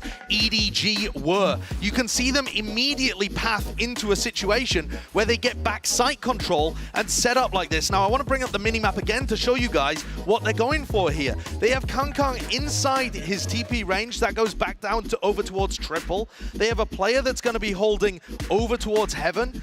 Then Kang's going to be holding towards pipes. And you also have nobody in a position where he can swing at triple towards heaven or pipes as required. So this becomes a triple crossfire setup built on the fly with backside control that they know they have because they recognized it was a 1-4 setup. Yeah. And look how well this works. Smoggy holds heaven. Nobody's ready to swing off contact. And then you also have Kang inside his rendezvous, ready to take a quick one over towards pipes and get away. It's beautiful, it's clean, and it relies on having an understanding of your opponent. And that's just a complete outplay. Yeah. Something that NRG couldn't get because they didn't have the reads. Yeah, and Bilibili, unfortunately, they're not able to get some of those hero plays, the stuff that makes you mad if you're the opponents, which I think really got to NRG in those type of situations. For example, playing a 1-4 setup, that's not something that is standard, right? So when you run up against it and it works, it's something that makes your opponents mad on the other side. And I think they relied on that a lot in those 2 victories against NRG. One time with the judge, one time with some very gambly play. Yeah, and that familiarity could very well play into a factor here as we get ready for map 2, because now you kind of find yourself in this position. If you're Bilibili, you know that EDG have the reads on you. You know that you haven't really quite adjusted as much as you should have, and you've gotten punished for it. What more can you do as you get ready for map 2? You need hero plays at this point. You need players like YZ to just become superstars and step up, right? Yeah, absolutely. And you could see on the scoreboard too, like nobody except for K-Knight, which has been one of those guys who's gone for a lot of those hero moments, and especially on the Cypher on Bind, he's one of those guys who's playing a lot of retake. He's playing very passive and allowing the players to come to him. So he had some moments, but on the other side, Smoggy was destroying them with some of the entries that he was getting. And this is normally a map bind where these 2 teams end up being quite close. Split historically has been very one-sided for EDG. The last 2 times that they've played these 2 teams on Split, Bilibili have only been able to get 10 rounds cumulative. Both of the times added together. Yeah, and when I've watched this matchup on Split in the past, Bilibili has been very slow to adapt when EDG is starting to really get very good at adapting throughout the game. And on Split, it's very important to realize what game plan your team or your opponents are going for and adapting to that, making sure that you're controlling mid if they are going for it, making sure you're shutting down any extremity control that they're getting for. And that's so important in this matchup. Yeah, it's incredible that we have 2 Chinese teams battling it out in the playoffs, but I think this match, it looks like it's demonstrating that there's still a tier gap between EDG and the next Chinese team that's looking to try and punch their way into that top tier. It's amazing what Bilibili have done to be able to get to this point, but right now they're up against the ropes, and it looks like there is just a gap between the 2. Yeah, well, let's actually go ahead and hear from Coach Jackson as we had Doug standing by with BLG's coach. Thank you so much, fellas. Jackson, a tough loss on map 1 there. You've got elimination on the line. What's the #1 thing you guys need to address heading into map 2? 其实第1局失利之后，现在也是在淘汰的边缘线上了嘛，所以你觉得为了应对图2，你觉得你们现在最首要需要做的是什么呢？首要的话就是还是面对压力吧，看怎么队员自己去化解这种压力。因为在冠军赛上面的话，虽然说我们这次打进了8强嘛，但始终是抱着一个初学者的心态。但是在这种国际舞台上面的压力和之前在国内打的一些社区赛的话是截然不同的。但我希望他们能通过这次吧，这些压力带给他们，如果能从中进步的话呀，应该会越打越好的。 I believe the most crucial thing is how our players were able to handle under the very huge pressure on their shoulder. Because for now we are on the stage of the champions and now we are in the playoffs. I believe it's it's a completely different feeling compared to like playing for the CQ or playing for the local tournaments. So I must say this can be a very good experience for all the players, like how they can handle with a huge pressure under this kind of phenomenon. So I feel like this is the most important part, like how to handle with the pressure. The pressure's mounting. Best of luck to you in map 2. Back to you fellas on the desk. Thank you so much for that, Doug. And, well, yes, the stakes are higher here. That is something that we have been noting, right? Like, there is so much more on the line here. It's your champion's life. Yep. The opportunity for you to continue a historic run here in Los Angeles. This isn't like any other match that these two have faced off against before. Yeah, but it does kind of feel like Jackson, the coach for Billy there, has kind of shifted his opinion about what is the expectation for them in this game, right? They're on the stage of champions. This is someplace where they haven't had that experience in the past. EDG has. They've been here before. Billy hasn't. This is where you start to learn. This is EDG a year ago. That's what we're talking about right now for Very Billy. true, and it's something I didn't even factor, you know? Like, we are giving Billy obviously so much respect because they have earned all of that respect, but this team is making their international debut here at the global stage. It's a massive opportunity for them, and unfortunately, they're just running into a brick wall that they've ran into time and time again in the past. It's so impressive, though, because no other Chinese team has been able to come to their international debut and win even a match. Yep. The others have always taken time to warm up. Billy came hot out the gates, and now they're just up against an EDG that has more experience. Yeah, here's your Prime Gaming agent select here. Anything sticking out to you guys? It's pretty much what they would usually run here. Got the double duelist for Edward Gaming as well on the other side. I mean, you got to look at the Raze battle, right? It's going to be the most fun thing to keep an eye on the entire time. You got judges, operators. I was going to say, maybe some judges, you know? Yeah. YZ did try to pull the judge out in both of their past meetings when they played against EDG, but EDG were just diligent and shut it down. The judge catches you off guard, and it's still good even if you know it's there. But if you're diligent about using your utility and clearing it out, it provides a lot less value. Yeah, talk about familiarity, like you mentioned in the Telestrator, and being able to know your opponent. You have experience against that. You know they're going to pull it out against you. It's something that you can really react with some of your, the sky is going to be super important here to see where it is and then use the Viper Molly and the nade stuff to clear it out. Yeah, well, let's find out on all this ends. Can Billy force that third map, or will it be EDG? Thank you so much. And yes, map 1 was quite the one-sided affair. I think we call it how it is. Sure. I think we're seeing what looks like EDG focusing on the rest of the tournament. Right now, Billy are crumbling a little. This map is going to be hard as well. Mike, talk to me here. I mean, it's key that Jackson notes the pressure as well that these guys are under. We talk about the initial objectives for Billy coming into this event. Came here to learn, no expectations, no pressure of anything like that. So to note that here with elimination on the line, is that enough to fuel the fire for Billy? Because we know how they perform coming into that matchup versus RG. All of the talk beforehand, after as well. We know what happened with the rematch. That's what they're capable of. But is there enough here today versus EDG? We're waiting. We're hoping. I'd love to see a little bit of that fire we had before from Billy coming through. Push EDG to those limits. Give us even a third if possible. But for now, we've moved back to what's in front of us. The real opportunities here. This map has traditionally sat very comfortably with EDG, especially in this matchup. So we find out, is there another layer that Billy can go to? Can they prove that they can step up here in these pressure scenarios as EDG will be on the attack and Billy on defending side? I'm expecting EDG to start off the same way on split here. Very slow, but actually collapsing towards a commitment here outside A. Well ahead of the curve, but it looks like it might be a mid-pinch here, Lauren. Yeah, because look at the spike. Look at Yeah. what they're actually going for here. Smoggy! Oh, they're swinging together! Wait, Gang! He's got YZ on the drop back, and they've won out towards Vents. Half of this map is theirs, leaving K-Knight. Actually, in quite an interesting readjust. Does he clear Cheech? He's looking for it, and he absolutely does. Very diligent work. Back down to a 3v3. It's still possible here. Yeah.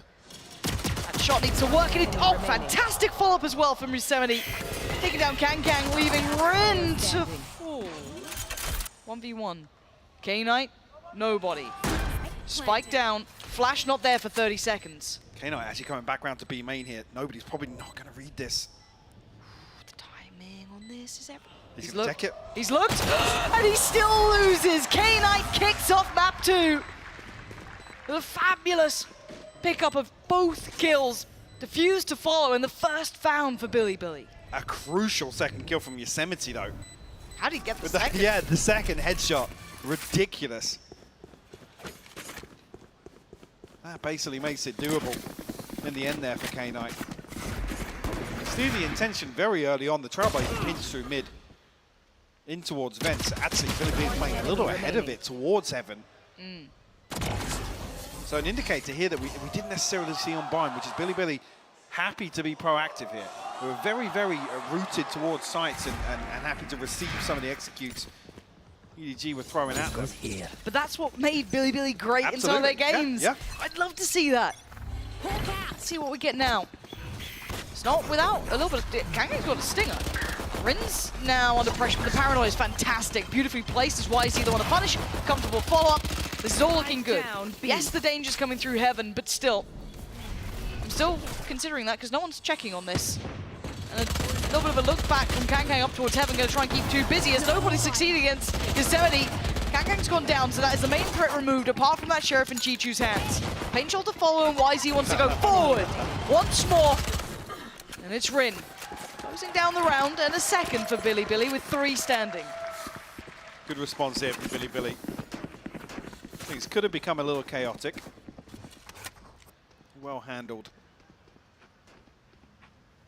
Nobody actually one Very away close. from the Seekers here, yeah. Quietly got that one, line. Yeah, best progress we've had at sitting at 3 and 2 on the scoreboard. YZ back on the signature. Good to see. Yep. I mean, it makes these sort of bonuses so scary because suddenly that judge has some real value, especially on this map. And the confidence could be good here for Bilibili. EDG once again testing middle. There. See what the commitment looks like. Rifles are out though. Does the judge get played in like before? Boombot. Not going to be an issue for Kangkang. Has to be dealt with by his teammates, but... Not sure which side it spotted there. Yeah. I don't think it should have gone Kangkang, but who knows? Nobody. Did they spot him? No, they didn't! YZ with the theatrics flying through the air, but it will reveal Kangkang's position and take down Nobody as they look to drift back towards A. YZ's maybe only expecting Nobody on the Trailblazer there. K9's about to have his hands full though. Oh. Just finds Yosemite. Last second, K9 found a response though. He's playing ahead of this. That's so nice! He's trying to toy with him a little bit, he couldn't quite land the shot. So close yet so far now, down to 2. This was a bonus, but that's Chichu spotted, and Bianca can slip ahead of this now. Did he note it on the other side? He absolutely did. Relayed that back through, leaving Rin in an unfair fight. EDG back in control. Actually crazy. Kangkang's satchel, I think, saves one of his teammates there. Just throwing him out of K9's crosshair. Find EDG their first round. Yeah, I'm not sure why he thinks it's only going to be one or he's capable of finding more in that situation. This situation here yet just bumps Chichu back into safety. Seekers online now. One off the showstopper as well.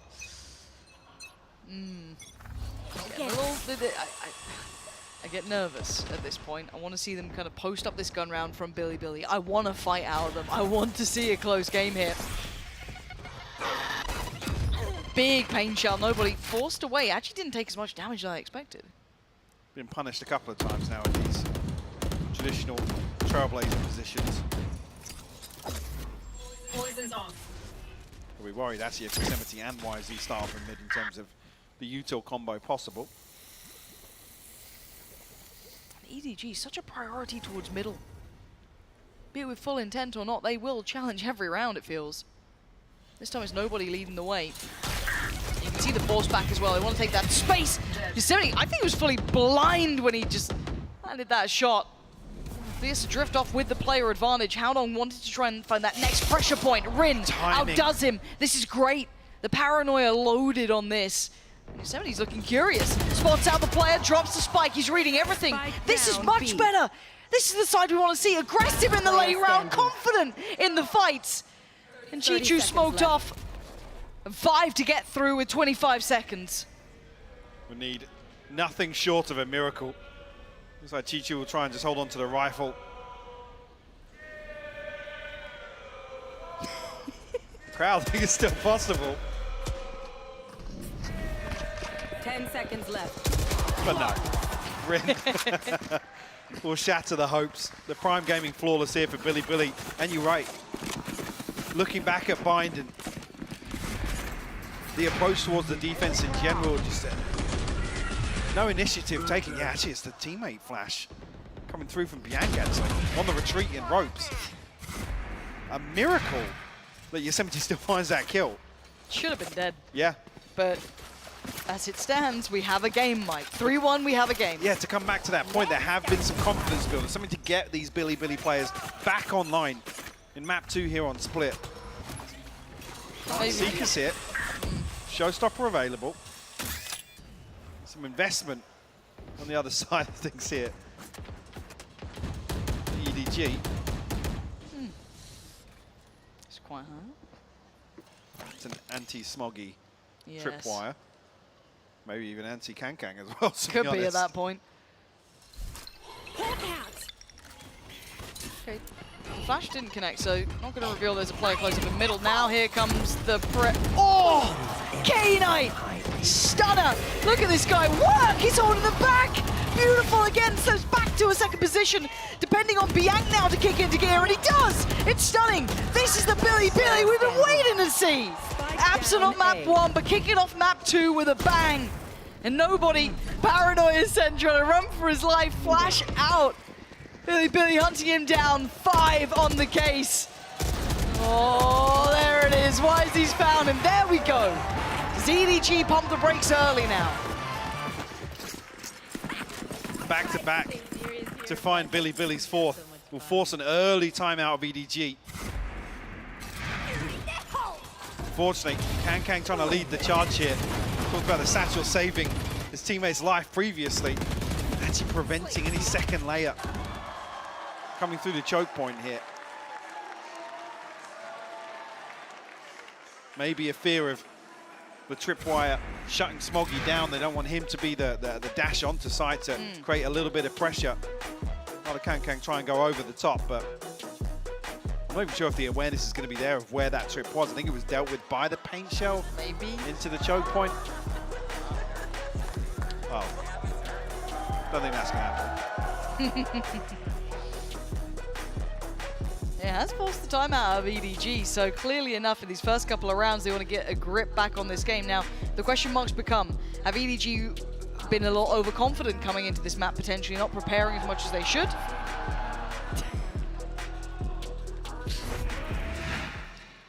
They maybe dropped the ball a little there, and now a reminder that this goes to a third and Billy get confident, it gets thrown out of whack, right? That suddenly becomes a different game altogether, but obviously it's only 4-1. It's very early in this still. Sure. I do think it is a big indicator to see Billy start like this, and it's the nature of how they're approaching some of these rounds. Which, you talk about them being absent on Bind, that was the reason. Yeah, they just weren't really showing their hand in any round. They're happy for EDG to just walk up on them, hit sites, take engagements. A stark contrast this time around. Without us obscuring vision. Naturally, EDG, even with just that hero rifle, and no armor to it either, Kankang hoping he can land them clean. They're in the right side of the map, but now you can see the rotations that come in with YZ controlling towards middle. Yosemite the one. Wonder if they even expect the chance of a rifle here. Heard the sheriffs, they found one of them. Kankang a little ahead on this angle. Hasn't been checked on yet. Now there's an issue. Yeah, that's read perfectly. Threat handled, neutralized. The rest shouldn't be a problem, and then not. YZ heating up. And Billy turning the tides here. Is that 3 Prime Gaming flawlesses back to back? It feels like it. Beautiful stuff from Billy. I mean, I'm going to come back to that same point once again. It's the proactivity, the utility here. Another example. Operator online now for Kankang. An indication of things maybe slowing down. Ultimates are plenty here for EDG. Find themselves 4 rounds down.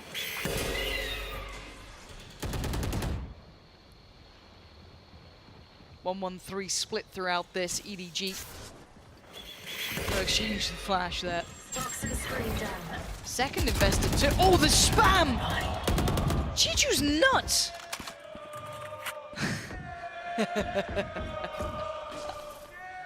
I think they agree. Yes. I hope you guys at home can hear this. Rin has found Kang in the meantime, so that is going to be the operator gone. I mean, that was on the other side of the map, I'm pretty sure, but still, they've kind of paused for thought here, leaving Smoggy posted up, but they're drifting that spike back around the map. Smoggy's success might continue on this path, but do they then check this? It's a trade, but great clearance here. 45 seconds left on the clock. It puts Billy in a position to set up accordingly. That Seeker really sucks for Rin. Yeah. That's really awful for him. This paranoia could bail him out. He's opted to try and pop it towards the higher side of things. Nobody's found YZ. And yeah, that was the issue. That Seeker really gave away any chance he had. 30 seconds As K-Knight closing in, is still pretty far off. A 1v3 is a lot to ask for, but this man has had his moments. Managed to go unchecked so far. I think he's reading somebody's followed the Trailblazer here. So wants to try and re-aggress through CT. It's a tough crossfire he's got to walk out towards. Look really at it. difficult to isolate somebody. Chichu left. Swing could come out from nobody on the right, and the last line of defense, Howdong. K-Knight catches what? They gave him a chance on that Neron, maybe misreading the timing a second, but that player closing out the round here. EDG claim one back, but this took a lot of work here. It did. It certainly did. I think it's just here at this moment, catching YZ in that sort of scenario. Now, under the impression that they have the benefit, the window of opportunity actually favors Billy. Great response from EDG. Let's fly. We're starting to come online both sides now. Ooh. That ult could be... Oh. That ult could have been huge there for them, and it kind of is. It's completely twisted the plans probably from EDG, unless they want to just go straight through, which would be near on madness. So we look towards what they do now. Already expecting pressure in middle. You can see Billy reading this very nicely. Set up here to greet some mid presence. Kang operator in hand once again. Is he rewarded this time around? He hasn't had those moments yet, but two players on the left-hand side here. Count to 3, pull the trigger. No, absolutely not. Could have been. Isn't the case. And now we might have a brawl here. Rin getting curious, but it's Bianc to try and get ahead. Smoggy finds him. Follow up. Not there, Rin on the trade. And now back down to the 4v4. It's getting chaotic. Paranoid to try and quell some of this, but K-Knight's position, a nice little off angle could be wonderful. Played a little ahead. He actually gets through in time. This is huge. Oh, the flash! So heads up. Brilliant work from Nobody to ensure safety going forward. YZ cleared, and EDG starting to hit a little bit of form now. As if they've got a grasp on the pacing, similar to what we saw on Bind. Kang turns his back for just a moment. Rin will punish. I mean, Yosemite a million miles away from this. Rin looks hell-bent on doing further damage. It looks like a 1v3 at this point. Oh. There's 2 at the back of sight. There's 2 there. Yes. Help. Now, I heard a snake. Last player standing. Yosemites trying, but 27 HP ain't much, and the crossfire will be still holding strong enough, even though he can isolate one of the players. The timing's not going to be good here. Wait. Speaking of timing, he has no idea where that final player may be. Now he does, but timing is not there. It's time to back away. His arms were not long enough, and he can't get away in time. It doesn't matter. Okay. EDG starting to warm in a little here. But I can patch a bullet hole or 2. Another round on the board for them. The lead to just 2. And I'd be concerned if we do see a couple more that play out like this. Or if EDG are maybe anticipating some of these re-clearance now. Billy will call a timeout here. Curious if it's going to be much of an adjustment to make, because I think they're making a lot of the right decisions here for their defensive half. I said polarizing when you make the comparison to bind. I come back to the same word you used, absent. They weren't willing to really take the initiative, take many risks, and maybe here with a couple of rounds under their belt, that's what's really spurred them on. And I'm hoping they can recover a little here too. It's only been 2 rounds from EDG, but it's enough that scared them into a timeout, or at least enough that they want to maybe get a grip on the game and not allow it to spin out of control. You want to try and keep that advantage you've built up early on here. 5 rounds is very respectable, but once it gets that bulk round of those rifles coming in, when all the ults are coming online, that's when you'll start seeing EDG warming up, and Billy, if they want a big chance to really activate. These are the hard rounds. These are the ones that EDG will be gunning for. I'm seeing a judge coming out from YZ, so maybe in for a bit of fun here. A couple of ults on the other side. Knives for Smoggy, who's had a quiet start this time. Yeah. Like I said, I think initially there's been a few examples of that paranoia around K-Knight's utility, so Smoggy is activated elsewhere. Even if the Blade Storm, something to get him back in this half. Might be a little flash and dash. Oh dear. Oh, what? How was he saved in that? Kagan got YZ in a second, but he still did the damage. He took down the tip of the spear, blunted it for the rest of the round. Nobody's a little ahead and a little isolated with the spike. Is somebody, yeah, he wants to punish us. That's a spike down, that's a spike down. Oh dear. That could be a fumble hit. There. Potential mistake. They're on recovery mode and they're trying to get through to it. That is audacious work. Maybe a little off the cuff over-aggression from Kang is punished. Billy given a huge opportunity to defend this spike. I mean, the spacing was just so questionable. And every single challenge here, Haodong and Chichu left to try and recover a 2v4. It all starts with getting the spike back in hand. 50 seconds left on the clock. Haodong's found one.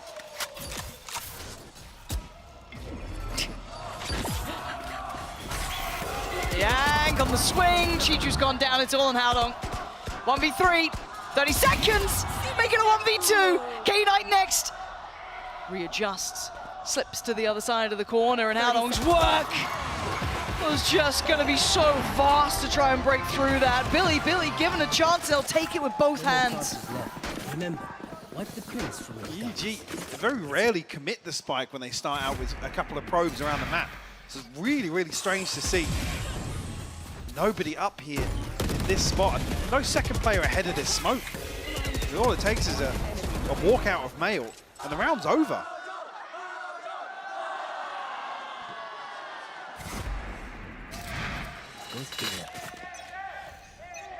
Six to 3 now. Billy answering back. Yeah, Kang with a lack of health is what I'm looking at. Yeah, forcing this out early on, going to reveal a little bit more of the plan than maybe they wanted. You already see the drift coming in from YZ as well. Rotating a little closer. Maybe looking to punish off this. Kang going to try. Excuse me. He's away. Then pass. Yeah. YZ found it. K-Knight can just chill. He's holding so much information here. Yes, nobody does clear YZ. But this is curious. Does he expect K-Knight still around this? Look at your 72. This is obscene. Too many targets and too many choices. K-Knight punishing. Chichu's down and so is the pit. And that spike is scrambling. Chichu's looks so disjointed. It still is. Yeah. I mean, nobody's over here with the spike. Smoggy's still down in sewers. Yeah, what is going on? It doesn't even catch Rin. What is this round? It's so messy, and I don't expect this from these two teams. EDG have looked so crisp about it, but look at the timing in middle as well. Smoggy's going to maybe get a fight on Pillar, and he wins it. But the cross is made. Nobody was very careful on the way through, just in case. Flash to CT, no one's close enough by. Over here. Out of healing. Nothing left in the tank, yeah. but, yeah, Smoggy to get healed beyond 30 HP. Okay, now it's close. Look at this angle from Smoggy. Ratty! Finds him. Hat or not, leaving it all down to Bianca in a 1v2. 2 flashes as well. Still one more. Oh my words! Nasty from Bianca. Oh, but he didn't expect the wrap from nobody. Making up for maybe that fumble in the prior.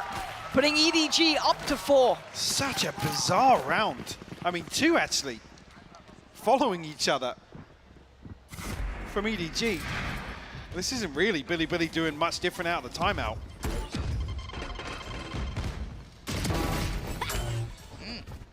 Lucky for YZ to find that at the time it did, but One enemy remaining. K-Knight obviously showing discipline.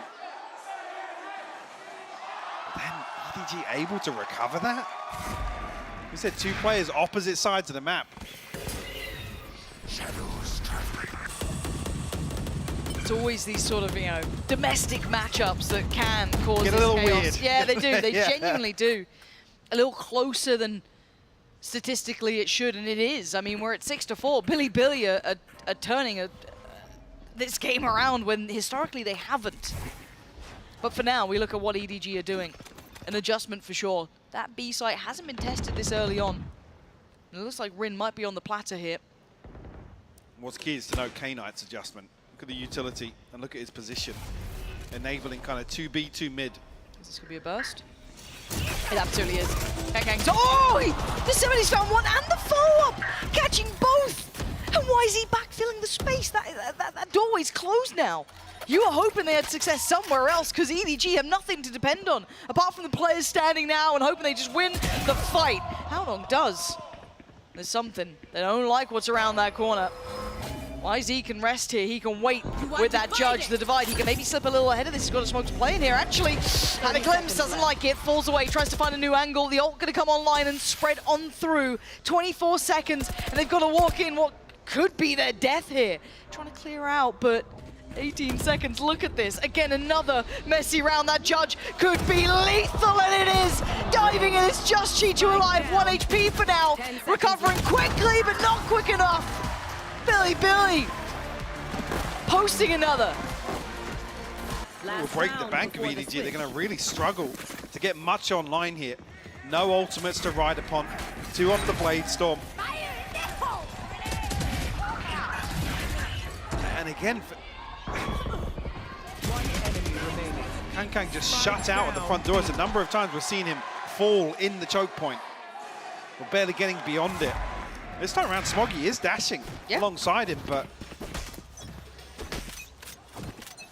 Seeing a big performance from the likes of Yosemite coming in, YZ doing well for himself, but again, I feel like throughout what we've seen from Billy, every single player now is starting to have those games. Oh, K-Knight, careful, Smoggy's in. That's ambitious to say the least. It's really on K-Knight. And there's a flying Kang takes down one. Stunning on the second. K-Knight dividing and conquering. YZ denied. It's on nobody. And oh, hold on, its position is perfect. 2v2. He's brought it back down to reality. There's a chance for a plant. This is game on. Rin's TP towards A main as well. So an opportunity here to pinch. The plant is open for Heaven. They can't cross into screens. Full kit for Rin. Smokes, Paranoia, TPs the lot. Yosemite as well has a little bit of util to work with, but the 2 on the site. Nobody with 1 flash. And Howdong trying to toy with him up towards Heaven. The Paranoia gets sent. Nobody has a look, has a glimpse. He's seen Rin, but he can't handle him. And now the 1v1 begins. Howdong against Rin. Rin waiting, looking, desperate, left, right. And now the fight. Rin's got him. Billy back in business. 8 rounds now is huge. Huge from Rin to close things out here. Howdong just can't pin him down either side. Again, even getting it to this position. A 2v5 initially comes down to a 1v1. Alas, probably 8-4 on the half. Billy still got a little fight left in them. It's good seeing them come alive, though. You saw how quiet they were, map 1. Map 2 starting to heat up here. Let's find out what the analysts make of that half. Hey, you know what? I make of that pretty dang good. I'm all about Billy bringing this one back into the series here. But here's your Verizon high-speed moment, and let's go ahead and give some love to BLG's YZ, who gets himself, well, a pretty nice high-speed play here. But on top of that as well, it gives us an opportunity to continue to just talk about Billy Sideshow really finding themselves in this map. What I like about both of these Chinese teams actually is that when they're on defense side, they tend to step in front of utility. And what that means is that when you are throwing util to push them backwards, they go forwards and they stuff the duelists. I mean, it feels like Kang and Smoggy are trying to get the record for least time alive on the attack side. They are just Woohoo! Straight into the site, straight dead instantly. And that's been a major, major problem. And it's allowed YZ to look like a god in some of these moments. Yeah, I feel like EDG has regressed to the EDG that some people fell in love with, which was requiring hero plays from so many of their players. You could see in these instances, nobody rushing down, Haodong, Chichu, all stepping up to keep this game relatively close. I know Billy is dominating right now. Oh my goodness, another one of these games from Concon. Yeah, can I tell you again, first kill to first death right now, Billy have 10-2 in the first kill to first death engagements. And YZ specifically is 6-0. Wow. This is one of the things that was going wrong for Kang when he ended up losing the game against Evil Geniuses.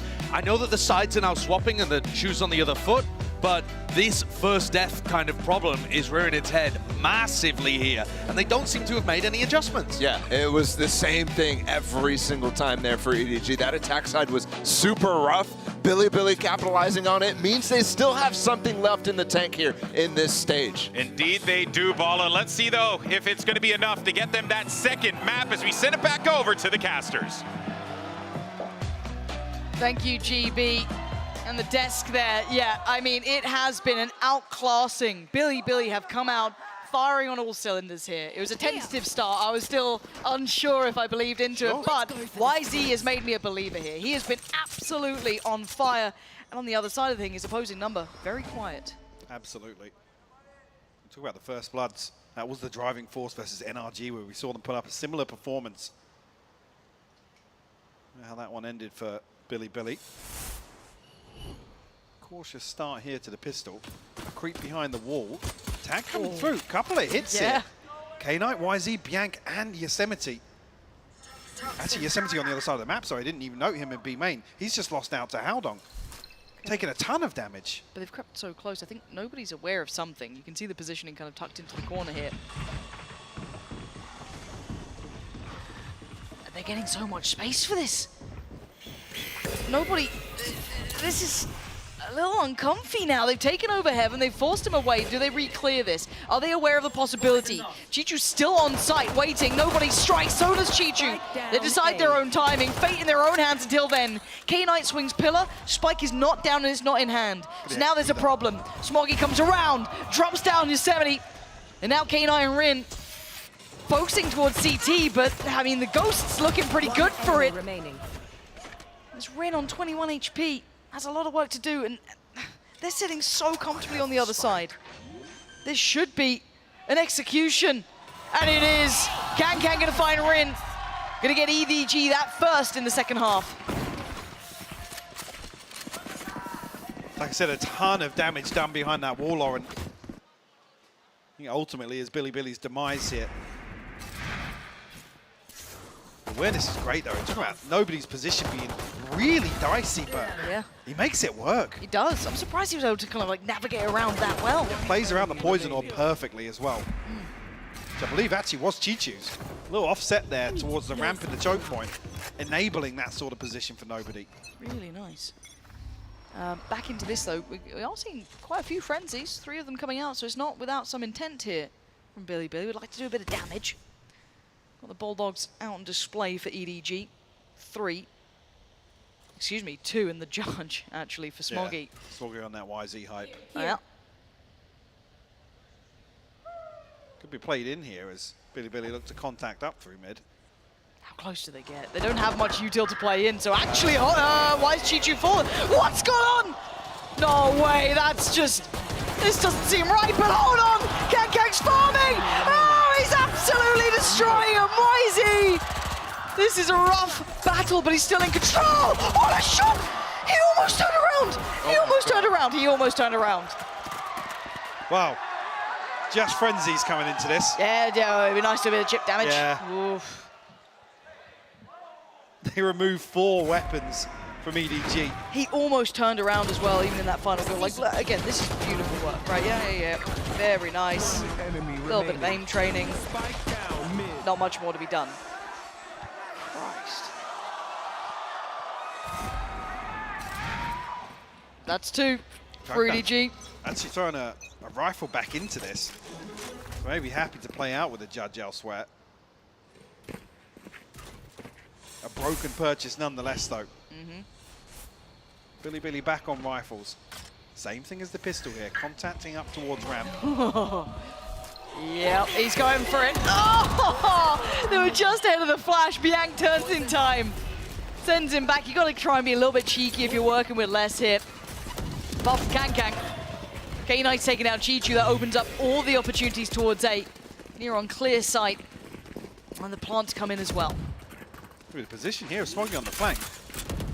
If they can force out a death to the spike here, remove some of these rifles, it's definitely the second objective. Smoggy stuck behind this. Yeah, Wisey's position is disgusting. Yeah, that's tricky. Don't know if they're even going to be able to.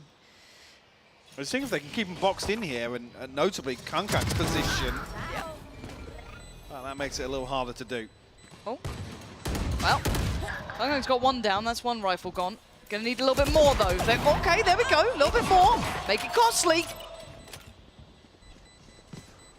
You can see how long desperate. Wait, he's closed the gap really well. Kangkang's gone down, but, I mean, they've cost them a fair few of these rifles. This is a valuable round for EDG, even with Billy getting across the line. Absolutely. They're going to force the shield purchase back out of Bianc as well.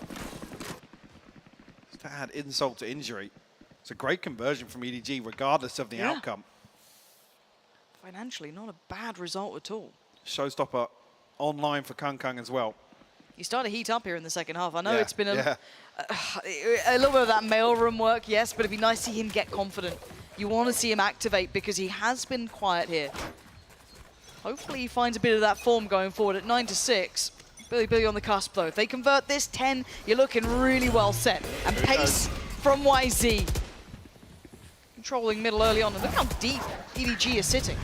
I mean, they've heard that one shot from the judge as well, so expecting them to probably respect this, but Smoggy takes a swing at it. That's dash gone, though, so it has to be a bit more careful. Almost giving up that heaven control. Did they just spot him? I think they did. I'm pretty sure they saw Smoggy. But there are 3 players for EDG here as well, so it's not an even fight, but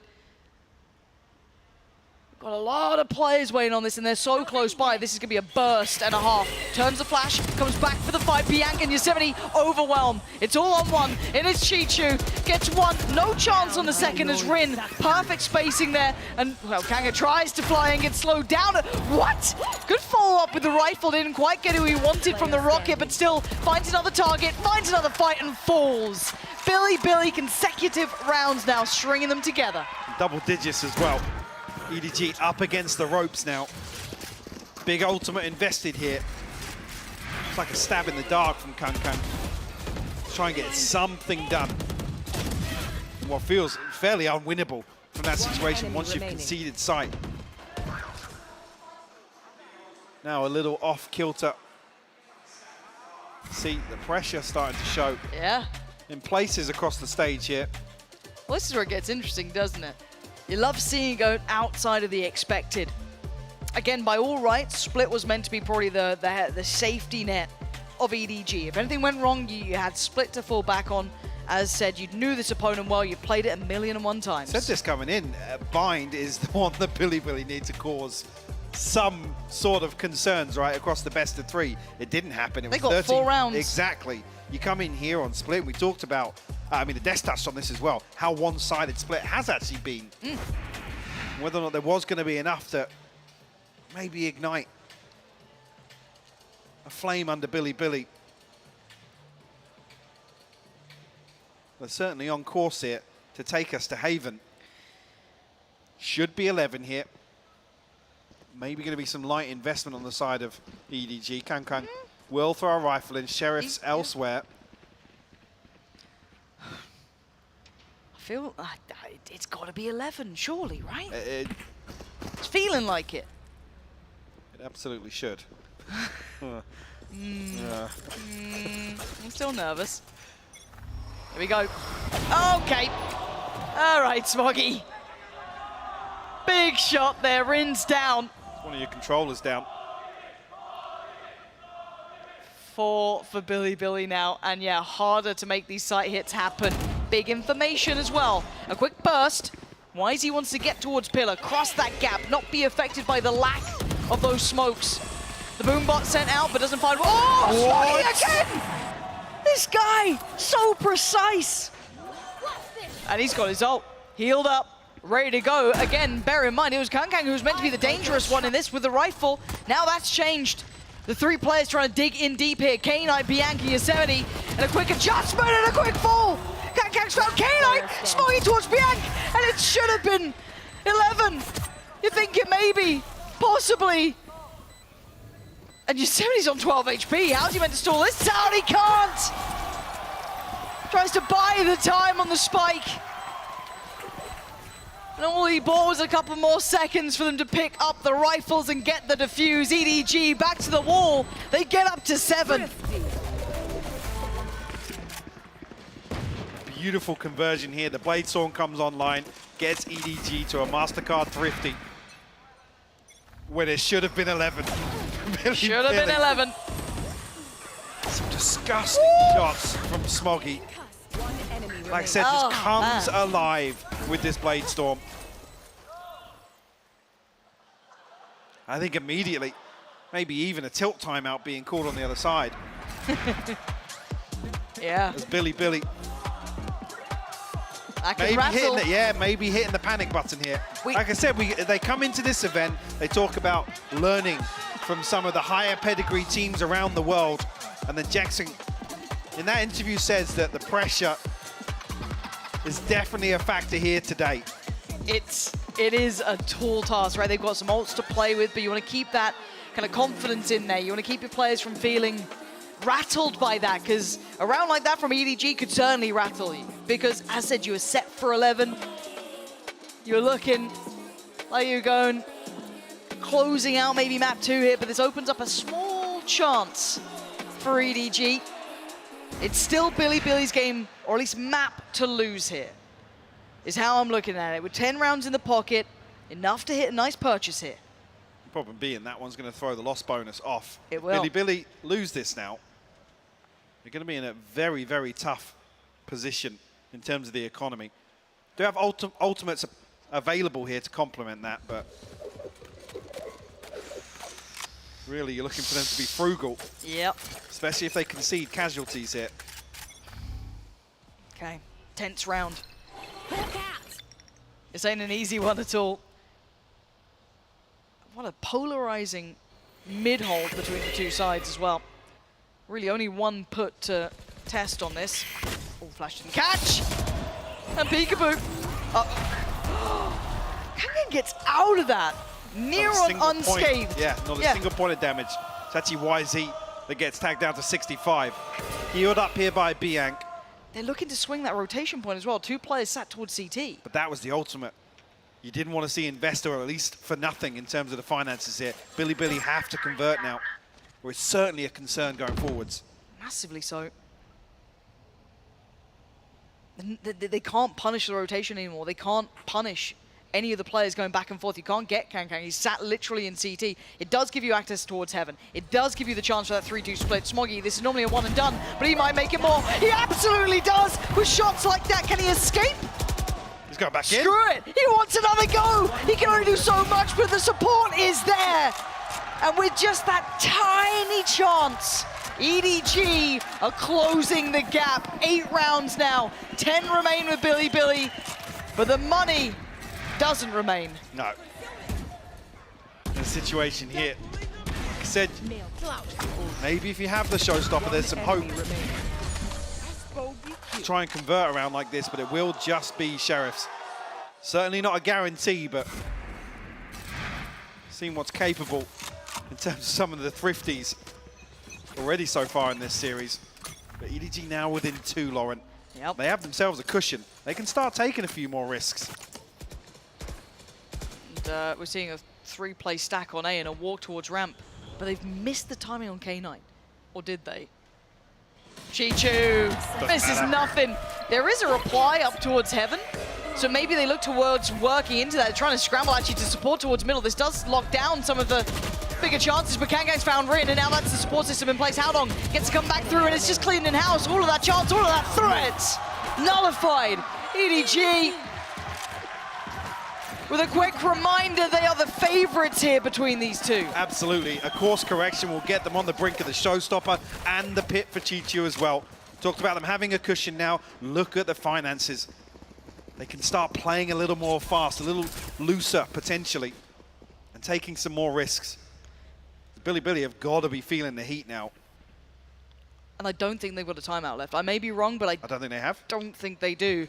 For a team that's maybe not as confident, doesn't have that wealth of experience to depend upon, a late game turnaround from EDG could be devastating. Absolutely. To not even have the chance for a pause for thought or some breathing space in between rounds. See what that does in terms of the mental fortitude here for Billy. Stacked up here for a B hit. But I really like how different this hold is. Look at the positioning coming out from the likes of Howdong, from Smoggy. Very, very different. They're going to give up sight and try and contest the cross. Bianchi hits a big shot, though. Smoggy going to answer one back, and you're right. A little bit of a mistake there. Going to be exploited. Seeker's coming in. Do they try and spring it off the back?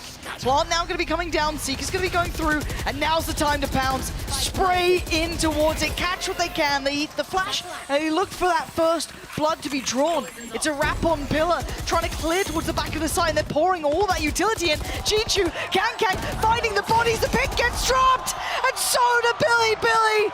Left in tatters, massacred on the site. EDG are back in the game.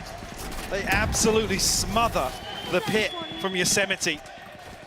It's talking about maybe a pause for thought or a little breathing space. They get nothing there in round 20 in that post plant.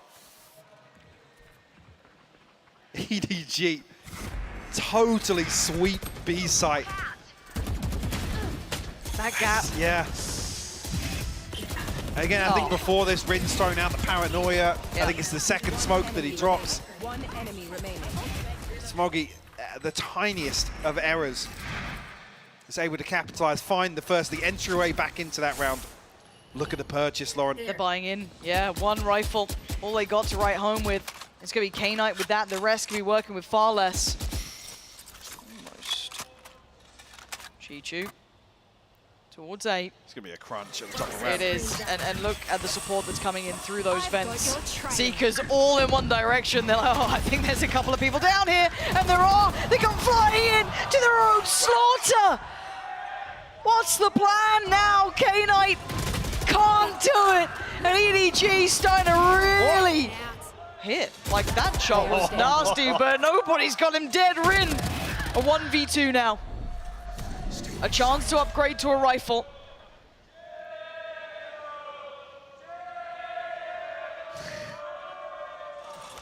And yes, Chichu is the player on the A site.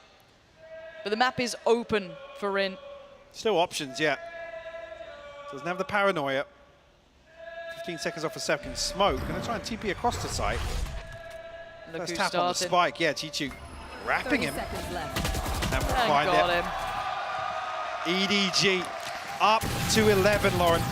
Light investment protecting the purchase to come back in, but I feel like it's going to be all or nothing here for Billy in round 22. It's 5 in a row for EDG. This is nightmarish for Billy. They had such a great start here. Probably the best opportunity they've had in a moment. And it's all gone wrong. EDG activating late in this map, showing some of that capability, that strength, that depth that we know they have. And now we ask the question back to Billy with this buy here. Do they have any more?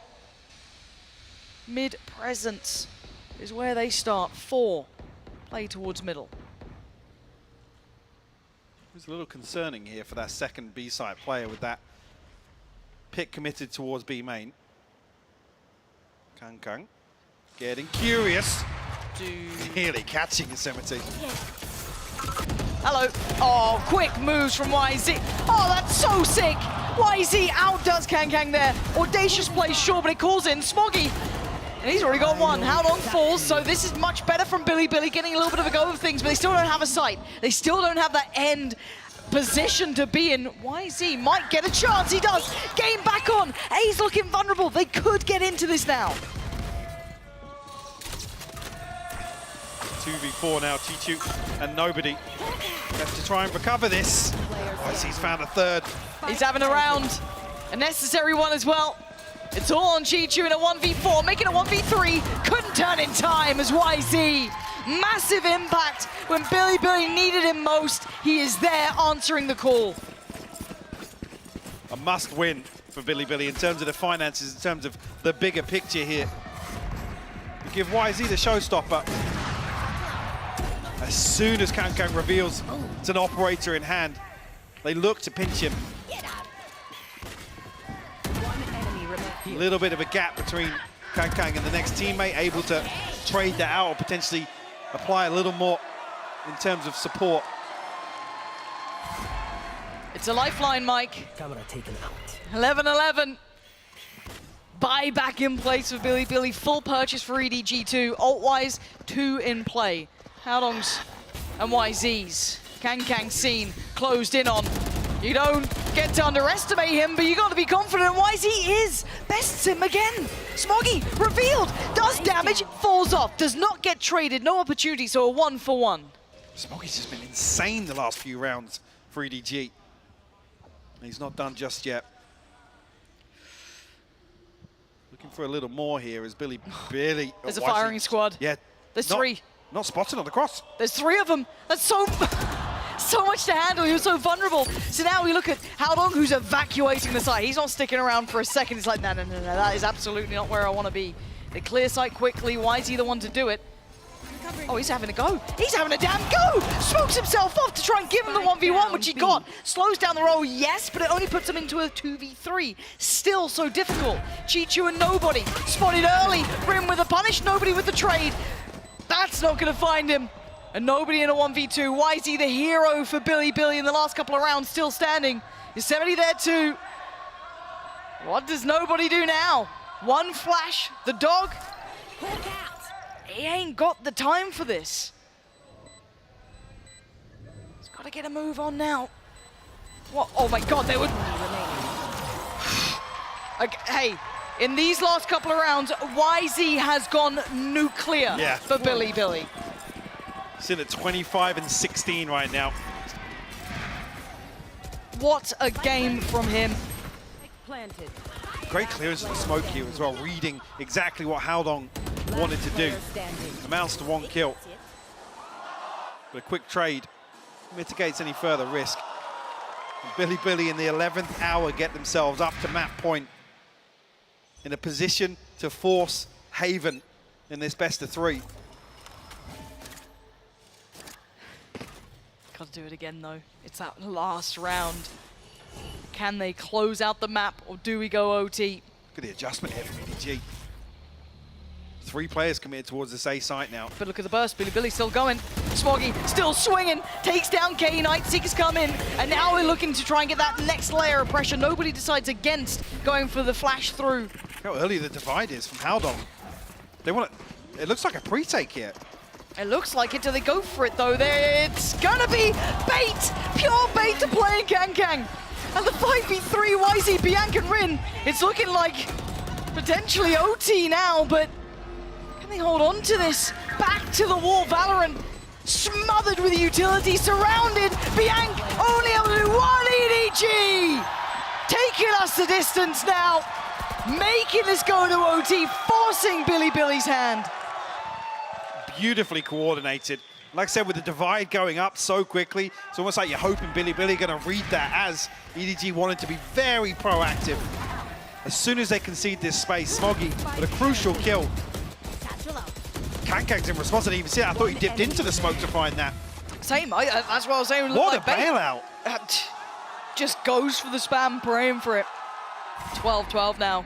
Billy Gaming not out of the woods. YZ still needs to provide more. This guy is a superstar and is right in this map. 25 kills. Smoggy 21 on the other side.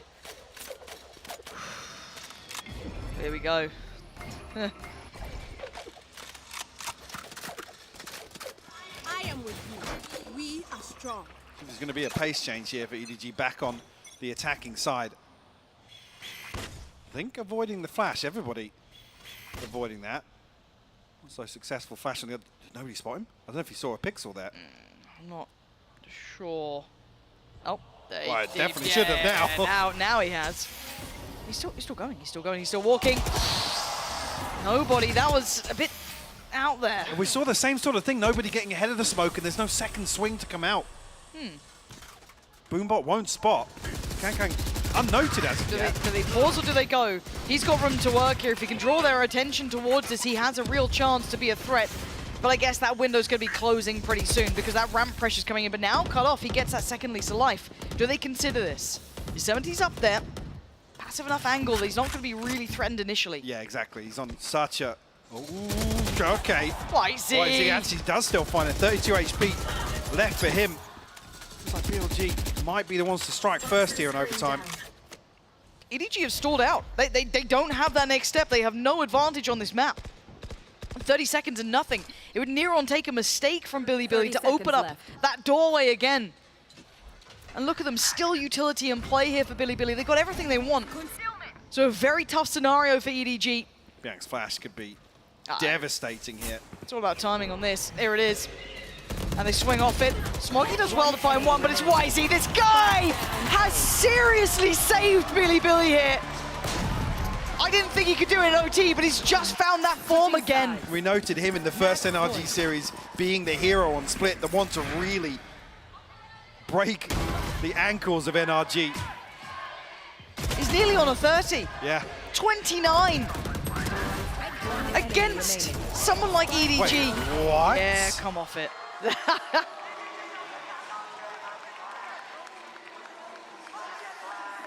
see a timeout called here by EDG. As I said, it's Billy to strike first in overtime. Maybe a little expected with how EDG's attacking half went. A very similar mistake once again in terms of trying to pressure towards mid, get behind this smoke and create some sort of opportunity, maybe towards Mayo in other situations, but primarily towards Vents, I think with the idea of splitting A. But it's just, it's nobody getting way ahead of the curve. It's not the first time we saw it, right? It was a couple of times that's been punished. So the last check-in really here before another round of OT or potentially GG map 3 becomes open, right? So looks like Gang is deciding to go back to the operator. Wait and see if he commits to it, but it's looking quite likely here. I'm already seeing where Billy are adjusting towards. This is going to be looking quite strongly like this A hit's coming in. Chichu on the other side. Nobody's here as well. 5 players on this side of the map. This is looking all in, Mike. Certainly is. How quickly do it? EDG Very quickly moves on the other side here. Actively clearing B main. Problem being, Chichu and Nobody in fairly committed positions here towards the choke point. Seeing the same sort of setup with the poison orb once again. And they were rewarded previously. But it's all about timing for Nobody. If he gets a fair fight on this, maybe, but if that wall drop, it doesn't get fair when YZ is playing like this. Kang is there waiting behind the smoke, but Billy pause. They're looking to see if anyone's going to overextend. Is there another follow-up punish to this? They're looking expectantly towards heaven. Stunning shot from Kang to take down K9, but the plant now looks available. Even with Chichu this close, and actually the position is quite curious. The second time of asking, he's got a big trade. Billy still locking it down. All the trades have been effective. A 2v2, but Smoggy appears on the site, comes out of the vents and leaving Rin to try and drift away. He wants to catch one. Can he get it in time? No, he cannot. Smoggy diving in. EDG still alive. Beautiful stuff. This is after Nobody falls so early in this engagement. Well, Billy are going to be able to drag this one across the line, but a late wrap through vents. Smoggy removes that post-plant safety with the plant where it was. Smoggy getting down and dirty with a shorty. Yeah. Keep EDG in split here, 13 apiece. I just feel, this feels like a mad game to be watching. It's like, how much can YZ keep doing here? Every single time he's given them such critical value. Same can be said to an extent for Smoggy on the other side too, but YZ in a position to potentially do some great deals of damage here. Initially, I don't want to see EDG give away another kill in mid. I'm keeping my eyes on nobody, Mike. If he makes another mistake, I'm worried. Oh, he's got the spike again. Yeah. As well. We'll collapse away from this initial mid probe here as 3 members will drift into garage. You're really on the other side of things, but paranoia in hand, as you see on the X-ray. You'll be able to slow this down. Are they going to try and fake? No, Spike's actually coming back across here. Yeah. It's nobody on the other side with the flashes. Going to try and draw a rotation. EDG should get a 3v2, maybe 4v2. No. Billy aren't believing it for a second. They brought over the players already. He's definitely going to take down Kangkang, the first line of this, and look at the amount of room they've got to work with. Smoggy, a challenge in the smoke, comes out with only 1, and EDG making just Howdong, who's held back both. YZ, it's on you again, and again he's still finding value. 2 more targets. Looks to be denied, but they're still so close by. YZ, is he going to check on this? He's been seen, he gets cleared. Chichu so diligent in approach, leaving K-Knight in a 1v2. Plant now in, oh, belting shot from K-Knight. And he thought about it. Chichu waiting. He's tucked. He's He's staying moving. here on default. How does K-Knight approach this? How does he clear this through? Chichu is not going to move a muscle. Turns to take a look, and K-Knight's getting closer, step by step, closing the gap. And when is the grand reveal? It's now. Say goodbye, Chichu. K-Knight's got him, and Billy hold on again. My ultimate is ready. Chichu's desperate for K-Knight to play into his hands. But the round the world Switching sides. pays off for him. Billy will find another defensive round. Wow. Wow. That shot back was unreal.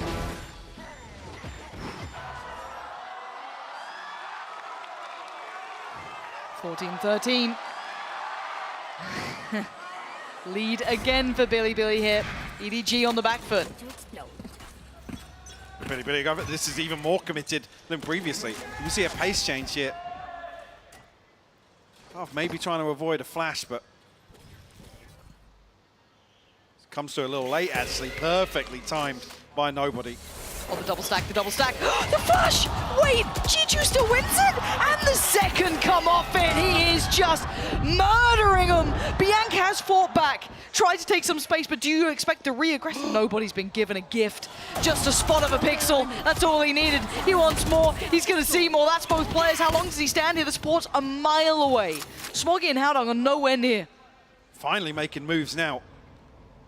I think maybe after the identification of both players from Billy. K-Knight has to make a play here. A 2v3 situation. Bianc drifting towards site, going to try and find the plant now.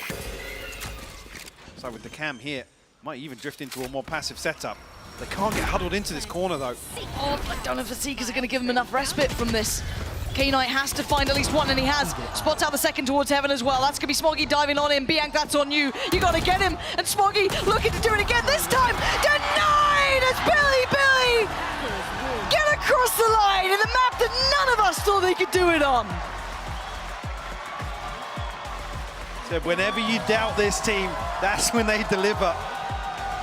Repeating the successes of previously. Why is he at 10 first bloods here, dominating the opening engagements once again? What a map from the man, but we have to wait for the third now to find out who wins this series.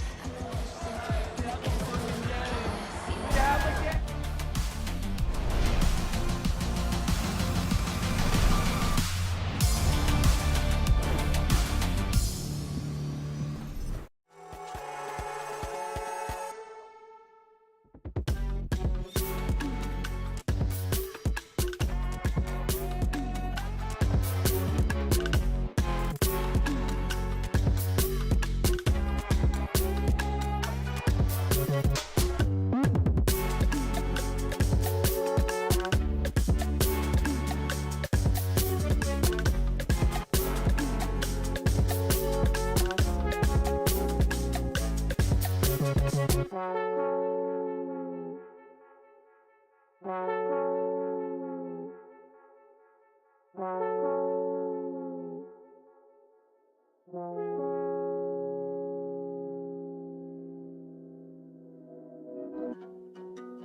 been trying to make some sense of this.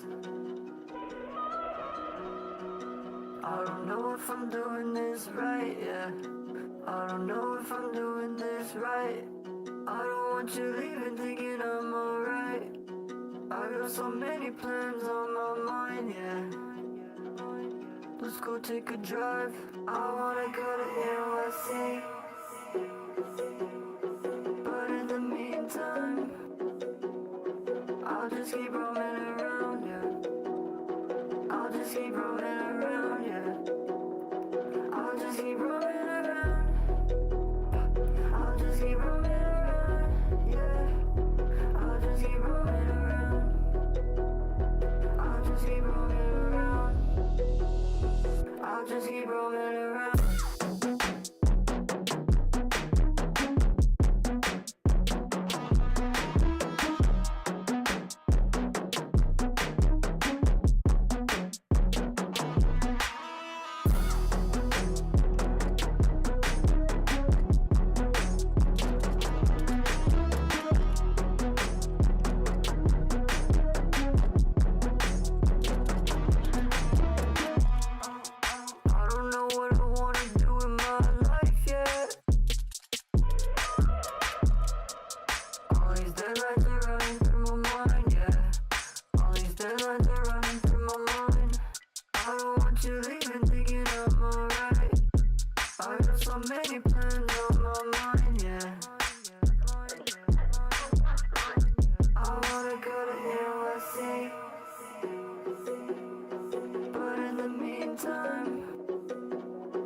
I'll just keep roaming around, yeah. I'll just keep roaming around, yeah. I'll just keep roaming around. I'll just keep roaming around, yeah. I'll just keep roaming around. I'll just keep roaming around. I'll just keep roaming around.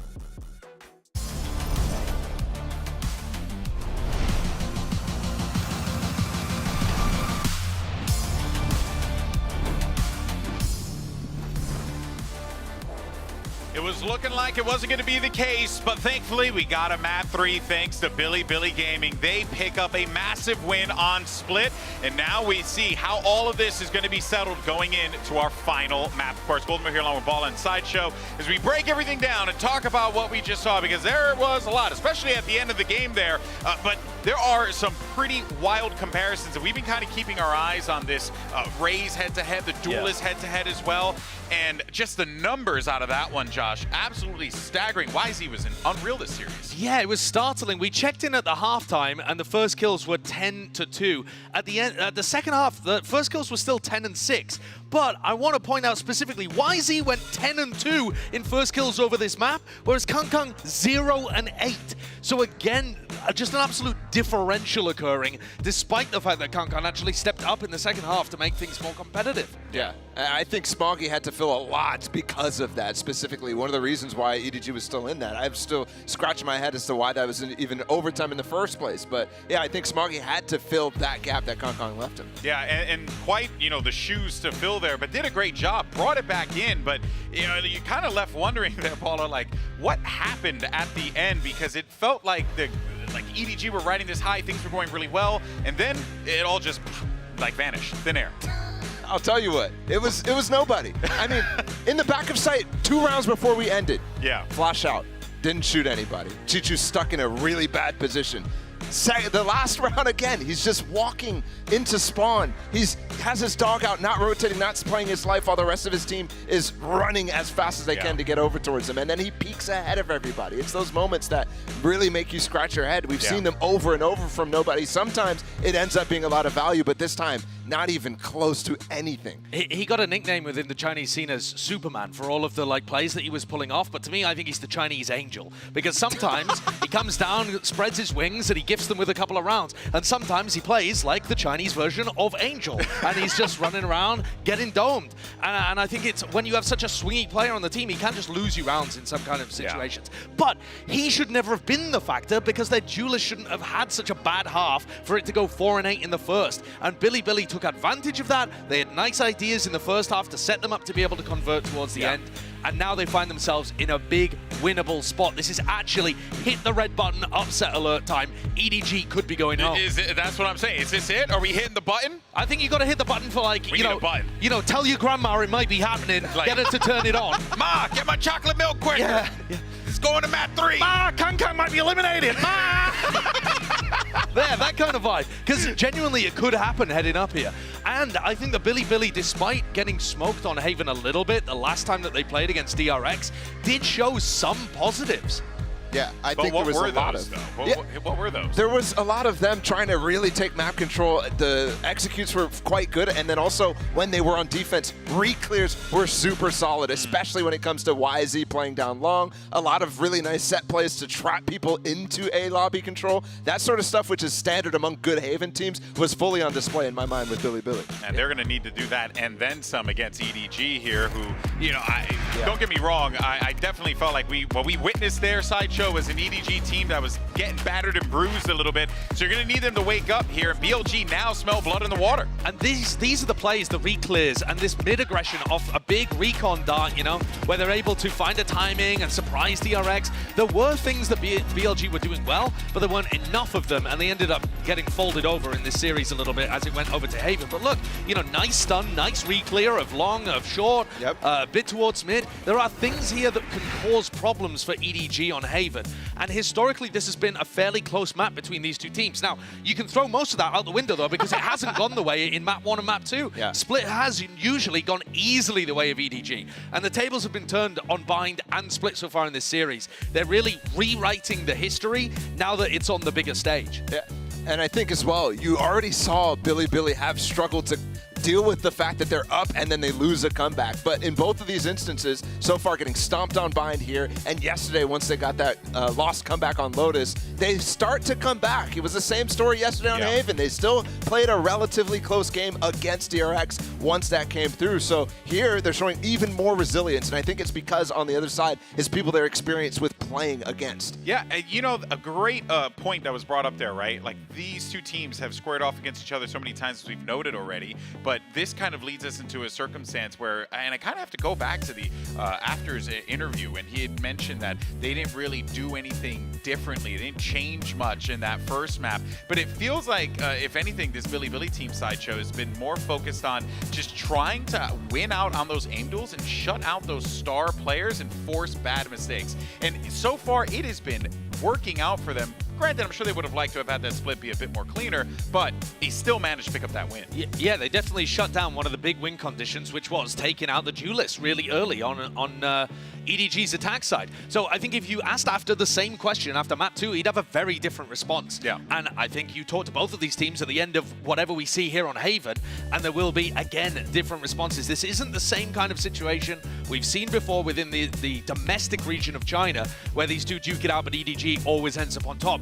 I feel like there's cracks being shown here, and a serious chance that EDG goes out of the tournament way before they would have wanted. They said minimum we want to get top 5, top 6, the same as they did before. And that's what they're fighting for here, making a similar run as compared to Tokyo, or perhaps being able to reach further and to fall at the hands of one of their Chinese rivals, which they've been able to beat the last 4 times when they've played in China. That is awful. That would be unacceptable for them. Yeah, and I think here on Haven, though, it is going to be another more difficult step for Billy to do that, even though I agree with you, EDG is the guys who I think all pressure is on them because this is way earlier. But Kong will be on that jet. It's going to be kind of back to Bind where he's going to be the main opper. Not that he wasn't last time as well, but he's somebody who is so focused here on finding entries. He's the main guy for this team because Smoggy will take a backseat on that breach. Prime Gaming agent select here for both squads. No big changes here, but it's really just going to come down genuinely to Who wants it more? I mean, I think that's really what it is. These two teams have played against each other so many times. I think that's just really the difference maker here.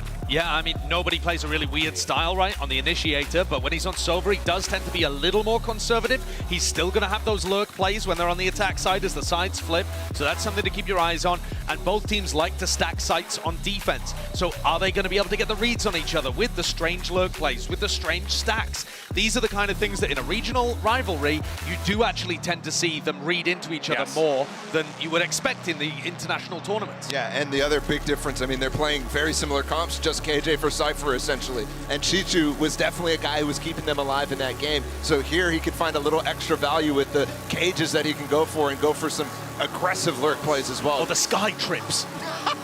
Put the trips up in the sky again. Yeah, I tell you what, I'm down for whatever's going to happen here because it's Map 3 Shrine. Let's make some noise and get ready for this one as only one Chinese team can move forward. Let's send it over to your casters. And if you thought there was pressure before, there certainly is now. Love you too. This is going to be a wild affair. Not many of us thought that Bilibili after map 1 could have turned around map 2, but they did. It went OT, it got pushed to the limits, Mike, but they made it here to map 3. And I love the point that Josh made about this kind of defying where the expectations lay with this series, right? We come into Haven, we come back to that same discussion of it being a familiar opponent, but Haven can become so chaotic. And I think, especially here in terms of the best of 3, Bilibili going to be riding the victory in map 2 here, and potentially with the upper hand here on the decider. It was so close in OT, and it did take the likes of like close. YZ having a mad game too. It took so much, and it looks like it's going to take a lot again. YZ willing to challenge. Has a little bit of chip, but has to fall away before it got too dangerous. Rin finally taking a little bit of damage from the shock dart. Yosemite elsewhere trying to find value. Curious if Howdong's actually going to bait a little bit of sound there for him, but dart will come through. Feels actually the close player. Paranoid a little too late. Oh, this is so brawly across the map though. You've got like a garage fight that's got its own sort of rules, and then one towards A-Long, but they're walking A-Long. Rin's still down here, but that Sheriff has come to town and found Rin, leaving K-Knight, Bianchi. There's no way they expect this. What is this? What is going on in this game? Mike, this is ridiculous. It looks like deathmatch. Just one left. Yosemite, spike in hand, 66 HP. Finds himself in a 1v2. Paranoid maybe he's in sewer. Yeah, Howdong's reposition here. Oh. 30 seconds left. Nah. See? Yeah. He's being pinged out though. Like, there's. They're actually pinging him. Wait. He's got him. Okay, it's game on. It's a 1v1. And he's off towards C. I mean, a big gap here. Going to be able to get the plant comfortably. Hasn't recalled the utility just yet, so turret and alarm bot going to be out of the question here. When is Smoggy's fault line? It's back up now. Oh my, Yosemite. 3 kills in this round. The 4th would be everything he dreamed of, but the angle. Oh! Snaps to him! Smoggy evaporates as Bilibili pick up round 1 here in map 3, but this felt ridiculous to watch. What the hell was that pistol round? I mean, I said things can get a little chaotic on Haven. It starts off just that way. 4 here. Wasn't it K-Knight with a... Look at this adjustment. Wasn't it K-Knight with a Red Bull clutch and a pistol round to start off split as well? I think so. Yosemite showing his own hand in that regard. Billy switch up the pace here. Bianca will find the first Howdong, tries to get a little cheeky inside the smokes. Is there anything left here? Oh, the site looks different. There's a man behind it.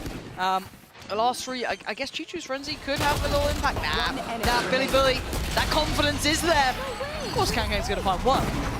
Of course he is, but still 4 standing, clean round, confidence too. EDG will come back on with the rifles here.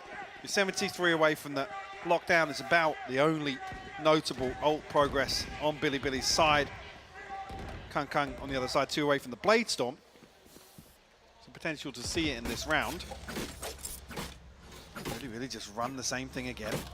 They're stacked up here once again. Utility on the back line, Lauren. They might just do that. Simplistic, but it may work. Chichu's on site. He's in the camp. Yeah, this is going to be Knife's Edge. Can Chichu even survive? He's not getting pinged by the dart. How? He's still checked on. Why is he still going to look for it? Gets it upgraded and now gets ready. Sight's all there, so the plant should be able to go down pretty much uncontested at this point. Looking for a next pressure point through back into this, through Garage potentially, but still. Needs to take those next steps. These 4 players from EDG are being held back. Look at this firing squad waiting on logs. The timing from Rin couldn't have been worse, but luckily for him, his teammates are by his side. They've got his back as nobody gets smoked off. They're looking for that next pressure coming in through from maybe Garage, somewhere, anywhere. Nobody connects through the smoke, but it ain't enough. Converting the bonus, Billy. Unthinkable scenes. So Chichu committed towards sight here as well. Unable to really slow things down. Utility not in the choke point, so really rough for him to make a go of things there. Even though he's not scanned by the dart. Yep. Still clear, diligent. I mean, there was a flash towards backside as well, so full intention on that. It's about the worst possible start you want to see for EDG here on the decider. Billy firmly in control of the tempo and the map in general. Looking to continue that trend here. He's sight wide open for the taking. I'm keeping a little note of Kang Kang in this round just because he is one off the knife, so maybe if there's like an opportunity that could happen, but beyond that, looking for stability from Billy. Feeling away from the plant though. Interesting. To try and capitalize maybe on rotation timings. Oh.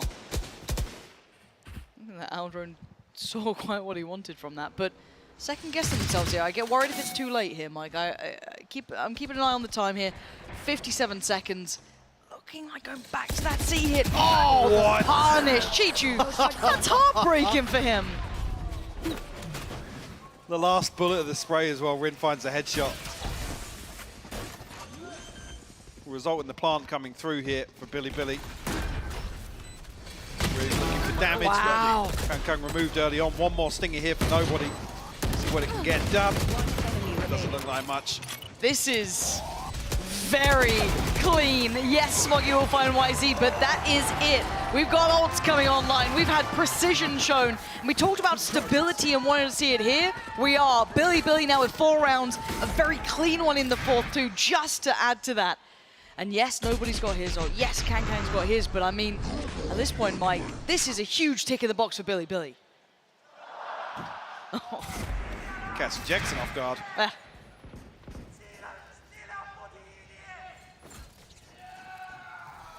Rolling Thunder, Hunter's Fury available here. 2 off the lockdown, so some key ultimates will be available behind this. Kung Kung. Blade Storm in hand. No rifle, wants to try and get the operator online on the defensive side here. That could be something to maybe swing things back in their favor. The timing on this.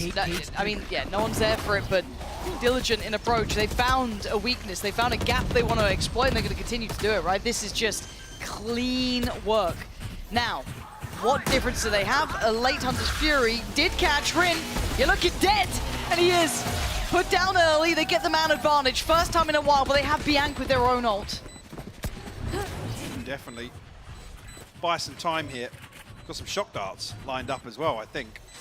It looks like it, or it looks really weird. No, he absolutely does. He's gone down too. They're falling like flies. They're in so much danger. The pressure now coming in. Player spotted. K-Knight there. YZ there. Defuse started. And K-Knight. Oh, I thought he had a fair fight on that. Retreating towards long, faith in the Hunter's Fury, but Haldong finding a crucial kill ahead of that initial wave of post-plant utility coming through. Almost boxed out of the site. EDG find a response in round 5. I said Kung. Spike planted. As the Blade Storm through, we'll have the operator here. Yeah, Rin really tough in to try and TP away from that. We almost want to commit to just running the TP on the Omen. Makes it so difficult to avoid the second tag. He just stood there like a yeah, lemon. yeah, just pinging in the background. But now I want to see what the adjustment is. Do Billy have that depth, right? Do they have that nice little adjustment? Can they identify what maybe happened in that round? What do they want to look towards? Was it just the Hunter's Fury? Was it just this new look coming out from EDG of a little bit more passive hold towards C, the switch up in play? These are the questions we're going to have to find out the answer to in the next couple of moments. Kankan not spotted. And takes his space once again. This allows so much more room to be taken across the map. Draw these other 3 players. We now basically have 4 leaning towards C. It does also enable the rotation for EDG because Kankang's confirmed no presence behind the drone. YZ tagged up pretty heavy here, but won't fall. Still alive, looking to pressure though. They're starting to get closer. Look at it through towards Garage. Look at Howdong. EDG trying to get a little bit of a brawl on the go. And right now they're winning it out. This time heating up a bit. Bianca overwhelmed. EDG fighting back here. Watch them run when we Crucial to see finally these trips amounted to some kills because last time around hasn't been anybody to really punish on the back of them. With being a solo anchor on C. Dig their heels in this time around. I think on the back of some crucial information or the confirmation from Kung in a lobby.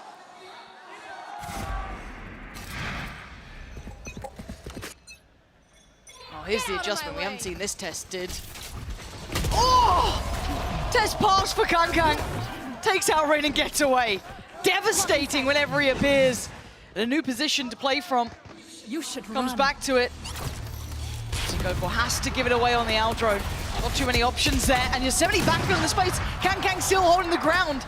Locked out goes, ah! Get out of it! Get out of it! This guy is like a heat-seeking missile! He does not miss!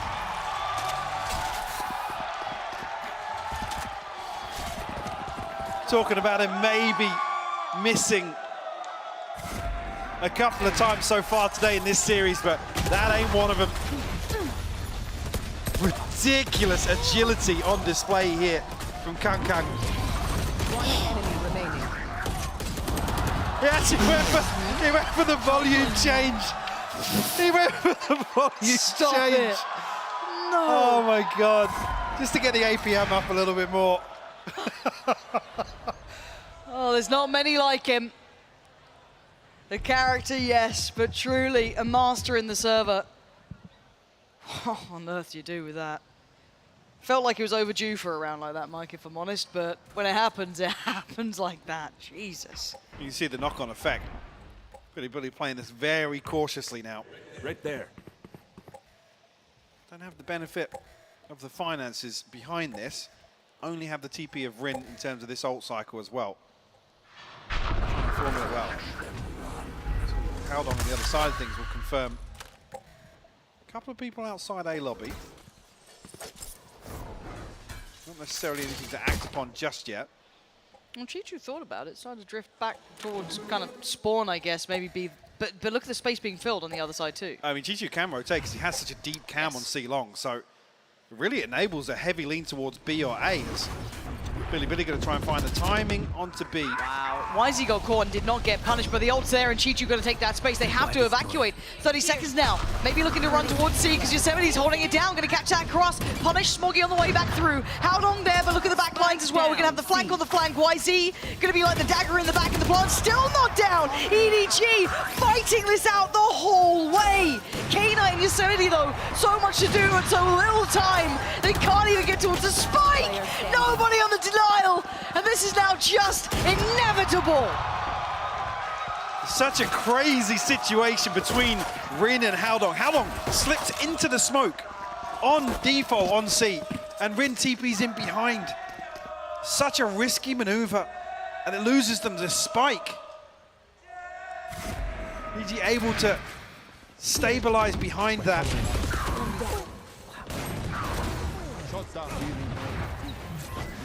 So initially it looked like they were going to capitalize on the rotation. Yeah. Bait out the Rolling Thunder. I don't think that was intentional, but It's invested. There was an opportunity for them to catch the timing on C, but I think maybe because Yosemite gets caught up in Garage in an engagement, he's not there to really take the space on C side to secure Rin TPing there. He said it's a bit of a roll of the dice in that regard, Lauren. Yeah, it's what does Billy do now, right? They had that perfect start, enough that kind of gave you hope going forward, right? Mikey was like, okay, maybe this is the one we can work with. And then as soon as we start to see Can come online, everyone else starting to like work it out, figure it out, these 4 buys coming on in. They've been nasty. Thriving in the chaos. Yes, the individual moment there from Kangan, but everyone else has been around him too. That was 1 round out of the 4. Now tied up at an even scoreline, but the money in dire straits for Billy. Billy goes here. 1 rifle coming out, and that's it. We'll have the Rolling Thunder for the next round. On a purchase, Rin actually going to throw a rifle in the mix here. Buys down to 650. So they have the benefit of the loss bonus, but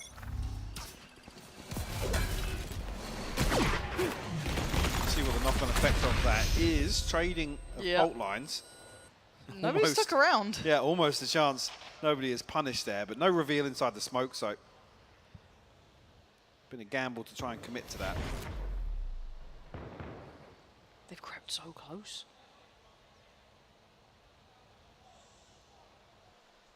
Kankang's taking the rest of the map, so they've got to know that something's going their way. Yeah. Is it Suwa? Where is it? I mean, this is really confounding and confirming the problem. But Wisey is still so deep on this. He's been allowed to get this close.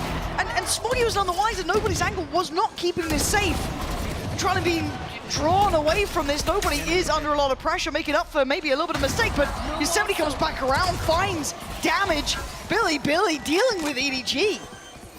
One of the most ridiculous pinches on A site. How did Yosemite get there? I don't know. Kank one off the Blade Storm.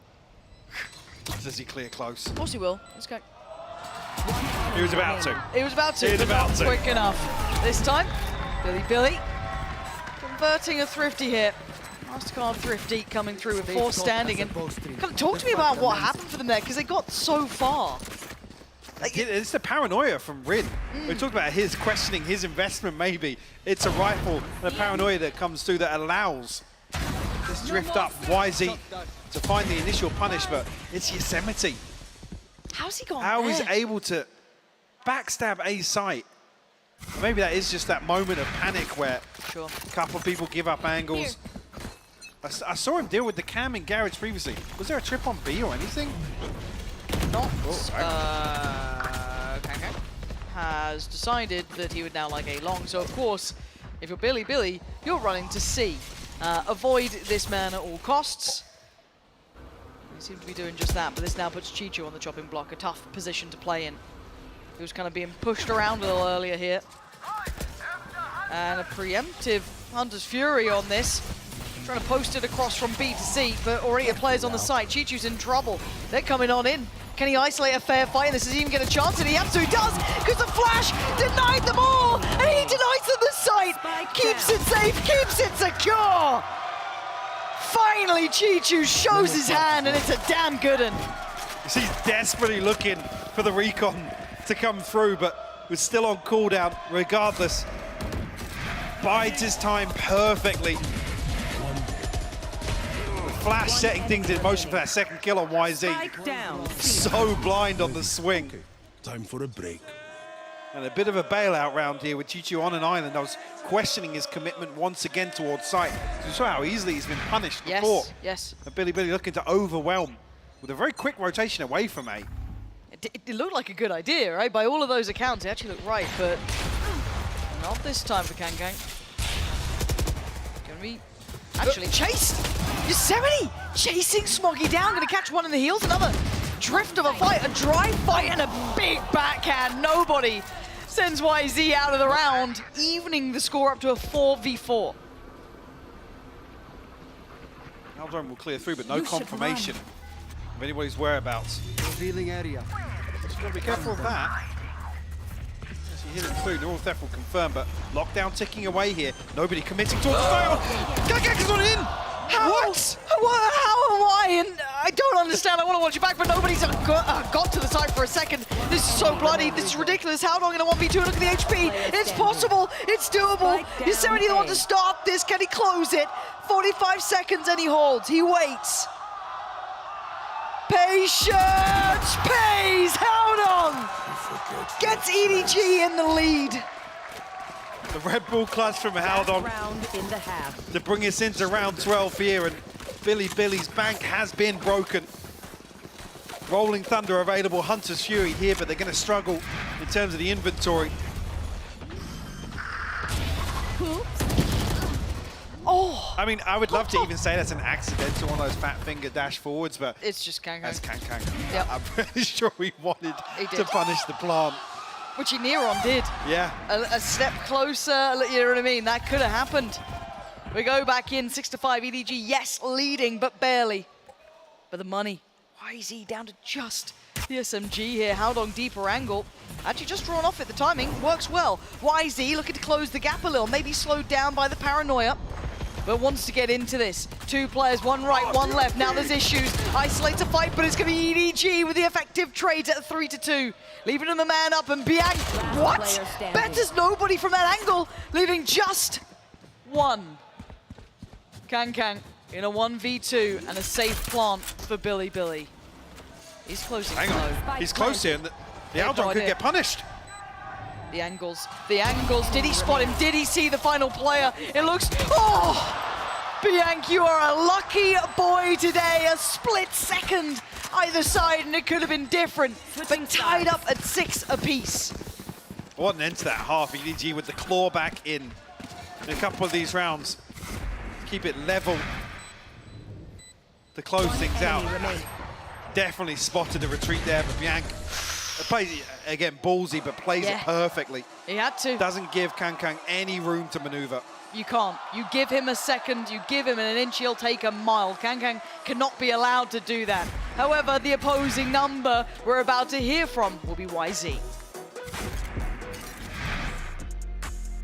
其实，我们跟 DRX 打过很多次训练赛嘛，然后就我们知道他是一个那种战术储备很多的队伍，就是他第二张图在掏出了那种阵容的时候，其实我们也没有很惊讶，因为大家都在默默的执行战术，然后就可能我们后面打的会稍微有一些急吧，然后给了对面一些机会，然后对面也都抓住了，然后他们的翻盘就他们都是强队嘛，就是你给他机会他就抓住了，觉得就是我们自己没有做好。我觉得来到败者组之后都是最后一场游戏了嘛，就是你输了你就回家了，就每一把都是最后一把了，就是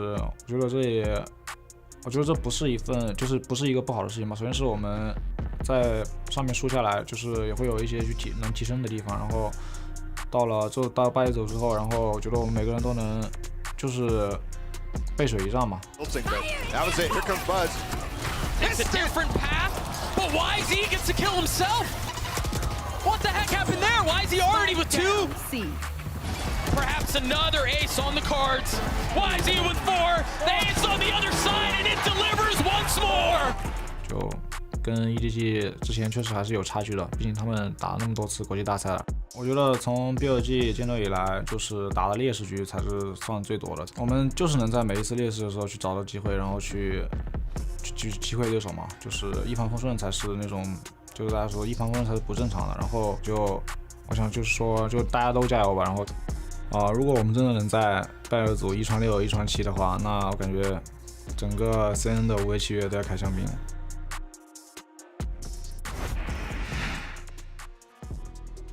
A fantastic map 3, keeping up to the quality we wanted between these two. Back and forth. We have it at 6 apiece. Mike, where is this one going? I would love to be able to answer that one. Like I said, I think we're a little off course in terms of expectations here, but it's a close affair here on map 3. Oh yeah. If anyone can take an early lead in the second half. Trade-off of information. YZ forced to retreat. Well, not for long. Kang's the one to win that fight. It still just feels so unfair, the amount of situations like this. His classic has done dirty things the last few days. Maybe get it. I might have to get the, the admins take a little look through that, whatever it's made of. But again, a great start. They've pulled away one player above a minute too, but look at the response from Billy. Won't take mid control, but EDG fully aware of that intent. There's one more player out here that could deny it all, and he's fallen. It was Rin with a chance, and this is clean as you like. 5 alive, and very few chances for Bianc now. Frenzy in hand as well. The distance is going to be a concern. The cage will pop in front of him. Spike planted. Kankang's posted on this angle. Wow. Perfect. Could cause concerns. Headshot found. 4 enemies left. Try and dig out here. It's not going to happen there, is it? Little uphill. I mean, that was a very pacey start to things. Taking that fight towards long started it, but again, the clear back through middle as well, expecting this counter aggression that, I mean, Billy depended upon. They fell to pieces. This is a solo probe sent down A long. Yeah. EDG trying to bait Billy out into some of these engagements in mid. Like you said, prepared for it. 4 frenzies. Well, they heard me. Can't make his mind up now. There'll be a ghost for Yosemite. So try and walk mid off the rip this time. Camera dealt with, so I don't know if Chi-Chu will have spotted, or if he just knows that the camera's been dealt with. Cover going out. And it's a bit of a game of timing, but YZ's fallen, and that's over towards the C side, so they should be able to get a plant. It's whether or not they can cause any chaos with these frenzies. That Sheriff, they are held back for now. Smokes are still in play, and Kankang is defending this. The guardian of the site. Hold on, we're going to find Rin drifting back towards T side. 3 players. Still looking for a chance. Anyone out of place would be great, but they're in great positions here. Kankang will go down, and that's not the end of the world for him. That was going to be just the Marshal, so he'll give that one up. It's going to be that Phantom. It'll be the Bulldogs. They're the costly pieces that Billy would love to take out of EDG's hands. One enemy remaining. Well, as we can see, Smoggy's having none of it. Howdong still very diligent on the flank here. Bodyguarding K-Knight's position. Won't be given any sort of way back into this. No chance to find an exit. Any further damage for Survive on the side of EDG. And a comfortable start to the second half will bring in actually some fairly crucial weaponry to the bonus here. Look at that. Guardian, 2 Bulldogs to round things out. Would you look at that?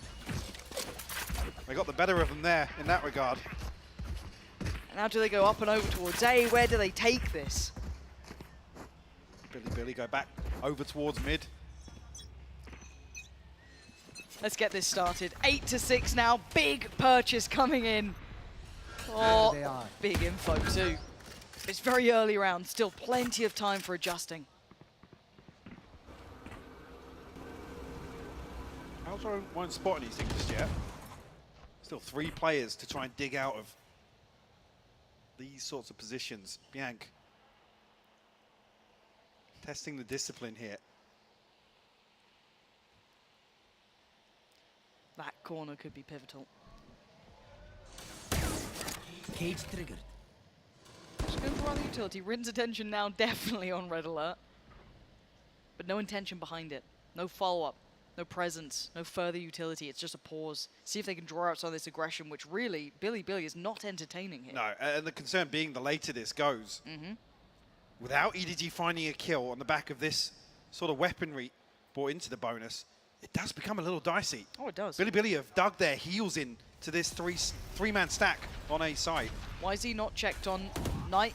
Oh, K-Knight can slow down towards long. This is going to put at least one on an island. That's going to be Bianc. Opening it up, nobody goes down. Kankang on the follow-up as well, takes down YZ. K-Knight can only stand for so long. Falls to the side stairs. They execute perfectly in 10 seconds. Overwhelmed. 4v2 in favor of EDG. You can see on the mini-map here, Rin and Yosemite looking to hold on to these rifles. EDG will go up to 9. Will be very concerning as well. Does this throw the finances off kilter a little bit? And I mean, and I think the thing that worries me slightly about this is how clean that take was, right? We're starting to see that... sorry to No, please. It's really concerning that the later that gets, that's when actually, yes, it's a very well invested bonus, but feel like Billy, if they can commit to these crossfires, late Should've round, had it something. becomes pretty dicey. Like, even if Bianc goes down, I feel like Bianc was stunned, he was going to get checked on. You could have slowed down the players coming up towards long, which is what they looked like they did. Oh. All good, all good, all good. 2 rifles remain, but yeah, it does certainly throw the money into a little bit of a question mark. They'll be able to buy around it if they fancy, but they're not sure. We've seen these timeouts, Mike. We've seen them pump the brakes in these scenarios. But let's watch this again. No crossfire, no counter swing, no pressure from anywhere else. EDG had what they wanted. Yeah, because I don't think the recon actually reveals Bianc's position. So that's where you hope that somebody commits to the other side of that. Right. But the flash obviously throws a couple of people a little deeper on site, sure, but if Bianc's that committed, I mean, he either finds 2 or 3 or it's wraps. Yeah. Like, they get overwhelmed on default so easily. 3 rounds to kick things off here for EDG. 1 away from the Blade Storm. Upper hand in terms of this ult cycle. With it being fairly one-sided. The dance cam found the victim. Yes. They were not letting him go. Hello, Reddit. And for Billy, they've got to come up with something, right? Because they had a very, very competitive first half here. It has felt a little hot and cold. I'm nervous if EDG are starting to shift gear into, you know, that little bit of a higher form we know they can hit, right? And YZ isn't having the impact he had in Split. It's not been that same sort of form. Billy have looked good across the board. It's been okay. Sure. Yosemite's been fine. K9's been fine. Like, they're doing all right, but it hasn't been that one player to propel them forward in those scenarios where we are seeing Kankang having a round like that. We are seeing nobody finding masses of impact in comparison to his very off game on Split. So a little bit of a shift here in map 3, and that's causing me concern. And the buy this time around, those 2 remaining rifles, yes, still in play, and they're going to supplement it with Sheriff's stingers. By the way, there's no way they heard Rin come up here, but the timing of him tucking into Cubby, and they drift away from C-Long. And look at the minimap. Yeah. There's 2 on site here, and Rin posted deep. The other 2 for Billy over on B site. But he's got to get played in. They're coming back this way. He has to get played in. Someone has to almost be the sacrifice for him to find genuine value. You're not going to have mistakes here. You're playing against a side that is notorious for sitting in these corners. Cleared. Where was the play and where was anyone else? Leaving him on his own, hoping, praying that it works out. YZ, that's nice, but that's all it's going to be is a one Sheriff shot. But the other rifles made it to the site. Is it Yosemite? 21 HP, that's tough. Out on closing in, and Chi-Chu not going to let it happen. I'd wanted to see a bit more for him there. Some support, some help. Wasn't to be. And he's the one on the rifle as well. There's no chance, even if he does fall, somebody finds an upgrade. Really, really awkward exchange here for Billy. Spike down. Mind you, I've been critical of, obviously, on map 1, them not being proactive. We saw lots of examples on Split. Here, that margin for error decreasing with every round. Feels like a must-win here for Billy in round 17. And how do they do this? EDG, a similar look, eyeing up that C site. A passive hold from Billy, but Rin actually going to get contact towards Kankang. That's a first. Draws first blood and slows it down. Oh, look at the damage! Nobody gets punished on it. Trade comes out and now the fight begins. They're trying to play ahead of it a little bit. Try and get in their face. That's what's worked for them. K9 this time, doing enough. Guess who's alive? Chi-Chu, a 1v4. Very tough positions to clear out, but a couple of 1v1s he could have. If you isolate Yosemite, oh, that would have been the first. It would have been. Give him a fighting chance back onto site here to retrieve the spike, but nonetheless, Billy will find a response. They're first in the second half here. It's on the back of Bianc. Tagged down to 10 HP, still swings out. Finds a kill, sets K9 in motion to find a follow-up. Operators there, Mike. Knives are in pocket. Yep. This is when one man gets all the attention. Let's see what he's got for us. YZ, you better be ready. You know there's a chance for this. Suddenly the map feels different, so oppressive when he has this operator out. Here. Adjustment here, actually, on the back of Yosemite. Look at the utility. And Body's committed towards denying A site. Can they withstand the pressure, though, Lauren? I'm getting nervous. YZ holding towards long. Could be overwhelmed. Could be punished. K-Knight, can he back him up in time? Smoke going into play. Now you're getting ready. You know what's going to be coming your way. 4 players. Oh, it's fantastic from K-Knight and YZ. Playing together in unison, they handle EDG. We've seen so many rounds like this where EDG and Billy are facing off with just a wall separating them. This time around, K-Knight. It's 3 beautiful kills. The funds still available for EDG. We'll see a timeout called, but it's a follow-up round found. Brings it within 2 here in terms of the scoreline. Ults are plenty. EDG, Hunter's Fury, Bladestorm, Rolling Thunder, and 1 away from Chichu and Haldong as well. Billy able to mirror that, actually. Yosemite, I think, missing 2 towards the lockdown. This is still so close. And this does also give Billy a chance to talk during EDG's timeout. Yeah. Check back in with those similar roles, that similar idea, keep a little bit of a hand on this. Because I feel like if Billy get left 2 alone, they lose some of that confidence, they lose a little bit of that momentum.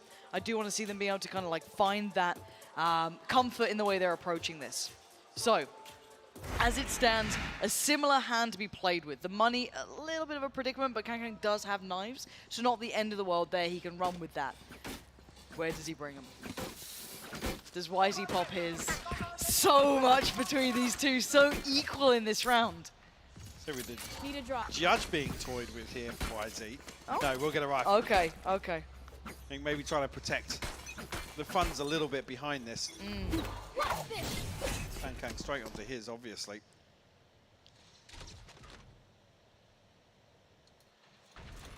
She slowing things down here.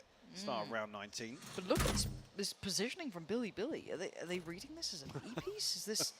It's one of the most disgusting B-site holds I think I've ever seen. Look at it. What do they know? I mean, for now, it's for a YZ in a world of trouble. He can't really do much about this. It's just try and suffer through, see if he can survive. If there's anything else to put him down. But it'll be a full-on retake, and look who's getting aggressive towards CT. Counter ult comes in, they're going to take back through Garrett's Chichu. He's gotten 1, trades there. Kang takes over, misses! And Yosemite's the one to punish. Great work from Haldong, great combination with nobody. And EDG weathering the storm. So another example, though, just I feel like they're both singing from the same hymn sheet. Yeah. Billy expecting a B-site hit maybe on the back of Kang, having the knives available, looking for maybe a drive-by plant to find it, and then the retreat, and it gives them a wide open C site, and EDG capitalize. What do they do now? It just feels like, what hand are they going to show now? Because keep in mind, Billy still have all these ults, right? They got the lockdown, Hunter's Fury, knives there for YZ, operator now coming out to play. Do they get the chance to use it this time? That's what EDG does. Looks like maybe that B piece they were considering before. Kang closing in a little, but may opt against it, may look towards C, may look towards garage presence. But plenty of time to be toyed with. Starting to see a lack of that proactivity, the initiative being taken around the map by Billy. As I say that, YZ will find nobody drifting into A lobby. And spurred on an explosion elsewhere on the map, but revealing area. Carriage might be the next call here. Smoggy punished. Further information found as well. Looked like he did loads more damage, but he didn't. Kang still on around 80 HP. Paranoia is fantastic. Look at this. Close the gap. How did Rin get nothing out of that? Haldong's caught him. He's brought it back down to 3v4. Maybe there's still a chance of this. Bianca wants to get involved. plays a little ahead, slips through the smoke and tries to find a target. Howdog's found another. EDG, how are you doing this? Surely not. Billy might be crumbling here. YZ on the trade out. Oh, Yosemite, the only one to stand. It's just such a wild exchange. The back and forth pendulum swing between these two teams now in map 3. One enemy remaining. This was so close.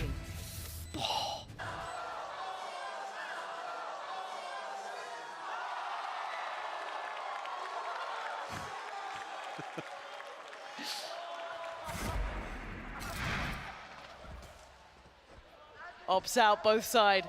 Kankan in one, YZ with the other. Do we get a fight off the rip here? Let's have a little glance at it. YZ looking interested but not overcommitted. A TP taken towards sewer. And they start to work. YZ adrenaline starting to pump now, surely. I mean, since this adjustment of putting Yosemite and YZ in this sort of situation, other side of the wall, I got worried. But Kankang's not. Kankang's out! He went for it! A gutsy play, but YZ too clean, too aware, too on point. Looks towards Sewer now, controls the space, but look at EDG pivoting quickly. There's opportunities elsewhere with a third player committed towards A site. Nobody though. Trying to find some space on B. Chichu's found Rin. It could open the floodgates. Yes, Smoggy will double down. Be a safe plant here. It's all from A side as well. They've just divided the map in a different way. The horizontal split between them. Nobody gonna dip back through towards middle. Try and create a little bit of a crossfire here. Smoggy, very precarious in positioning. Considering the oh lockdown. yeah, they're going for it. And they could deny it, but Yosemite's gonna connect towards Chichu. Oh, another fight! This guy is wild! But nobody in a 1v2 does he get a chance. They're storming the gates. They're so close. He spotted him. He can't find K-Knight. And Billy get another go. Barely anything separating these teams right now, Lauren. Just ridiculous. One enemy remaining. I mean, you even hear the lockdown. I mean, you see K-Knight committing to the run and gun there. I was like, whoa. Just one round. Oh, look at the money for EDG, Mike. It's not great. It's not great. Should be tied up here in round 22. They've got two rifles. Smoggy and who's the other? Nobody. Nobody with the Phantom. Smoggy sitting on the Vandal. But that's about it. Everyone else working with far less. And nobody wants to go to B, apparently. He wants to get there quite quickly as well. Full space taken. And this is what Billy looked ready for before, but now only one posted up on this. That is going to be nobody. The utility didn't get cleared. So mind game's in effect here. That's the spike. Billy peeling away from this 3-stack on A that has worked previously. Yosemite, this time around, investing utility elsewhere. EDG will capitalize. A little awkward to get the spike down just yet. Bianc primed and ready for the retake, though.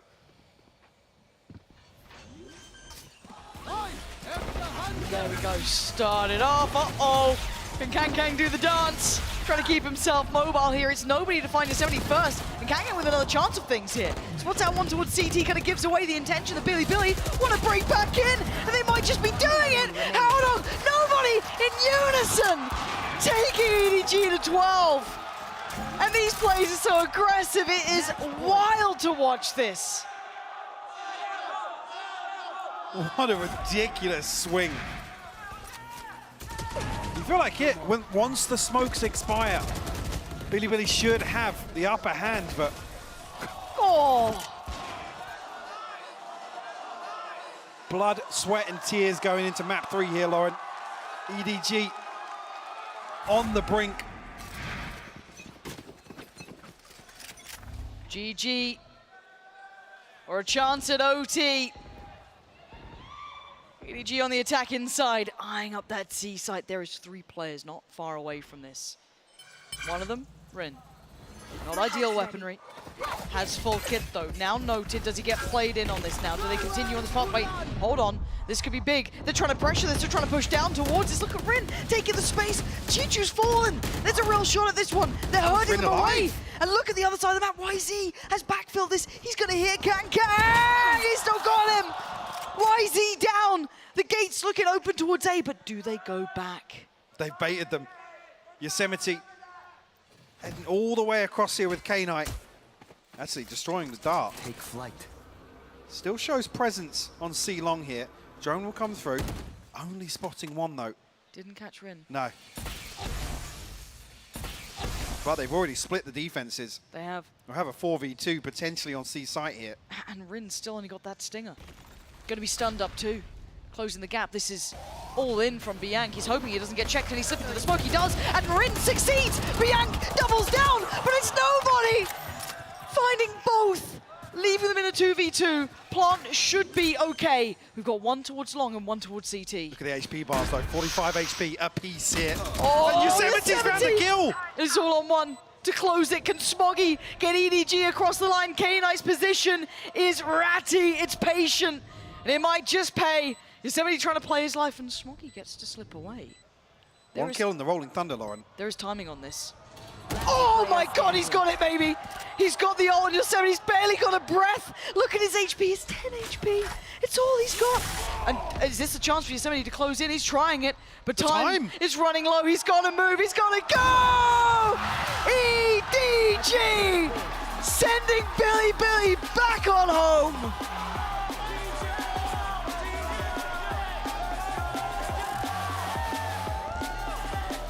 What an absolute treat to see this series pan out like that.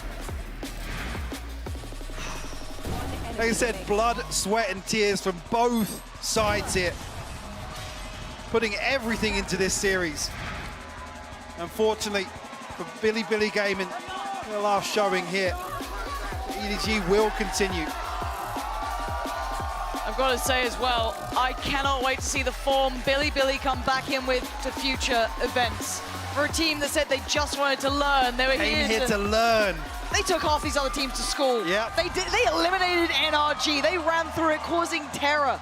And they had to face their own countrymen in a very hard domestic battle. And bowing out at a 10-13 scoreline to EDG is very respectable. Absolutely, with the form that we already know EDG are capable of, I don't want to say we've seen them really hit that just yet here in Los Angeles. We've seen peaks and troughs, but able to survive another day here.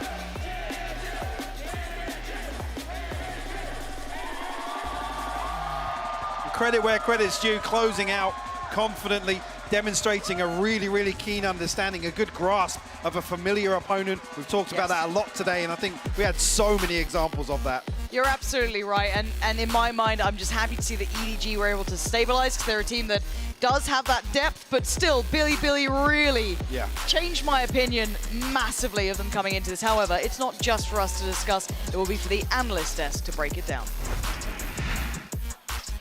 Thank you so much for that. Of course, a huge shout out to EDG picking up the dub there. What a game that was. And it's not every day that all of us here get to enjoy, you know, a Chinese regional rivalry matchup, right? Usually our colleagues over, you know, in China get to do that. We got to do it here at a global event, and hell, that was a pretty damn entertaining series. It was, yeah. I thought Billy stepped up much more than I was expecting, and what a run it's been from Billy in general, right? Yeah. If we're just going to talk about what they've achieved as a little send-off here, they upset NRG not just once, but twice in order to get 2 Chinese teams into the playoffs. Yeah. They've done incredibly well at showing us that there are actually levels of competition here that we weren't expecting from China, and they almost brought it to EDG. I mean, they did bring it to EDG, but they almost bloody eliminated them as well. Yeah, especially after that first match, or that first map on Bind, I was not expecting. We wrote it off. Yeah, this was a ridiculous game from them to be able to actually keep that close. I thought, again, that they were going to get mentally checked out, but they didn't. This resilience on this team is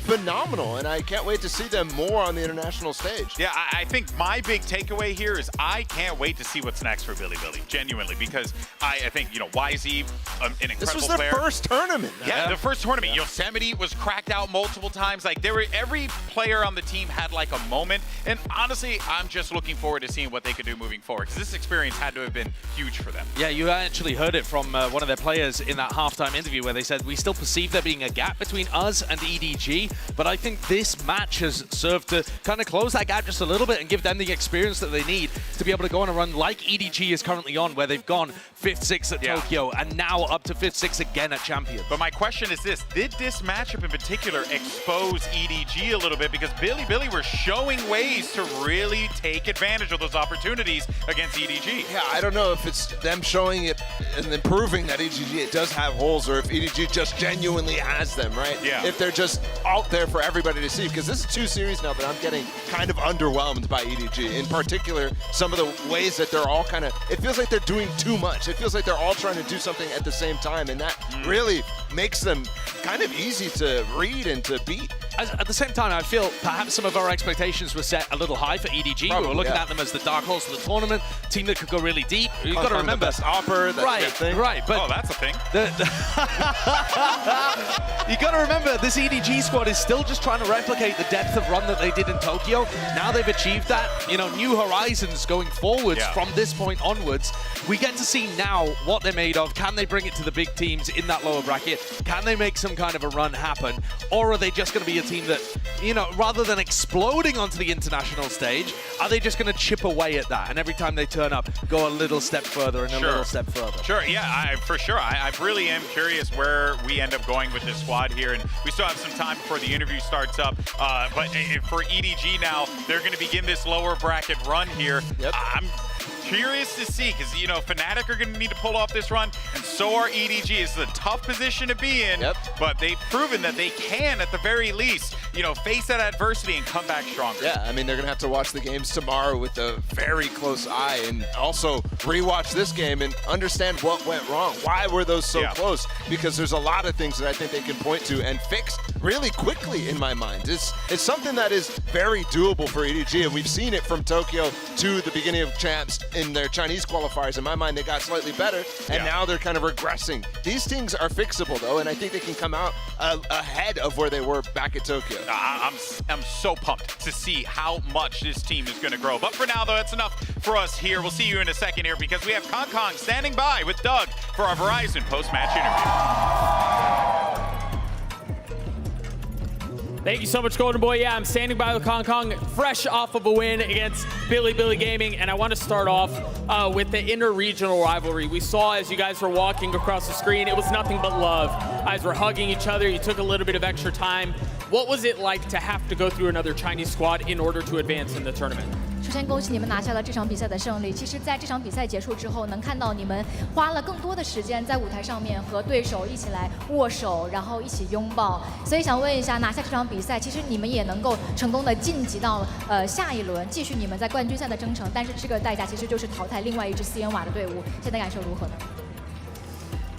呢？跟他们交手的时候心情很低落吧，因为我并不想亲手把自己的兄弟送掉，然后但是我们自己没有打好吧，然后这一场导致了现在这个原因，所以说我们会带着我们另外2支兄弟的那一份希望吧，继续往前走的。Well, I was very upset when I was facing off against BLG today because I really don't want to eliminate them with my own hands. This is the least thing that I wanted to do. Also, it was our fault that we didn't play well in the previous matches. So coming to this point, I would definitely bring the hope of the other 2 CN team and to move forward. Let's talk about that very last round there. It was a 1v2 clutch on Haven. There was no way for that to work out. I want to get your perspective in that moment. Everything is so tense. It seems like Billy's making another ferocious comeback. What's going through your mind as you have to sit back and watch that play happen? 我们来聊一下影视搜索最后的那个残局那一分，可以说是非常非常关键，所有的可以说紧张的时刻都在这个瞬间来爆发。然后想问一下，在这一分其实很可能对于 BLG 来讲是另外一个反扑的时刻。那当时你坐在可能说是观战视角的情况下，当时你脑海里面在想什么呢？没有想什么，因为我100%相信张张。I wasn't thinking about too much. I had 100% trust on Smoggy. And it worked out. He was able to pull it out. Last question I have for you, and then I'll let you go. At the beginning of the tournament, the aspirations for EDG were to perform just as well as you did in Tokyo. You've accomplished that feat. You're continuing to play well. What's next for EDG? What's the next bar? 在这个冠军赛开始之前，你们说可能这一次的目标就是至少要跟东京赛走的差不多远，然后甚至要做得更好一些。那现在你们已经做到了，想问一下你的下一步会是什么呢？我觉得下一步就是做好自己吧，然后面对每一个敌人的时候，我们不再畏惧，不再恐惧，然后我们发挥出自己100%的东西。然后我觉得无论如何也要去一次4强，去一次新的场地。So definitely we're not afraid of any opponents from now on. Also, no matter what, we'll really want to see the venue of semifinals. You put the world on notice before. You're continuing to do it here. Congratulations on the big win, and thank you for the time. Back to you guys. Wants to see the key of form. Heck, I think if he keeps on playing the way that he's been playing, you know, it certainly is a reality, but of course his team is going to need to just continue to fire on all cylinders because the competition is only going to get that much more competitive here, Yeah, Paulo. I do think that we saw a little bit of a reserved Kong Kong there because he just sent his, you know, the other Chinese team in the tournament home, but also I don't think that he's been playing up to the level that he expects for himself. I mean, on Split, for example, I think a big reason why Billy was even able to take that was because Kong Kong wasn't up to the level that he holds himself to, and that's 2 series now that I feel like he feels like he's disappointing the team. I think that's why you see him be a little reserved, a little bit more cautious in terms of what he's saying there on the stage. It would be so fun to have a packed Kia Forum getting involved with this team, though, because the EDG chants have been going crazy. We saw some really unusual Chishu Haodong kind of actually, yeah, we have cheers. It was really weird during this game. It sounded like they were cheering, but the crowd was just getting into it, getting hype behind Chishu and Haodong.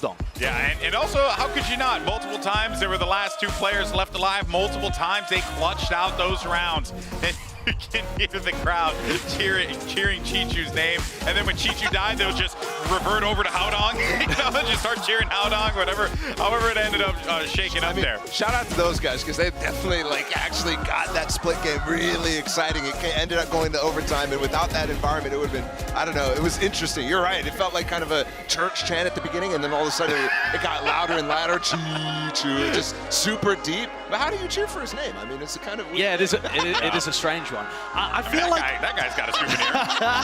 I feel like if you only look at this series by the numbers or this rivalry by the numbers, it doesn't tell how close this actual game was.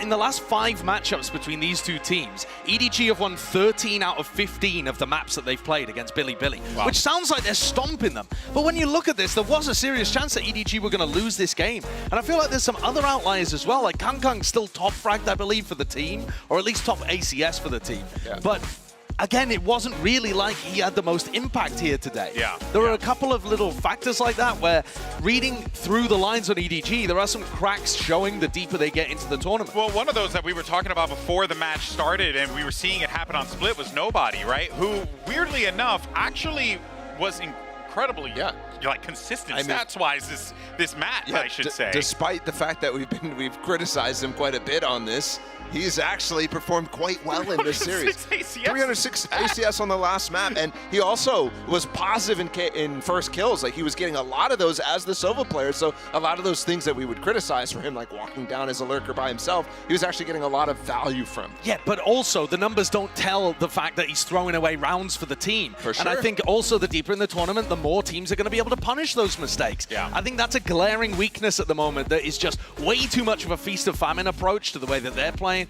to the way that some of the rounds are played by like Kang or Smoggy, like the attack side on Split, just being so all in.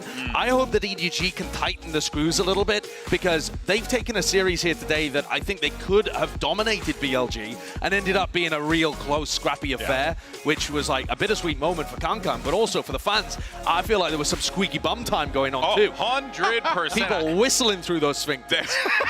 They were sweating. They were sweating and getting mud butt. Of course, that moves us over to our HyperX reflex moment. Sure, HyperX loves that moment of the day. And of course, it's Kang yet again, just doing more Kang things. But this again welcomes that conversation about, you know, again, he does a lot, right? Like, and that's the thing that we love about Kang. Just look at everything that's happening here. You know, he pushes, he thinks, okay, I'm gonna have my dash, I'm gonna be ready with this, I'm gonna get up top, I'm gonna do this, I'm gonna fly at this guy, hit him with the shorty. Most Jet players are dashing out here. Like, yeah, they're dashing all the way back. Sometimes that is a bit of a detriment, though. For sure. But it also nets him the best plays that we see at some of these global events, right? This is the moments that he lives for. The best part about that clip to me is we cut it out because obviously it doesn't look good, but like he's going into the settings thinking he's dead already at that point. Literally, he's sliding his volume all the way down so he can listen to his teammates. And that kind of feast off famine approach that Kang has, where he just dials the APM up to 1,000,000, is also a little similar to Nobody. He's going to step forward and try and fight inside of smoke as the only initiator alive on Split,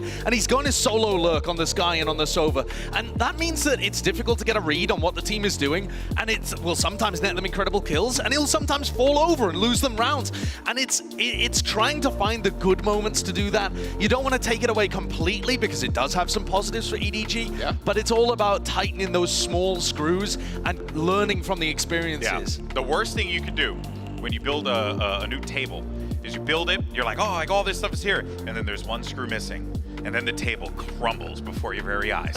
That could very well happen to you. Does that happen to you pretty I will neither confirm nor deny. I am great at building IKEA furniture. In any case, though, guys, this is it. Day 11 of Champions has come to a close, and this is the bracket as it stands right now. We said goodbye to FUT. We also said goodbye to Billy. Fnatic as well as EDG move on.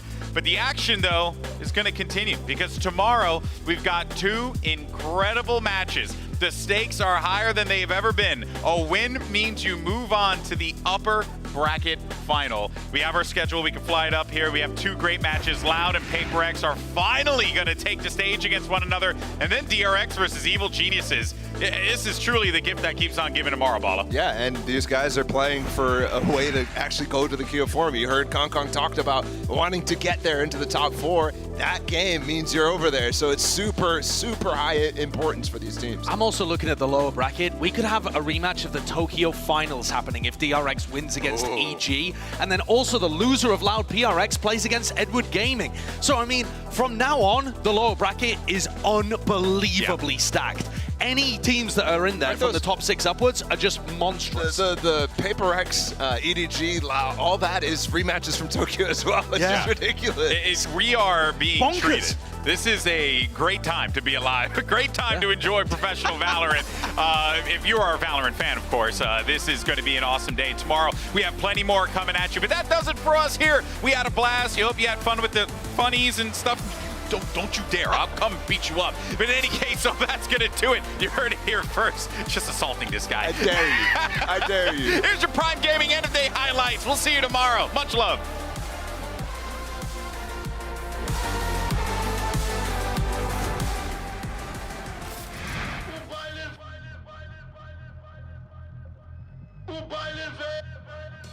It's a regional David versus Goliath matchup. FUT obviously looking to try and extend their run here at Champions. A historic run for Turkish Valorant. But for Fnatic, they have one word on their mind, Dynasty. And FUT is the team that's in their way right now. They throw everything at the kitchen sink and cracks, and he just absolutely crumbles. Maj arriving, will be able to find 2. Making his way out of the vent, the plant coming down, but Chronicle!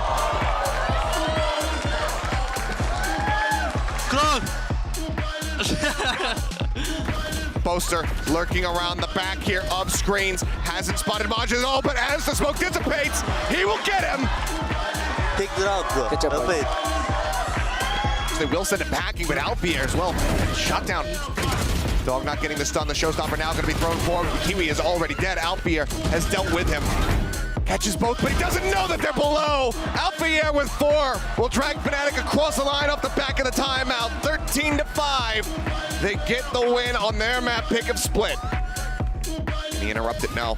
Does manage to find one. Gets 2. Maj on for the clutch. It's Leo to deal with it. He's got him. Tries to send down that supportive smoke, ends up getting caught by Boaster. Plays out from Kiwi, comes up with 2, swing onto the corner, puts some damage down. Trying to isolate, but can't quite get it done. Kiwi with a perfect rotation, gets himself in pole position. Leo off of this A-link flank, spawning 1, gets the headshot onto Mr. Fallen. Alpier now strikes from the flank. Just how do you even try to escape from here? There's no way out. Shock here into Garage, the drop down. Alpier's got the tempo and he's got the double. Thought he was safe, but Alpha catches him in the cloudburst. Fnatic, they get the job done. They begin the run. 13-9, they eliminate Foot from Champions. Fnatic looking back into form here. Edward and Billy have gamed against each other many times before, but this time it's different. The winner remains the sole representative of the Chinese region, and the loser goes home. It's on the likes of K9, who's done very well. Follow up should be there, and it is. Nobody careful in the smoke. Tries to play ahead. Oh, and now it's just Rin in a 1v2 for the spikes. Oh, that was so close to him. And EDG are playing like the favored side. They are playing to their skill, not allowing Billy anything in this. This is a massacre so far. Find a fair fight, but it ain't fair against Kang. Takes down his 70, and now we look towards what's remaining. 3 players make it to EDG. 5 standing, clean work. A 13-4 result. EDG looking back in peak form. Middle now, here comes the oh! K-Knight! Stunner! Look at this guy work! He's holding the back! Depending on Biang now to kick into gear, and he does! It's stunning! This is the Billy we've been waiting to see! No way, that's just... This doesn't seem right, but hold on! Kang's farming! Oh, he's absolutely destroying him! Nice! He's having a round. A necessary one as well. It's all on Chichu in a 1v4, making a 1v3. Massive impact when Billy needed him most. It's on you. You gotta get him. And Smoggy looking to do it again this time. Denied as Billy get across the line in the map that none of us thought they could do it on. So you go for has to give it away on the Aldro. Not too many options there. And Yosemite backfilling the space. Kang still holding the ground. Lockdown goes down. Get out of it! Get out of it! This guy is like a heat-seeking missile! He does not miss! Can he isolate a fair fight? This doesn't even get a chance, and he absolutely does, because the flash denied them all, and he denies them the sight! Keeps it safe, keeps it secure! What's that one towards CT kind of gives away the intention that Billy want to break back in, and they might just be doing it. EDG sending Billy back on home.